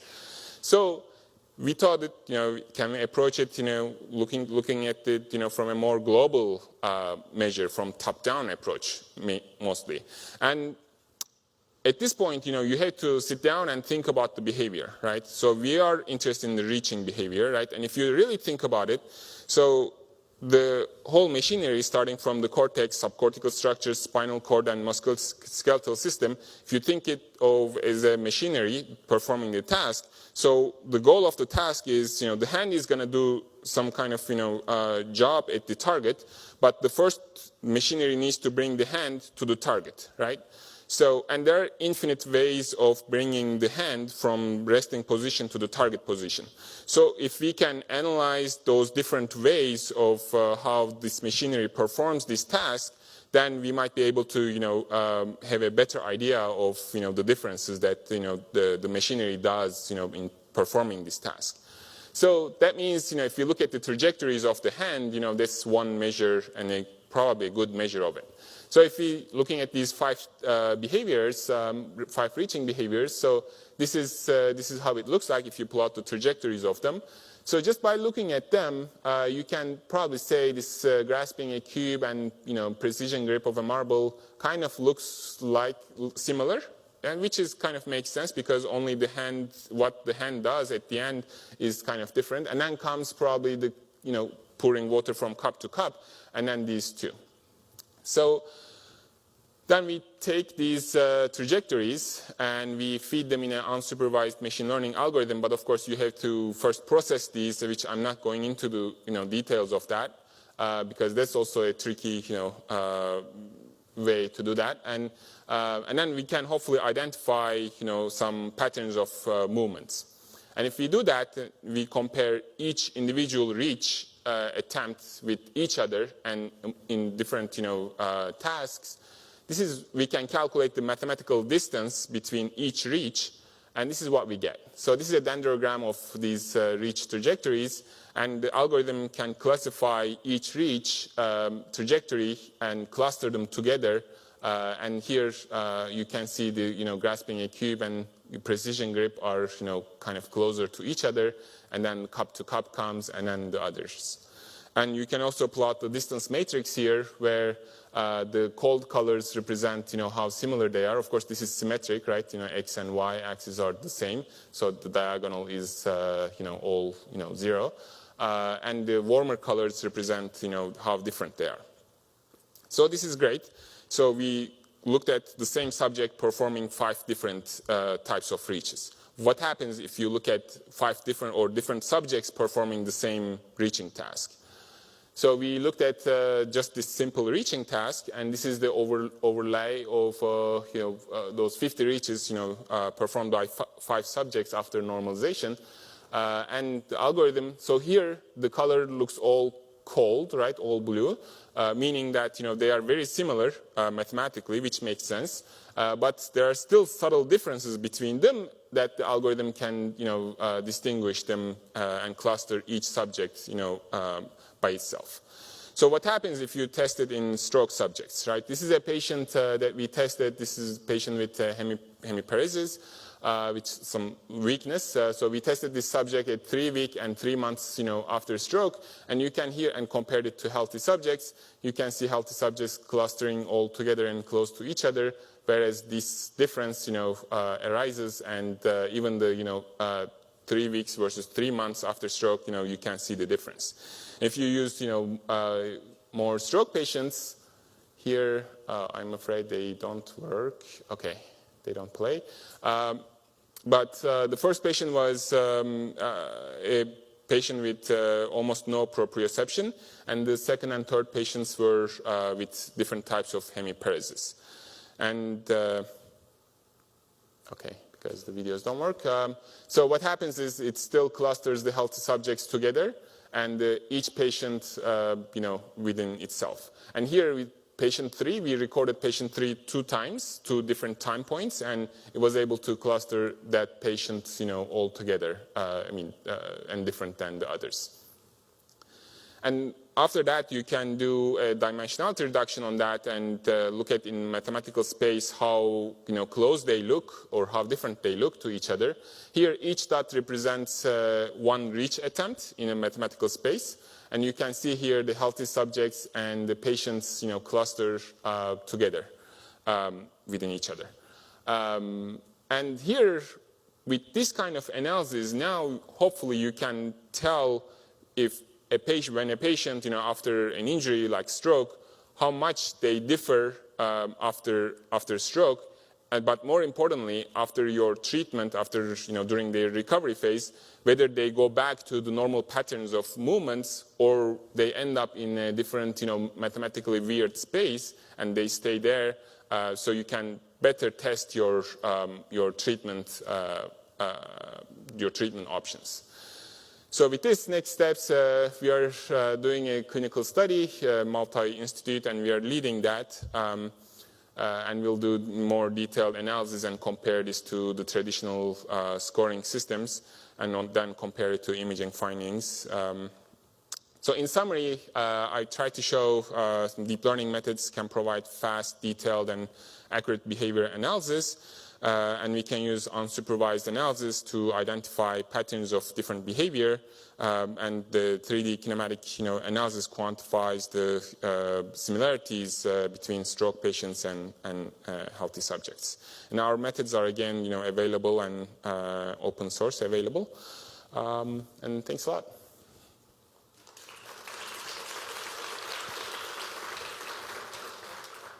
Your questions for Dr. Rack, please.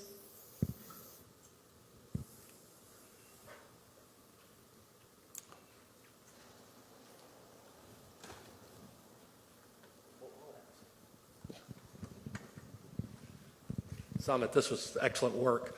One of the things that we've been talking about in the BRAIN Initiative for some time as we move from phase 1 to phase 2, right, and start thinking more about behavior, is does the granularity and temporal density that we're able to achieve in the more neurocircuitry type of analyses we do, can we match that in the behaviors that we measure? And obviously the stuff that you're doing is moving us in that direction very quickly.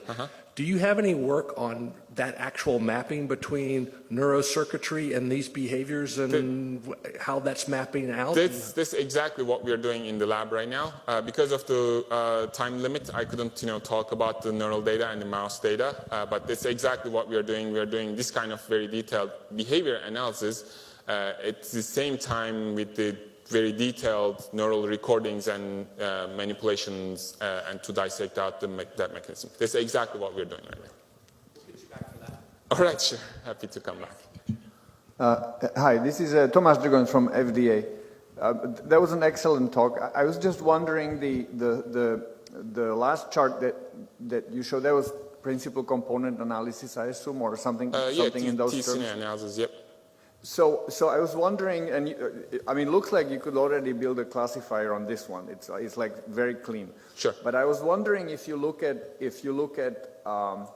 the loading onto the components and look at what part of that, what measures that you're putting in at the very beginning contribute to this best, and then remove all the rest. You could probably get a much tighter classifier, right? Possibly, and actually we are. I mean, of course, this is like not enough, right? Number of subjects and number of reaches. Yeah, so that's why we are doing that larger scale clinical study, and with that, hopefully, we'll have more data and things will be more meaningful. What I mean is, identifying the real patterns, how those patterns evolve over time. And then from those patterns, if we go back, just like you said, if we can identify more, a correlative, measure of, something that's more important. Yeah, definitely. Mm-hmm. That we will do, but we are going there. Okay, great. Well, let's give our Dr. a good hand. And our next moderator, Janine Simmons, will be up to introduce the next session. Well, so Dana seems to have given me the opportunity to tell you that you're not getting a break. So, but if you feel like standing up and walking around, we often at OBSSR are concerned about sedentary behavior. So we're starting now then the session 3 on brain and behavior, and I'm delighted to be able to introduce these 3 speakers. The first is going to be Dr. Cameron Kodica, who is chair in the Department of Neuroscience and vice chair for the research in the Department of Psychiatry and Behavioral Sciences at Albert Einstein College of Medicine. His research focus is to understand the role of cerebellum in motor coordination, cognitive and social function, and in addiction. His laboratory takes a multidisciplinary approach from both basic science and clinical perspectives, combining biophysical approaches with physiology, behavior, biochemistry, and molecular biology. He'll speak on how does the cerebellum contribute to non-motor behaviors, a subject that's near and dear to my heart. The second speaker will be Dr. Michael Barata, who's an assistant professor in the Department of Psychology and Neuroscience at University of Colorado Boulder. He earned his bachelor's degree in biological psychology from the University of California, San Diego, and PhD in neuroscience from the University of Colorado Boulder. His work is directed at understanding how experiential factors confer resilience to adverse events and the neural mechanisms that mediate their effects. The title of his presentation is Sex and Circuit-Specific Determinants of Stress Resilience. And finally, we'll have Dr. Karim Zaghloul, I apologize, who's an investigator in the surgical neurology branch at NINDS. He received his BSc degree from MIT, and he is a physician scientist with MD and PhD degrees and neurosurgical residency training from the University of Pennsylvania. His laboratory is focused on investigating the neural mechanisms underlying human cognitive function. And he'll be speaking on coupled ripple oscillations between the medial temporal lobe and neocortex retrieve human memory. So we can have Dr. Kodica come up, please.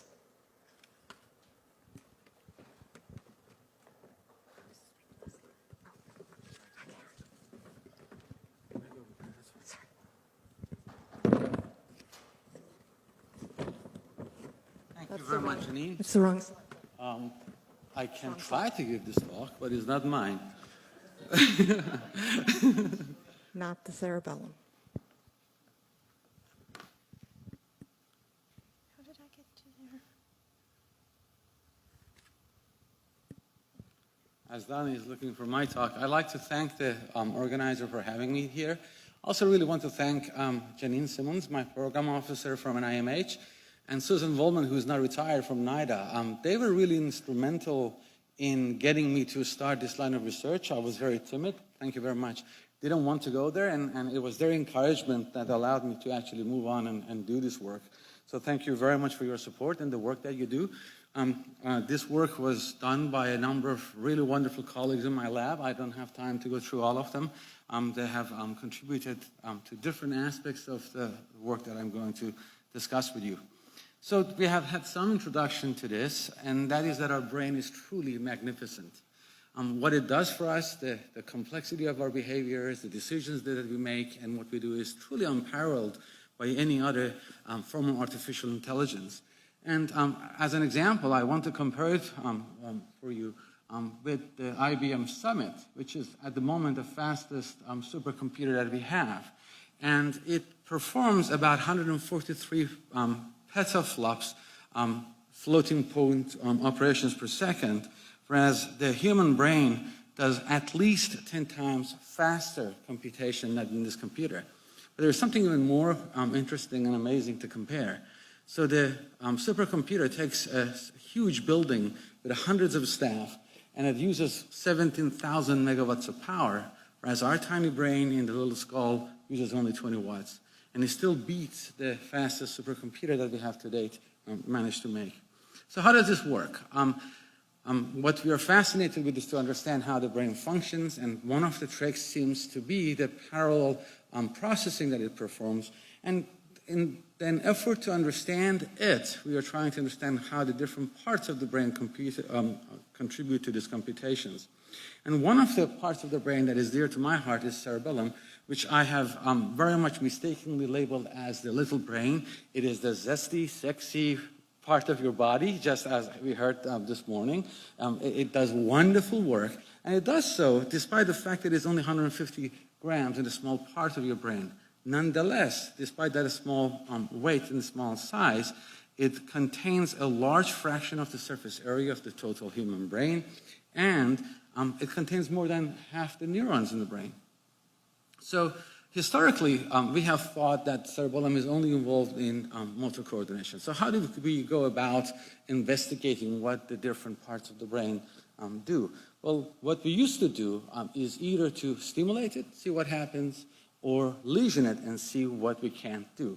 These experiments were done in case of cerebellum a long time ago. In 1809, Luigi Rolando, an Italian physiologist, stimulated the cerebellum and managed to get a lot of movements in, I wish there were patients, inmates that he had access to, courtesy of the king. Jean-Pierre Florenz, about 25 years later, started removing the cerebellum, lesioning it, and what he found was that the animals could move, but the movements were uncoordinated. Nonetheless, John Cole Dalton, when a physician in Columbia University repeated the same experiments by lesioning the cerebellum and found that the animals could move, but the movements were uncoordinated, the dogma was branded that all that the cerebellum does is that of motor coordination, but not movement initiation and nothing else. Now, as you will appreciate, it's much more difficult to investigate emotion, for example, or other kinds of behavior if you're just stimulating or lesioning parts of the brain, particularly in animals or in inmates. But looking at the literature, and in case of the patients, there is significant evidence to suggest that cerebellum is implicated in a number of different mental disorders. And I have listed a number of them there: schizophrenia, autism, addiction, ADHD, dyslexia, and the list goes on. Some of these can be seen after surgery. For example, there is a condition that Jeremy Schmalman has described called cerebello-cognitive affective disorder. So if you have a patient that is suffering from, say, a glioblastoma in the cerebellum, and you remove a large fraction of their cerebellum, after the surgery, you find that they're different. How are they different? Well, they seem to become, for example, rude. They no longer look you in the eye to respond to your questions. They're not interested in engaging you in conversation. They seem to have a hard time measuring time and measuring what is appropriate. Now, in a different context, we call that as having social dysfunction and autism. In the case of a patient who had had a cerebral surgery, we had been very reluctant to say anything like this. We just describe the signs and symptoms that when you put next to DSM, say, hey, I've seen these before. Maybe we should give it a different name.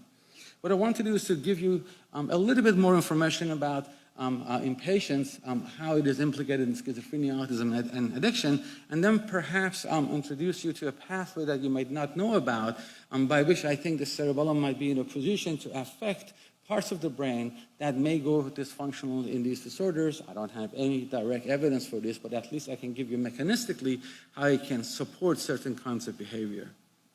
So I mentioned that cerebellum is implicated in schizophrenia, and I will show you two different meta-analyses to support this claim.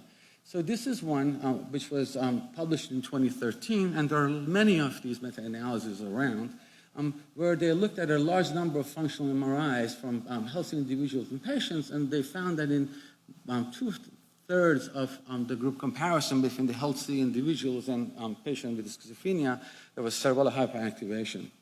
A more recent study looked at almost 1,000 patients, and what they saw is that the total cerebellar gray matter volume was significantly reduced in schizophrenia compared to healthy individuals, and that the extent of this change was very similar to the most affected parts of the brain, particularly the prefrontal cortex, and there was a very linear correlation between how much cerebellum is affected and how much the prefrontal cortex in the schizophrenia patients are affected, and the effect size were one of the largest that they could see in the patients altogether. Cerebellum is also implicated in autism. Let me just walk you through this figure. So let's imagine, we all know that there is some genetic component to schizophrenia, and if you were to have an identical twin who is autistic, your risk factor for having autism is significantly elevated. In this case, it's elevated by a factor of 50. The general population is giving a risk factor of 1. This thing doesn't quite follow me. I have poor hand-eye coordination, I guess. Here is the autistic identical twin. If you have a fraternal twin, is not identical, but nonetheless your twin, and that person is autistic, your risk factor is up by a factor of 10. But between the two, with a risk factor of 36, is if you have damage to your cerebellum at an early age. So this is really quite surprising, and we have very little explanation as to how this could be the case. Now, as you know, it is possible to get the mutations that we identify in different diseases and disorders and express them in our mouse models and ask the question, what seems to be different? So there are a number of such mouse models of autism, and a group analysis of 26 of these mice models to see what is different in terms of brain connectivity highlights the cerebellum as one of the cardinal features which are different and common in these 26 different mouse models of autism. And moreover, what we can do is to get the mutation, and instead of expressing it brain-wide, express it only in a specific loci, in this case in cerebellar Purkinje cells, the main computational elements of the cerebellum, and by and large, for a large number of the genes, when this exercise has been done, the mice phenocopy all the signs and symptoms that one sees when the mutation is expressed throughout the brain. And finally, this could be because of a dysfunction of connectivity between the cerebellum to some extent and prefrontal cortex. If you were to stimulate the cerebellum, you see that prefrontal cortex become active. This is some work done by Kasher and Studley, and one finds that this connectivity is reduced in patients who have autism. But I would like you also to remember the fact that there is a connection between the cerebellum and the prefrontal cortex. And if I get the chance, in the last few slides, I will show you some ideas of how this could come about. And lastly, I will talk just a little bit about the implication of cerebellum in addiction. I will just use one slide to do that, and that is that if you were to look at people who are addicted to a substance of your choice, nicotine, alcohol, heroin, cocaine, and put them in the magnet and show them the cues relevant to their addiction. For example, for a heroin addict, a needle and syringe. And ask them, what is your craving for this drug? And let's imagine they have they report a great deal of craving at that moment in time. One of the brain regions that lights up the most, shows the most activity, is the cerebellum. It correlates the best with the self-reported craving. It is the best predictor of relapse in terms of activity in the patients who relapse into addictive behavior. And as you're weaning off that person from that drug of abuse, the less they report the craving, the less the activity in the cerebellum.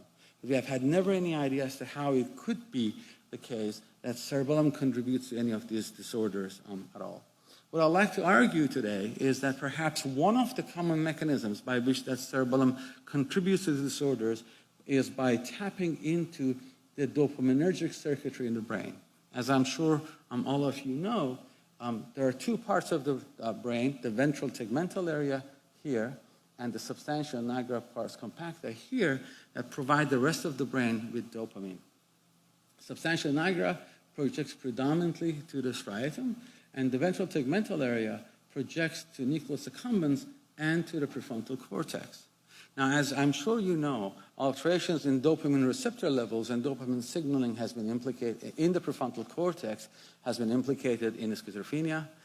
Dysfunction of this pathway has been noted in children who suffer from autism. And as you all know, drugs of abuse tap into the dopaminergic system and modulate it to provide the pleasure and the addictive properties that they provide. In fact, I don't know whether you're aware, some of the first experiments done after we realized that dopamine was important was implanting electrodes here in the nucleus accumbens, allowing the animals and people to stimulate the fibers coming in to release dopamine. And mice self-stimulate this, and rats self-stimulate this in lieu of actually eating or doing anything else and die from exhaustion.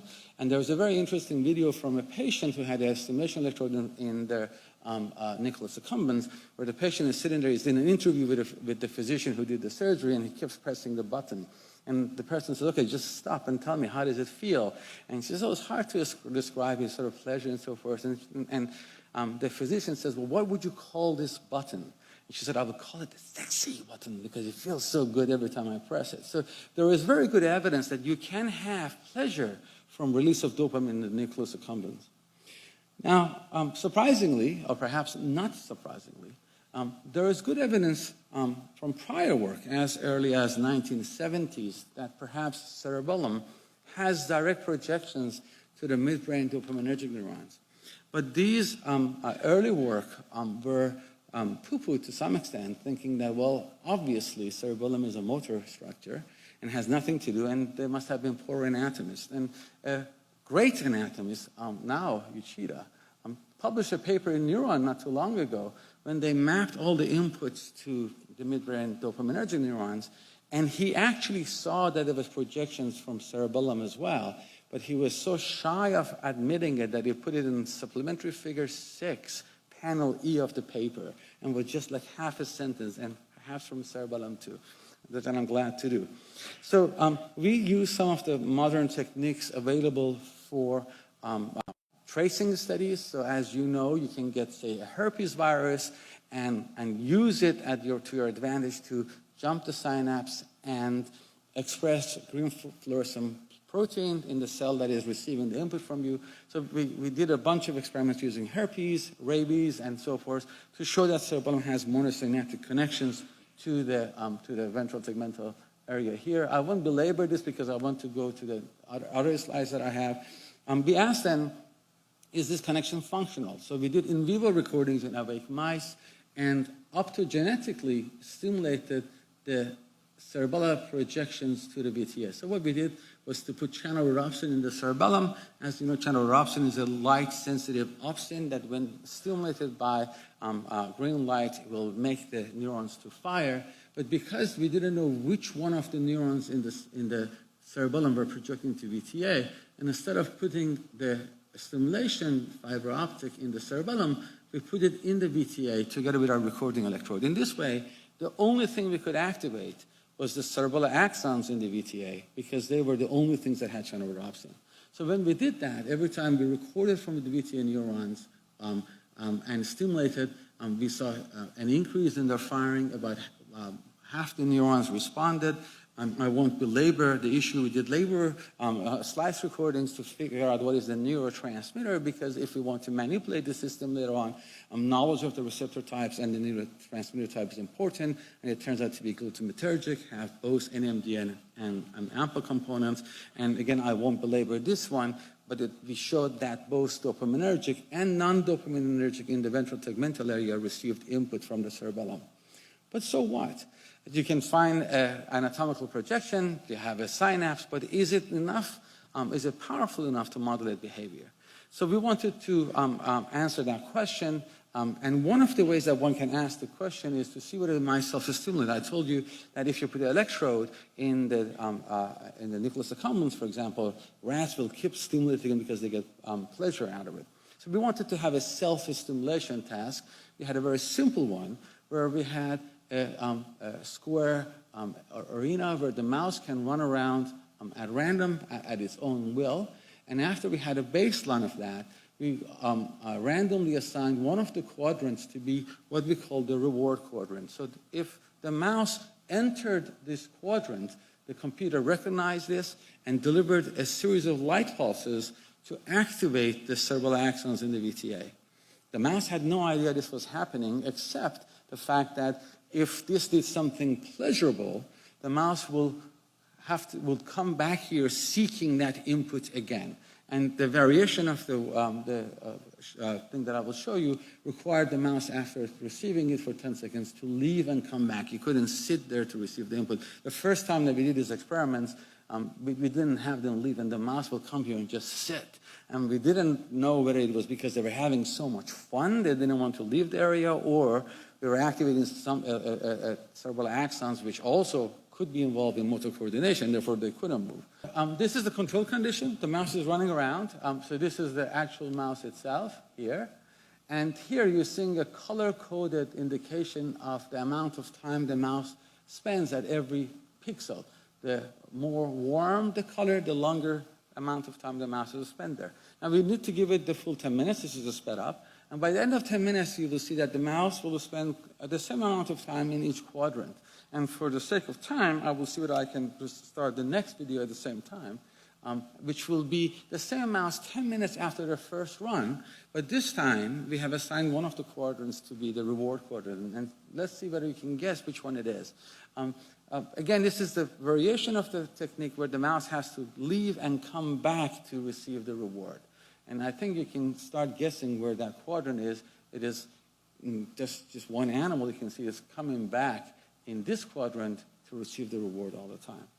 So this is a very good way of asking whether these inputs could be rewarding. The answer is yes. I won't show you the summary of the data.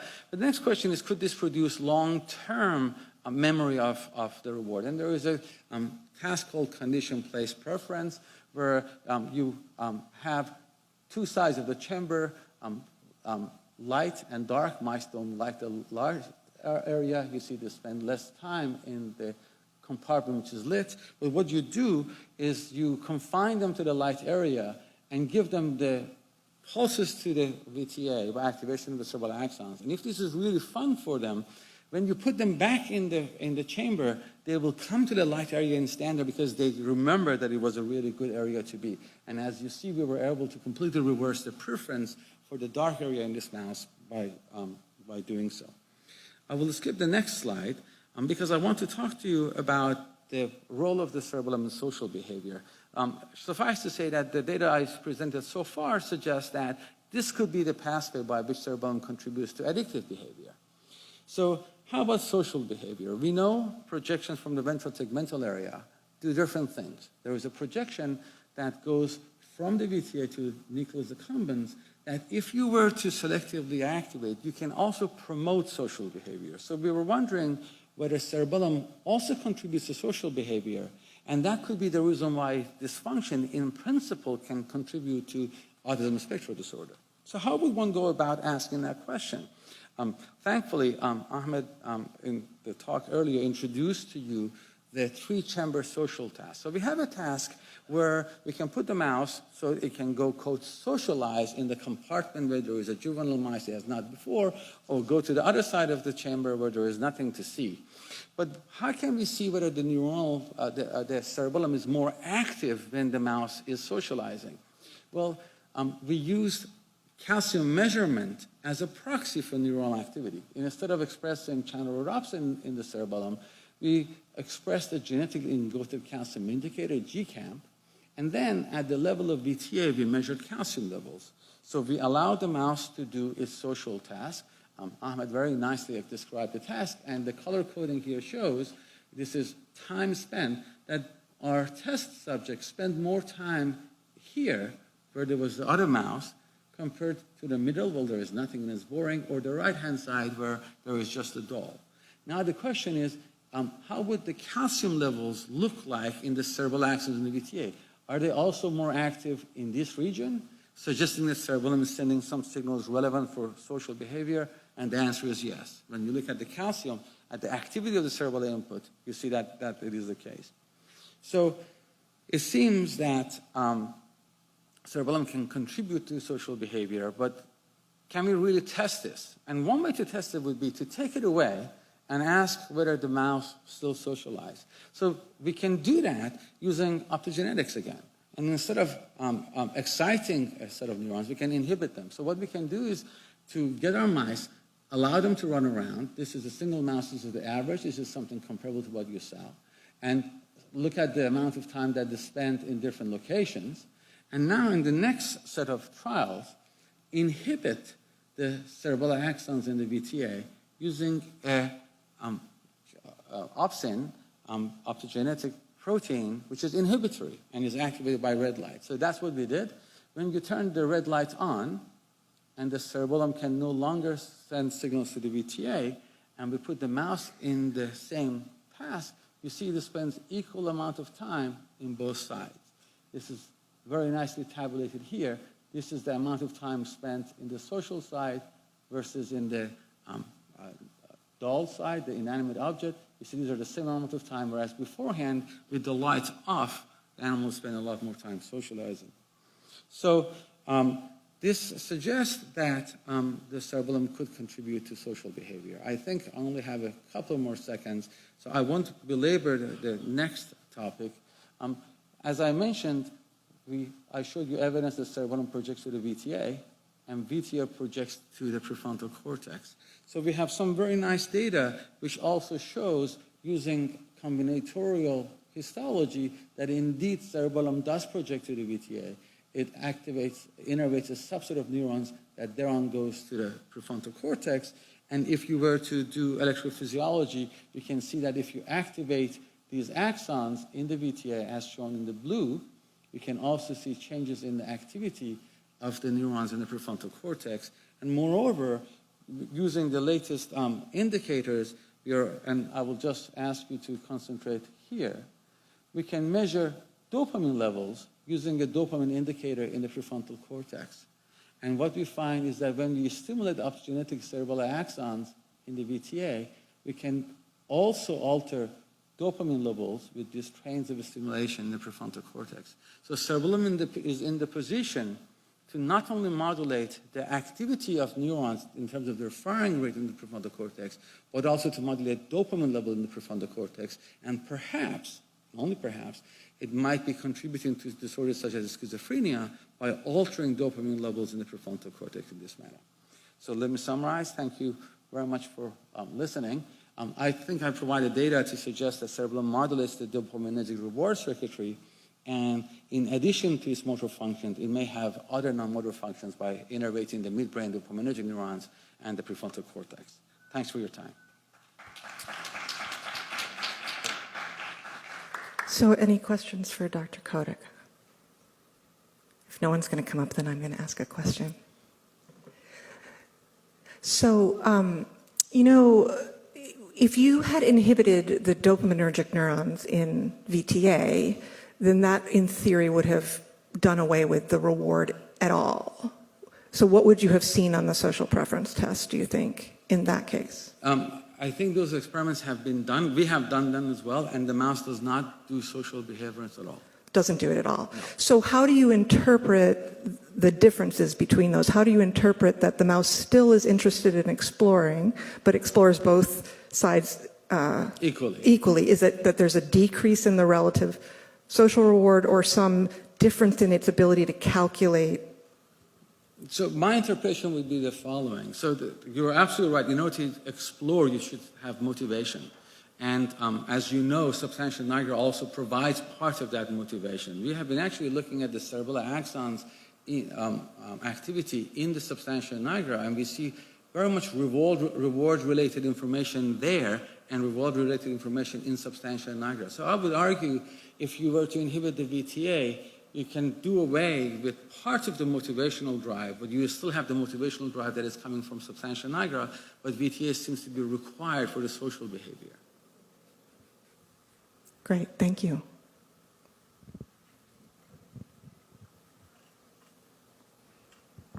Thank you, Doctor. This has been a fascinating presentation for me. I had the privilege of taking a class back in college, specifically on the topic of cerebellum. Is it only motor control? And I find it really exciting that we keep pushing our boundary of understandings towards cerebellum. So just as a few decades ago, like our understanding of the big brain, it's fresh new. I feel like this is a time where we start to learn more of the little brain. So my question is, as I've seen a lot of different labs are now looking into the other functions, non-motor functions of the cerebellum from different perspectives. I had the general understanding that the cerebellum has a modulative function, probably in different aspects that is very important. And today your presentation seems to give a good pressure point about how we see that it taps into the reward system. What do you think about cerebellum's role? Let's put it this way.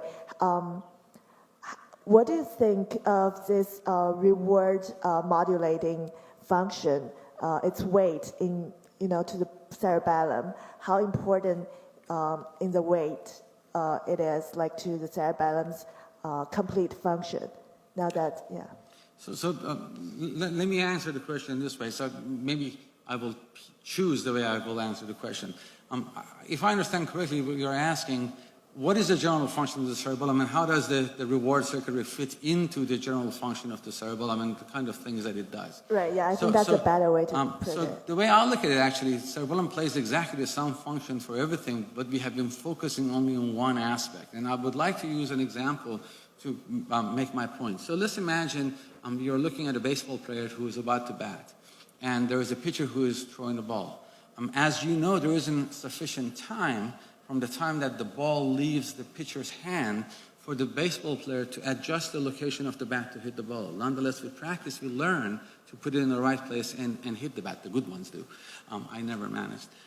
So how does that happen? The way the cerebellum does it for us, and its function is by associative learning. It looks at the different position of your body parts, and it predicts the amount of contraction of the different muscles that you need to have, given the body movement of the pitcher and where the ball is coming, to be able to perform the task. I think cerebellum does that prediction through associative learning for all aspects of our brain function, and in that way automate it. So in terms of reward prediction, as you know, let me go back to motor coordination. A child cannot walk. It has to learn how to coordinate its movements with associative learning.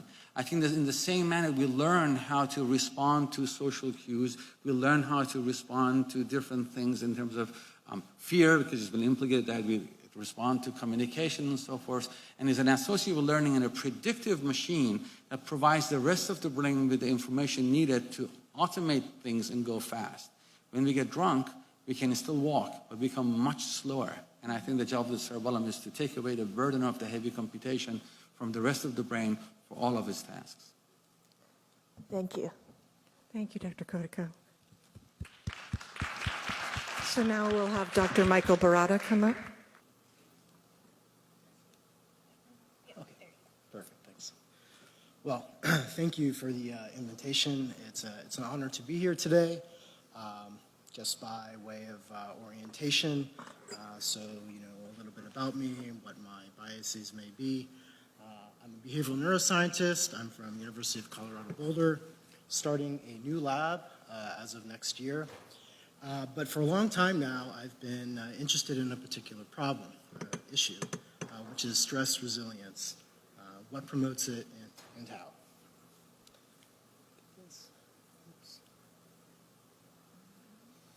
Sorry about that. Okay. So as you all are aware, there is both clinical and basic research settings, there is an emphasis on prevention, and in particular, what factors promote resilience to adversity. And 3 themes have sort of come out of that type of research. One is that preventive measures can have a big effect on distal outcomes or future outcomes in an individual's life. So preventive measures are enduring. Let's see here. They're enduring. They also can have an impact across a broad array of circumstances, and that is they are transsituational. And then also prevention research has showed us that resilience is not simply the opposite of vulnerability. It engages its own distinct set of mechanisms for its production. And for us, in the animal laboratory world, resilience is defined by an outcome. That is, animals are labeled resilient when the effects of stress are absent or the recovery from stress is facilitated. So although genetic factors certainly play an important role in resilience, our laboratory has always focused on things that are modifiable, mostly experiential factors. And this is by no means an exhaustive list of experiential factors that promote resilience to stress outcome, but it includes environmental enrichment, cues such as safety signal, physical activity, exercise, coping processes, and the administration of a drug such as subanesthetic ketamine. All these factors promote resistance to the outcome of a stressor. Our lab has been involved in studying several of these factors, but in the interest of time today, I'm just going to talk about one of my work with coping with stress, or behavioral control. And as I just mentioned, in humans, factors associated with adversity revolve around coping strategies. Now, there's no consensus on a single universal definition of coping, but it more or less refers to thoughts and actions designed to manage internal and external demands and conflicts. Keyword here is manage. Coping efforts don't necessarily need to eliminate a conflict, they just need to manage it. And behavioral control is one of the few aspects of coping that actually can be experimentally manipulated in animals so that we can sort of get at the underlying neurobiology. And we do this in our lab using the stressor controllability paradigm. In this paradigm, animals are put in wheel-turn boxes where they receive a series of tail shocks. In one condition, the controllable stress condition, the subject can turn a wheel that terminates each of the shocks. And it not only terminates it for itself, but it also terminates it for its yoked partner in the uncontrollable stress group. For the uncontrollable stress subject, turning the wheel is of no consequence. They don't have control over the shock.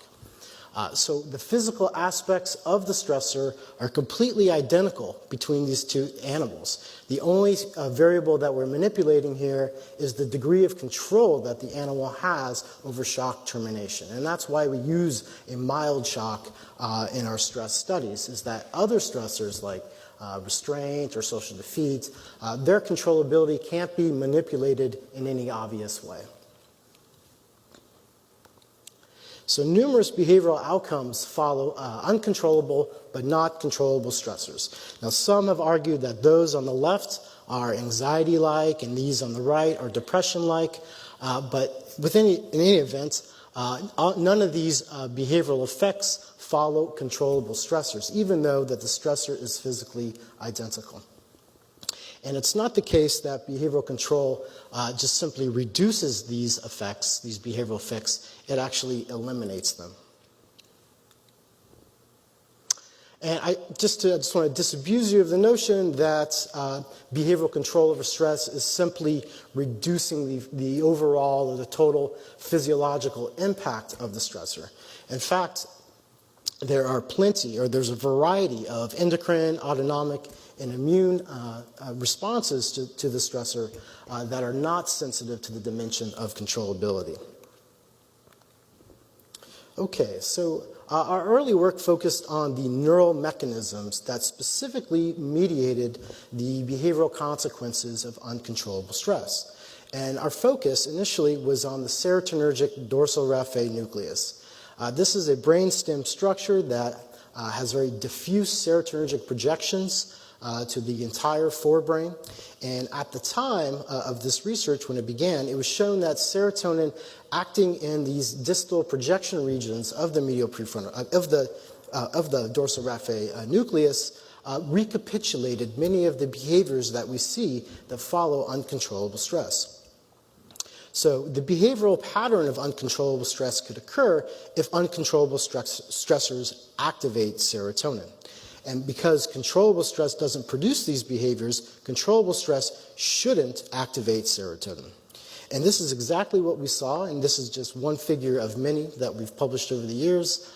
This is a microdialysis graph showing that serotonin, extracellular serotonin levels during both controllable and uncontrollable stress. Stress treatment starts here at the beginning of the bar and ends at the end of the bar. And as you can see, with the uncontrollable stress group, we see this increase of serotonin at the onset of the stress session, and it remains elevated throughout the entire 2-hour session. For controllable stress subjects, there's an initial increase in serotonin, but once the animal or the subject learns to control or terminate the stressor, those serotonin levels drop right back down to baseline. And subsequent experiments have showed that dorsal raphe serotonin is both necessary and sufficient for producing the behavioral effects of uncontrollable stress.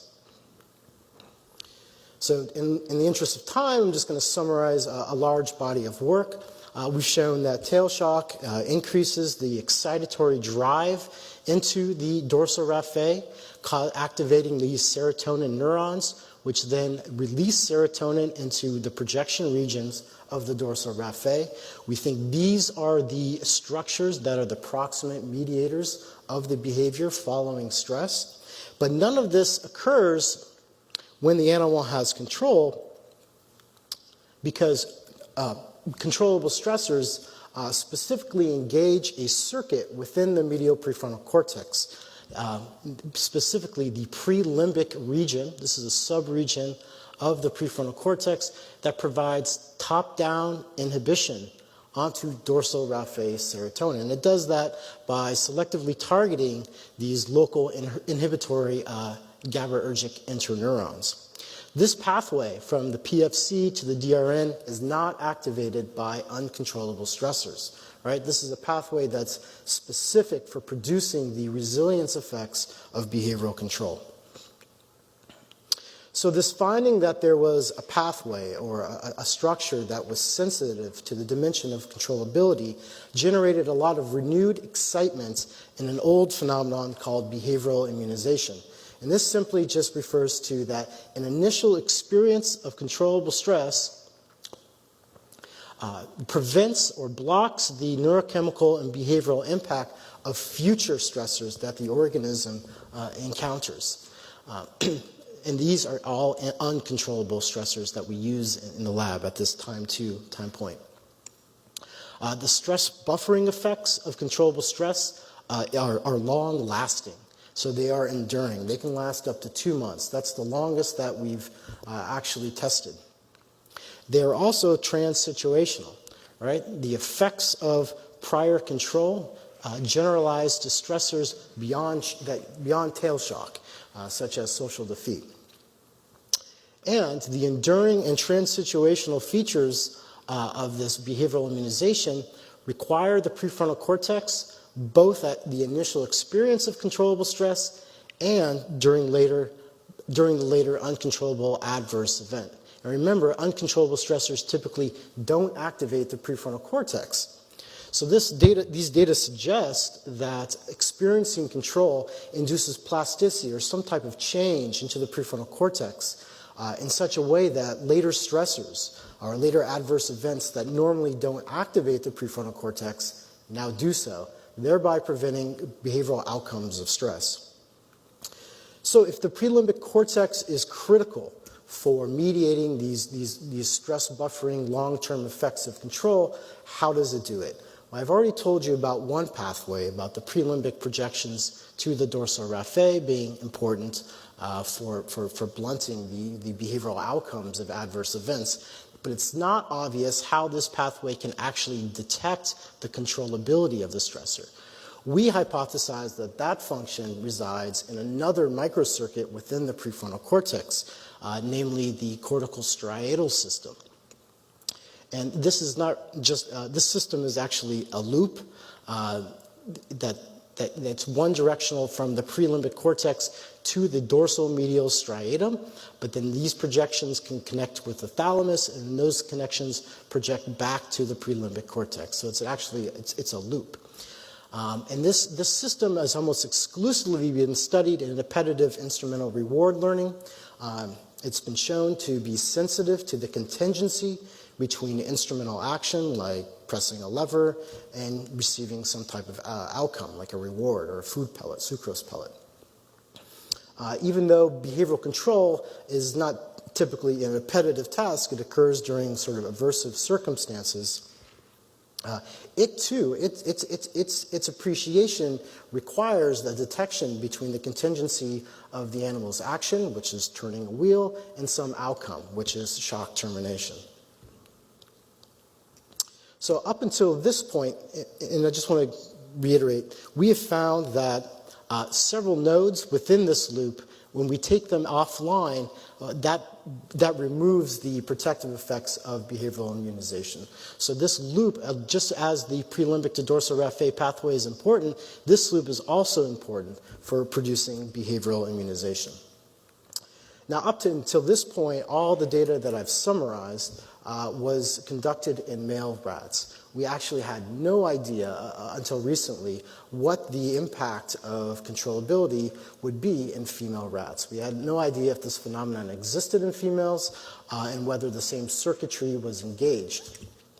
And of course, this is a very critical question. I'm sure all of you are aware there are in stress-linked disorders such as anxiety, depression, post-traumatic stress disorder, there's a higher incidence of prevalence rates in females than males, and the biological mechanisms that underlie these sex differences are currently very unclear.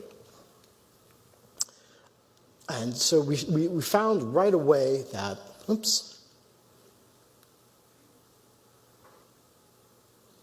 don't know what happened.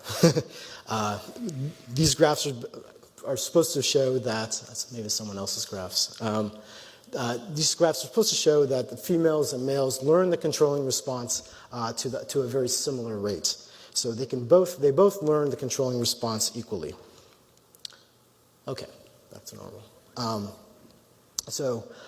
But even though females learn the controlling response to the same rate as males, behavioral control has shown to be not protective in females in any of the classic stressor controllability behaviors that we've measured. This is just a subset of the many behaviors that we've tested. And basically the profile of behavioral control, females that have behavioral control, is similar to uncontrollable stress. That is, there is a reduction in juvenile social exploration, which we've talked about today. There's also an increase in fear in animals that receive a foot shock. And there's also a deficit in escape learning. And just as comparison, for males, typically they explore very similar to animals that have no stress. Male behavioral control leads to low levels of fear, and they also perform fine in the shuttle box. So the pattern is very different between males and females that receive behavioral control in terms of behavioral outcome. And it's not surprising that the behavioral immunization effects were absent in females as well.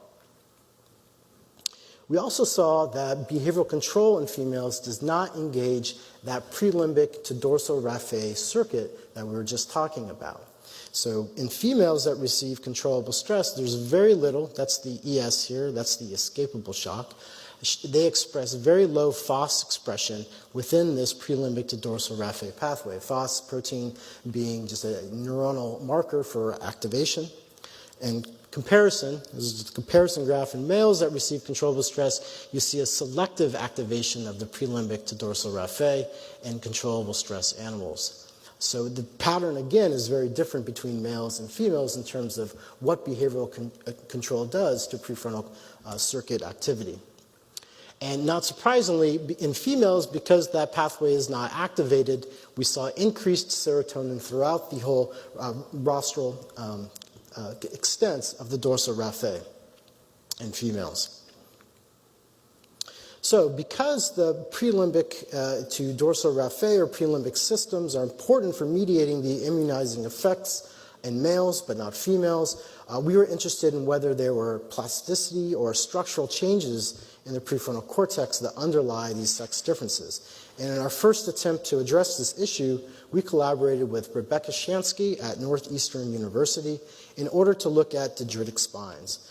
Dendritic spines are like mailboxes. That is the circuit component that receives incoming inputs from neighboring cells or cells that are located in very distant structures. And they undergo rapid morphological changes in response to experience. In fact, they're generally thought to be a cellular substrate of how experiences are stored in the brain. And as their connections become strengthened, dendritic spines can transition from sort of an immature state, which have a long, thin neck and a short diameter head, to what's called a more mature state, which is a large diameter head and a constricted neck. And we were interested in examining dendritic spines just in those prelimbic neurons that project to the dorsal raphe. In order to do that, we first, before stress treatment, we injected a fluorescent retrograde tracer in the dorsal raphe. This gets taken up by nerve endings and gets transported back to the cell bodies in the prelimbic region. So in this way, we can actually visualize in the prelimbic region the cells that actually project to the dorsal raphe. And what we found was that only in males that received controllable stress, we found a greater ratio of mature spines in the prelimbic to dorsal raphe pathway compared to immature spines. And this was only seen again in the males that received controllable stress relative to the other male groups and to all the other female groups. So our ongoing work is trying to address why behavioral control is ineffective in females. Why do we see these changes to the prefrontal cortex in males but not females? And as I told you in the beginning, that there is a learning system, the cortical striatal action outcome system, that's responsible for males used for acquiring the controlling response. But there's also a second learning system in which instrumental actions can be encoded. And this one is called the habit system. It involves the dorsolateral striatum and sensory motor cortex. It's said to be reflexive or insensitive to the contingency between actions and outcomes because it relies on a stimulus-response association. And most importantly, it's independent. It operates independently of the prefrontal cortex. So the prefrontal cortex has no knowledge of the controllability of the stressor. And we've shown that recently, this is unpublished work, that females can learn behavioral control by selectively activating the habit system, that's the dorsolateral striatum, rather than this action outcome system. And so this profile is the complete opposite of what we see in males. So in order to make females learn the controlling response with that action outcome system, the system that males use, what we did was we lesioned the habit system prior to stress treatment. And when we take this habit system offline, behavioral control in females now becomes protective. We've made them acquire the controlling response with that system that's connected with the prefrontal cortex.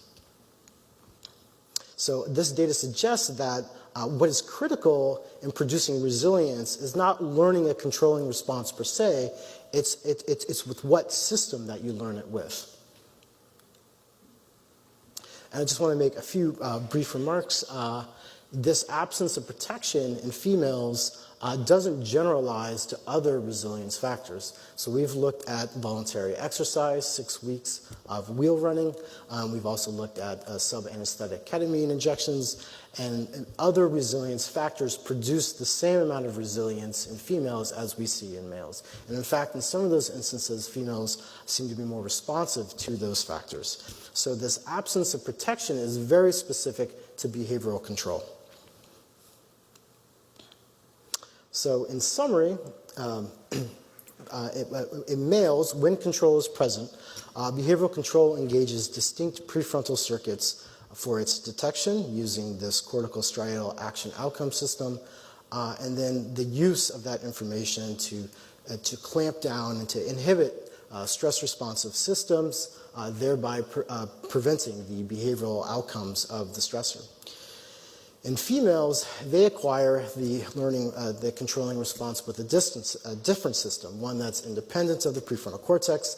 This is namely the habit system. And our ongoing work, of course, is trying to get at why males and females acquire this instrumental task with two different systems. And it may be the case that small differences in process can lead to large differences in outcomes. So we know that both of these systems are present in males and females. They more or less have the same function in males and females. But it may be under certain circumstances, the females are biased to use the habit system, or they shift to the habit system faster than males, and that creates these large behavioral outcomes. And more generally, I think the work speaks to the experiences with coping skills may protect an individual against the development of disorders by biasing the prefrontal cortex to respond actively in the face of future adversity, thus reducing its impact. And by extension, this represents a possible mechanism for the enduring effects of psychosocial interventions, the ones we've talked today, mindfulness or cognitive behavioral therapy. Those interventions that try to provide individuals with skills or tools to regulate negative emotions or to increase their capacity to manage future adversity. All of these things have a strong element of perceived control, so the effectiveness of these interventions may rely on strengthening prefrontal cortex regulation of subcortical stress structures, as David Creswell talked about earlier today. So I just wanted to give thank you to my collaborators at the Colorado, longtime collaborators Stephen Mayer and Linda Watkins, also Isabella Fallon and Sam Dolzani, who did conducted a lot of the initial sex difference stressor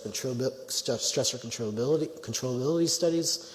And of course, our collaborator, Rebecca Shansky at Northeastern, Benjamin Greenwood at CU Denver, and of course, NIH for making this long-running project possible. Thank you for your attention, and I'm happy to ask any questions.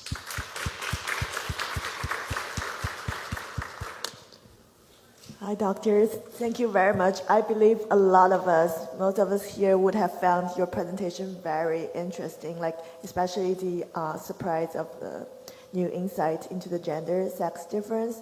I loved your conclusion about the potential potential application of this finding. It's very encouraging to see actual neuroscience finding having an impact on the psychosocial interventions, which is what we ideally always want, but very hard to achieve. So in that case, I have a question. Given the sexual difference, the difference between genders, you have found out, which is very striking, how would that imply for the psychosocial interventions? Does that mean it wouldn't be as effective for female patients who, I don't know that much about the human literature in terms of how sex differences and psychosocial interventions. I'd be interested in hearing from anybody if they know more about this. I do know that again, it's showing our work that shows that the habit system is engaged by females. We know that in humans, stress causes a shift to the use of the habit system. And again, I don't think the experiments have been designed yet to really tease out if there are sex differences and how sex impacts the habit versus goal-directed or action outcome learning in humans. Certainly, when we look at the human experiments, there's both males and females, but traditionally they're not isolated, that sex is not isolated as a variable. So that's something that certainly this type of work gives fodder to exploring in the future. I have another question. I was just curious, how did you decide that you were to use like only one gender of the mice for the first batch of experiment? Is it like it's the discovery of the gender difference something expected, or did it come as a surprise? Yeah, so this work has been going on for a long time. Prior to my starting in the University of Colorado Boulder, all the work when I arrived was done in males, and all the circuit work was done in males, and I think it just kind of fed each other.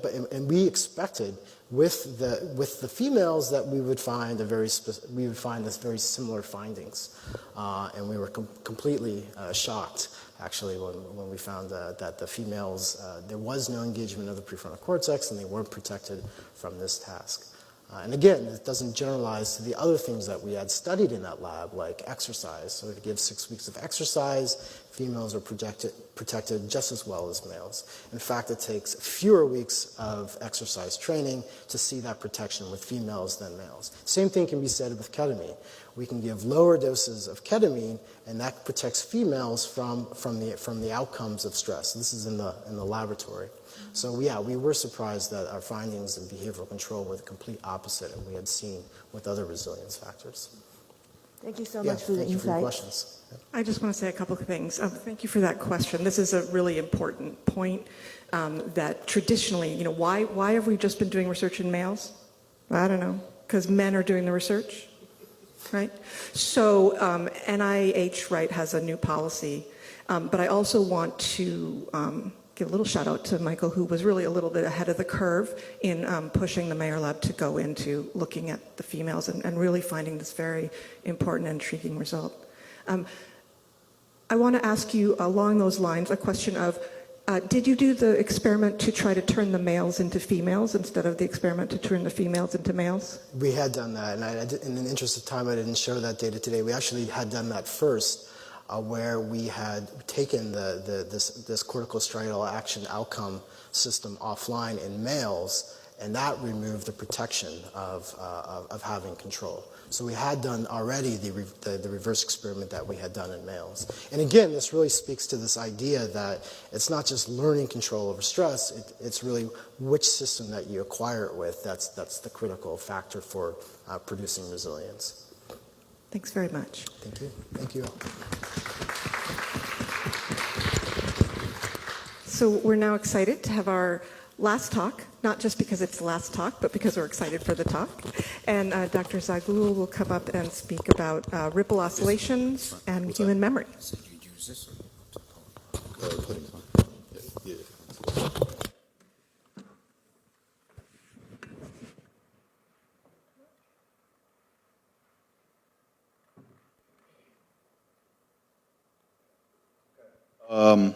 So first of all, thank you for inviting me to speak. I know it's the last talk, so I'm sure everyone's eager to get out of here, so hopefully we'll try to get through this.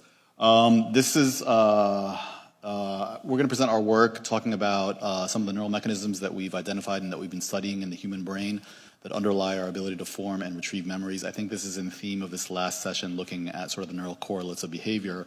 The behavior that we are particularly interested in our lab is this behavior of memory formation.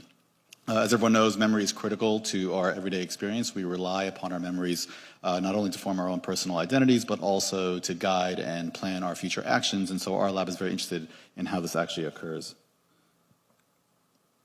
As you know, of course, there are many different types of memory. The memory that we focus on in our lab is a specific type of memory known as episodic memory. So this is the memory of episodes or events that you've experienced at a particular time or place in the past. So this would be the memory, for example, of your first date or your last vacation. Now, it's argued, of course, that the study of episodic memory is really best accomplished in humans. Humans are unique in their ability to use language, and so they can use language to explicitly describe a recollection, which is one of the key requirements of episodic memory. And so we take advantage of the opportunities that we have to study episodic memory in our human participants. Now, the study of episodic memory, of course, is an active area of research, and it seems to involve a complex interaction among multiple structures in the brain. When you first experience an episode or an event, you process information about the episode, the contents of that episode, as well as the surrounding context, the time and place during which that event occurred, in these cortical sensory areas and cortical association areas. This information is then conveyed down to these medial temporal lobe structures, such as the entorhinal cortex and the parahippocampal gyrus, and then ultimately to the hippocampus, which tries to help integrate this information about an episode and its content and its context. Hippocampus, in turn, then communicates back with these medial temporal lobe structures, with these cortical association areas, and also with the prefrontal cortex. And all of this together allows us to experience a new event, to encode these events into memory, and to organize these memories. Now, there's some evidence that suggests that when you actually retrieve or you recall a memory, you actually replay some of these patterns of neural activity that we see in the brain. And so that's what we're going to focus on today. So one of the things that gives us the opportunity to do this is actually in the context of treating patients, and specifically we treat patients and we see patients who have drug-resistant epilepsy. As you guys know, epilepsy is a neurological disorder. It affects approximately 1% of the population, so that's about 3 million people in the United States. You can treat seizures with medications, but in about a third of patients you have what is known as drug-resistant epilepsy. They continue to have seizures despite best medical therapy. Now, it turns out seizures in these patients oftentimes affects many of the same regions that are involved in episodic memory formation and language, which are the temporal lobes oftentimes. And so one of the major comorbidities that we see in patients with epilepsy is poor memory, suggesting that chronic or uncontrolled seizures can have a debilitating effect on their cognitive function and behavior. Now, as I said, you could treat these patients with medications, but in those patients that fail medication, one option is to actually offer them a surgical resection. But to do so successfully, this really requires us to be able to identify exactly where in the brain the seizures are coming from, and so we can actually specifically take out that part of the brain. And so in order for us to identify these areas of the brain that are involved in seizures, we use a lot of non-invasive tools such as imaging and EEG, and even looking at the history and the semiology of the seizures themselves. But oftentimes, we can't actually localize with those non-invasive tools, and we resort to actually performing a surgery where we place electrodes directly on the brain and in the brain to identify where that seizure activity is coming from. And so just to give you an example of what that looks like, this is one of our patients. What we're looking at here is a temporal lobe exposure in this patient, and you can see that we place these electrodes directly on the surface of the brain. There's also electrodes going underneath that brain. And from a clinical perspective, this gives us a very powerful tool to try to identify where it is seizures are coming from. We place these electrodes, we close everything up, we watch this patient in the monitoring unit for 1 to 2 to 3 weeks. We wait for them to have a bunch of seizures, and then based on where we record that seizure activity, we can go back in and actually remove that specific part of the brain that's involved in seizures. But it turns out that this also gives us a tremendous opportunity from a research perspective, because during this monitoring period, the patients are actually awake, they are in the hospital, they are interactive, oftentimes they are bored, and so we can ask them to participate in different types of tasks or games and we can that are designed to test their memory, and we can ask what this neural activity that we're recording with these electrodes looks like when people actually form and retrieve different memories.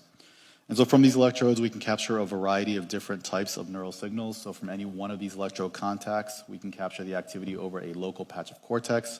This generates what's known as an intracranial EEG signal.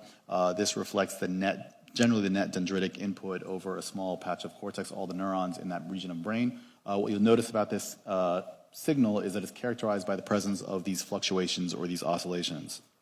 As most of you probably already know, these oscillations have been well described in the literature. They come in a variety of different frequencies, and they've been linked with a variety of different behaviors. We can also look at activity across different brain regions, and we can ask how information is conveyed from one region to another by asking how correlated activity is between brain regions. This gives us a sense of what's happening at a larger network level, so how these network communications and network interactions are actually being changed when you form and retrieve memories. And then more recently, using special microelectrodes, we can actually now capture the activity of individual neurons, and we can actually ask how action potentials and individual spikes are involved in this process of memory formation and retrieval. And so our work is really focused on examining these neural signals in the human brain across these three spatial scales, looking at activity at the network level, at the local level, and at the neuronal level to ask how this activity allows us to actually form memories and retrieve memories. So as I said, we really focus on episodic memory in our lab. Again, one of the key features of an episodic memory is that each memory is comprised both of the content of that memory as well as the surrounding context. We have a lot of work going on looking at how content and context are represented in these memories. As I said, we also look at how these signals are actually represented across these different spatial scales. But largely, in order for us to help us think about how to actually think about memory, we generally think about it using this very simplified schematic. So what I'm showing you here is a very simplified representation of the state of your brain. And you can imagine that from moment to moment, the state of your brain is changing. It's always exhibiting these fluctuations. And the state of your brain can reflect what you're seeing or what you're thinking about or even who you're talking to. It represents both a spatial temporal context as well as an internal context. Now, suppose that you experience a memory. Suppose that you and I engage in a great conversation in a restaurant. Well, if you're going to remember that conversation, you're going to embed the memory of that conversation within this context. Now, suppose at a later point in time, you're walking down the street and you happen to see this restaurant. Seeing this restaurant might trigger you to remember this conversation that we had. And there's substantial behavioral evidence and psychological evidence that suggests that when this occurs, you mentally and internally jump back in time and you re-experience not only the conversation that we had, but also the surrounding context, the restaurant, the time of day, perhaps what you were wearing, where you're going to next. And so this is a process that we are all familiar with whenever you remember an event that you've experienced before. You can imagine yourself going back mentally and re-experiencing that event. This is a concept that was coined as mental time travel by Tulving in the 1970s. And it presents us with a directly testable hypothesis. And the hypothesis is that when you first experience an event or an episode, there should be a pattern of activity that we can identify in your brain. And if you go back and you re-experience that episode by retrieving it, what we should see is that your brain replays or reinstates a very similar pattern of activity. And so we can test if this is true. And so the way we do this in the lab or in the monitoring unit with our patients is we have them participate in this simple paired associates verbal memory task. So in this task, we present them with these pairs of words. They are common nouns, and in each individual pair, we ask them to form this novel association between the words. They then solve some simple math problems as a form of distraction, so we're trying to avoid being in the realm of working memory. And then later on, during testing, we cue them with one word from each pair, and their job is to remember what the associated word is. And so we like this paradigm because it offers us two major advantages. So first of all, as I said, it is a verbal memory task, and oftentimes many of the electrodes that we place are in the temporal lobes of these patients. These are regions of the brain that are responsible for both language and semantic processing. In order for you to actually complete this task, it requires you to draw upon the meanings of these words. And so we expect that there is some representation of these words and these meanings in the neural data that we actually capture from these electrodes. But the second and more important reason why we like this task is that it gives us direct control over what memories they are trying to form, and specifically it gives us direct control over what memory they are trying to retrieve and when they're trying to retrieve it. And so we can examine what this activity looks like in the brain when you are forming a memory, and then we can examine what this activity in the brain looks like when you're retrieving a memory and ask if they're similar. And so the way we do this is we take our neural data and we construct what we call what are known as feature vectors. And so we can use any type of neural data to actually populate these vectors. And so in this example here, what we're doing is we're looking at the activity from each of these electrodes that we've implanted in the brain. We take that intracranial EEG signal that I told you about before. We ask how much power there is in different frequencies, and we use those different powers across those different electrodes to populate this feature vector.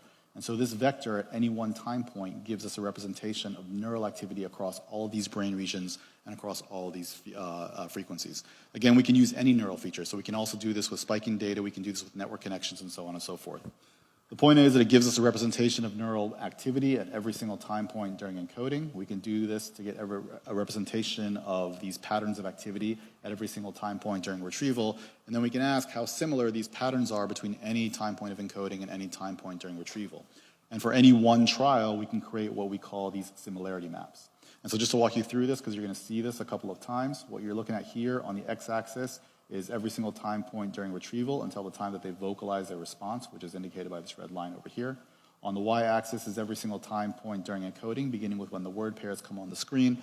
And the color of each pixel tells us the extent to which that pattern of activity was similar between that encoding time and that retrieval time. So when you see a big blob happening right before they vocalize their response, that means that there was a pattern of activity that was present right before they vocalized that was quite similar to the pattern that was happening when they were first exposed to these words, when they were encoding these words into memory. And so one of our earlier studies, we actually did this by looking at these intracranial EEG signals and spectral power across 32 participants. And what we found is that across all the participants, what you see is significantly greater evidence of reinstatement of these patterns of activity when people successfully retrieve the words compared to when they were incorrect. Obviously, these differences were significant. We also found that these patterns were actually specific to the individual word pairs themselves. So this gave us our first piece of direct evidence that there is activity in the cortex that is being replayed when you retrieve an individual memory. Subsequent to that, we actually wanted to extend this and to see what happens when we look at a smaller spatial scale. And so this is when we started looking at these individual neurons with these special electrodes that I mentioned earlier. These are microelectrode arrays. They are known as Utah electrodes or microelectrode arrays. They are comprised of 96 channels.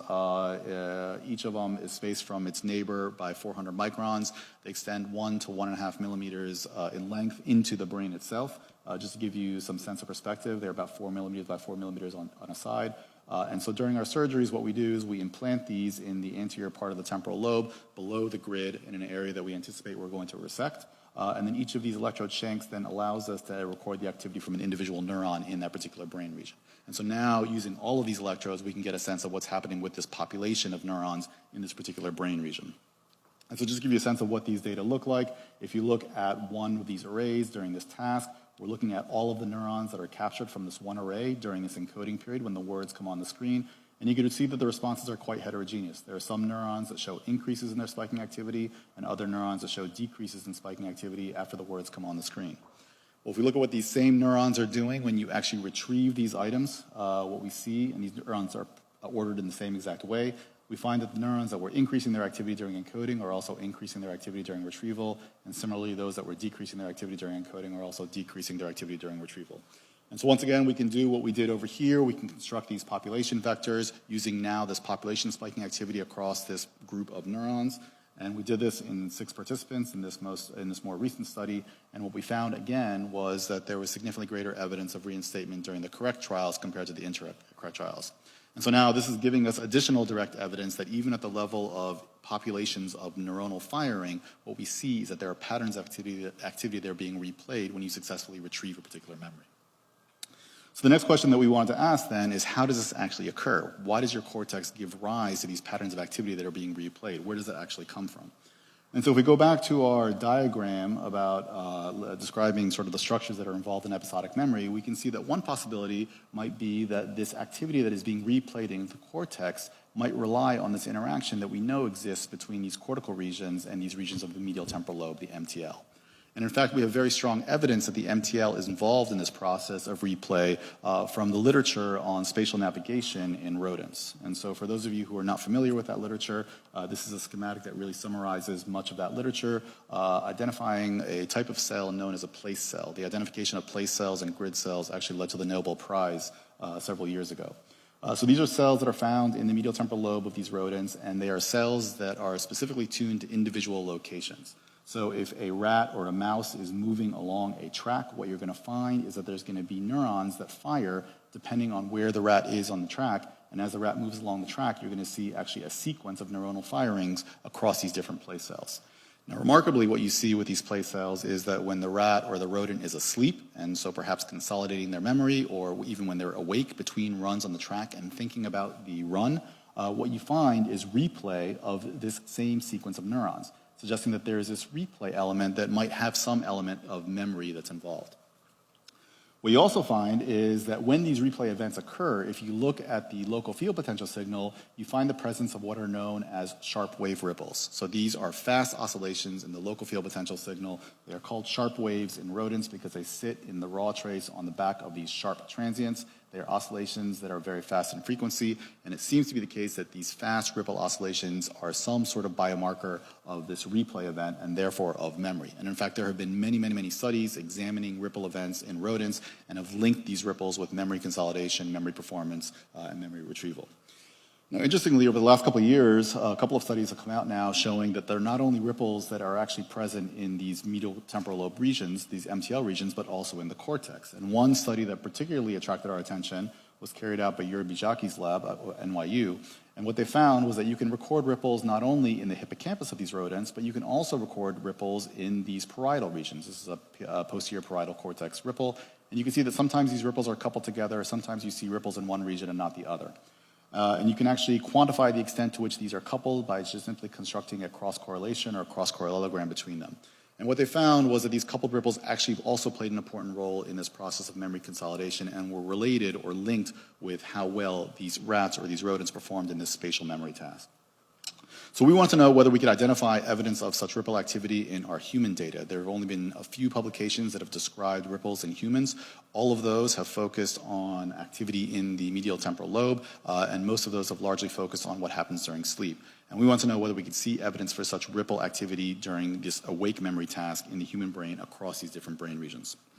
And so if we look at our data, so this is one of our subjects, you can see that we have electrodes, again, over the lateral temporal cortex, but we also have electrodes overlying the medial temporal lobe structures, such as the entorhinal cortex and the subiculum. And if you look at this activity captured from one of these MTL electrodes, both in the raw trace and in the filtered trace, we can see that we find evidence of this ripple activity. Again, these are these fast oscillations in this ripple band over here.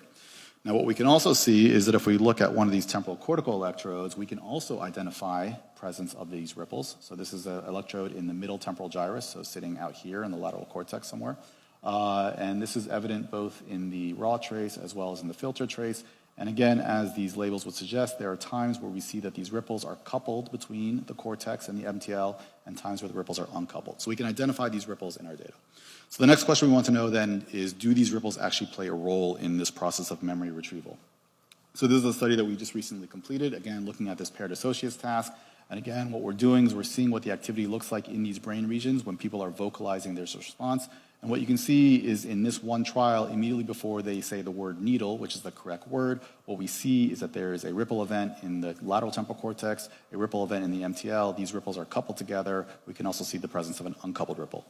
And so if we look at all of the correct trials that this participant completed, what we see is, and we're going to mark every ripple event with this little tick mark on these roster plots, where 0 marks the time that they vocalize their response. We can see that if we look in the MTL electrodes, immediately before vocalization, we see a significantly greater number of ripples in the MTL during the correct trials compared to the incorrect trials. We also see, importantly, a significantly greater number of coupled ripples. These are ripples that are happening both in the MTL as well as in the lateral temporal cortex during the correct trials compared to the incorrect trials. As a control region, we also looked at the primary motor and sensory cortices. These are regions that should not be involved in memory retrieval, and we don't see much ripple activity that's being modulated in this task. So this was consistent across all of our subjects. What we found is across all participants, immediately before vocalization, we see a significant increase in the number of ripples in the MTL during the correct trials compared to the incorrect trials, a slight increase in the number of ripples in the cortex, but importantly, we see a significant increase in the number of coupled ripples between these brain regions. Now, of course, it's possible that these coupled ripples, this increase in the coupled ripples that we see are largely attributed only to the increase or to the fact that we just have more ripples that are present in the MTL. And so, of course, we did a number of control analyses to account for this. Primarily, we looked at something called the conditional probability. This tells us the expectation that you would see a ripple in the cortex given the ripple that was present in the MTL.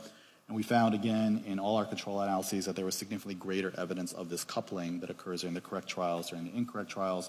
We also recreated those cross-correlograms that were demonstrated in Bijaki's paper, and again, we see significantly greater evidence during these correct trials compared to the incorrect trials. So together, all these data suggest to us that when you are successfully retrieving a memory, we see increases in these ripples in the MTL, and also we see increases in the coupled ripples between the MTL and the cortex. And so finally, to tie in everything that we had done previously, then we wanted to ask, okay, are these ripples at all related to this process of reinstatement that we had seen earlier? And so what we did is we took our data during retrieval and we locked all of our data to the presence of these ripple events, and then we asked what these patterns of activity look like during that time period compared to what happened during encoding. And what you see is that when we lock our data to the presence of these ripples, we see significantly greater evidence of reinstatement during the correct trials compared to the incorrect trials. If instead we just choose random time points during the retrieval time period, we don't see such clear evidence of reinstatement. And so together, these data suggest that these ripples not only are playing an important role in this process of successful memory retrieval, but somehow they are related to this process of reinstatement that we're observing in the cortex. So just to give you one brief view of what we're doing moving forward, of course, there's always the question of what it is that we're actually recording when we capture these signals using these cortical electrodes and what these ripple oscillations might mean. And so we actually now have some recent evidence suggesting that there's actually some neural activity that underlies these ripple oscillations. And so again, if we look at our recordings, we can capture these ripple oscillations in these cortical electrodes. But as I mentioned to you earlier, we also have the ability to capture the activity of individual spikes. And so we can look at what's happening in the neurons that are sitting below this recording electrode where we see this ripple. And what we find is every time we see one of these cortical ripples, what we see, this is using our microelectric arrays that I mentioned earlier, every time we see one of these ripples on the cortex, what we also observe is a burst of spiking activity. And it turns out that these spikes are actually ordered in their activity. This is a paper that's actually currently in revision and suggests that, and so these individual neurons are firing on individual microelectrode channels, and what we see on the individual microelectrode channels are also the presence of these little micro ripples. So it suggests that these ripples that we're recording are actually reflecting this neuronal activation that's actually happening underneath, and it turns out that this neuronal activation is actually quite organized in the way it actually proceeds. So to conclude, I think what I've hopefully shown to you today is some evidence suggesting what happens when you form a memory, but importantly, what happens when you retrieve a memory. And the primary sort of evidence that we have suggests that when you retrieve these memories, there seems to be some interaction that's occurring between the MTL and the cortex through these ripple oscillations that we've described. And this interaction somehow leads to our ability to actually replay these patterns of activity in the cortex, which allows us to actually re-experience or mentally travel back in time and replay a particular episode that we experienced in the past. So finally, I want to thank all of the people who actually did all of this work, which are the current and former members of our lab. These are the current members right now. We're continuing these projects looking at these mechanisms of memory encoding and retrieval. I also want to thank our close collaborators in the epilepsy service here at NIH, as well as my partners and colleagues in the surgical neurology branch. So thank you very much.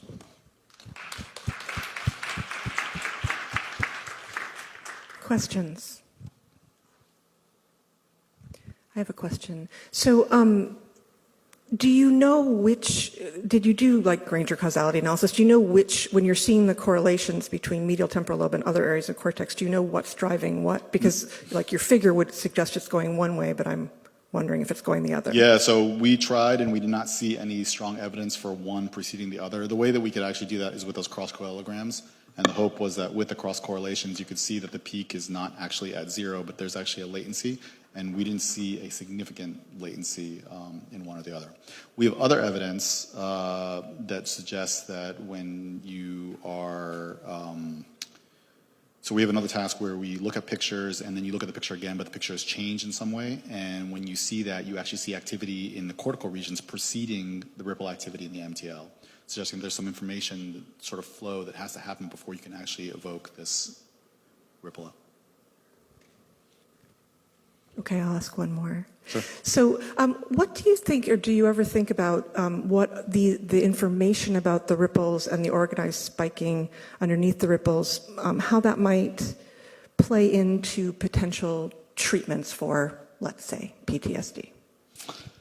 Yeah, so I don't know specifically about PTSD, but I can tell you one thing that we certainly are trying to look into now is what happens when you have what are known as inter-epileptiform discharges for people with epilepsy. And so there's a lot of evidence that suggests that when you have these little focal acute little events, these little spikes, you actually disrupt cognitive function during that specific time. And our hypothesis is that if these ripples and if these spikes are organized in a way that's meaningful for when you are encoding and retrieving memories, that perhaps what's happening with these epileptiform discharges is that you're actually getting disorganized activity, and that's what's making you essentially cognitively dysfunctional. It turns out that epilepsy obviously is what we study, but there's a lot of crossover between epilepsy and a lot of other psychiatric and other sort of mood disorders, and a lot of it actually, like for instance depression and I think PTSD, actually shows some evidence of abnormal activation. And so I would suspect that those things might be similar in those diseases, but obviously we don't have a way to record activity in those people. Thank you very much. More questions? Sorry, I had a question. How does sleep correlate with the ability to retrieve information? Yeah, so that's a very hot topic and a very good question. And we unfortunately don't work very much on sleep directly, although we've talked about it. But the basic idea is that people believe that sleep is very important for this process of memory consolidation. So there's this two-stage model of memory. So the idea is that you experience something and you sort of maintain this stuff in your sort of your working memory, but eventually you need to consolidate it so that the hippocampus and the MTL can be disengaged. So for instance, if I ask you where your address is, you shouldn't have to rely on your MTL structures to tell me what your address is. You already know it. And so how does this actually happen? So a lot of people think that this happens during sleep. So consolidation actually happens during sleep, where the hippocampus and the MTL is promoting replay of this activity to eventually allow the cortex itself to sort of ingrain or sort of solidify these synaptic weights that actually encode the memory into long-term storage. Interesting. Thanks very much. Let's thank our last speaker and all of our speakers. Thanks.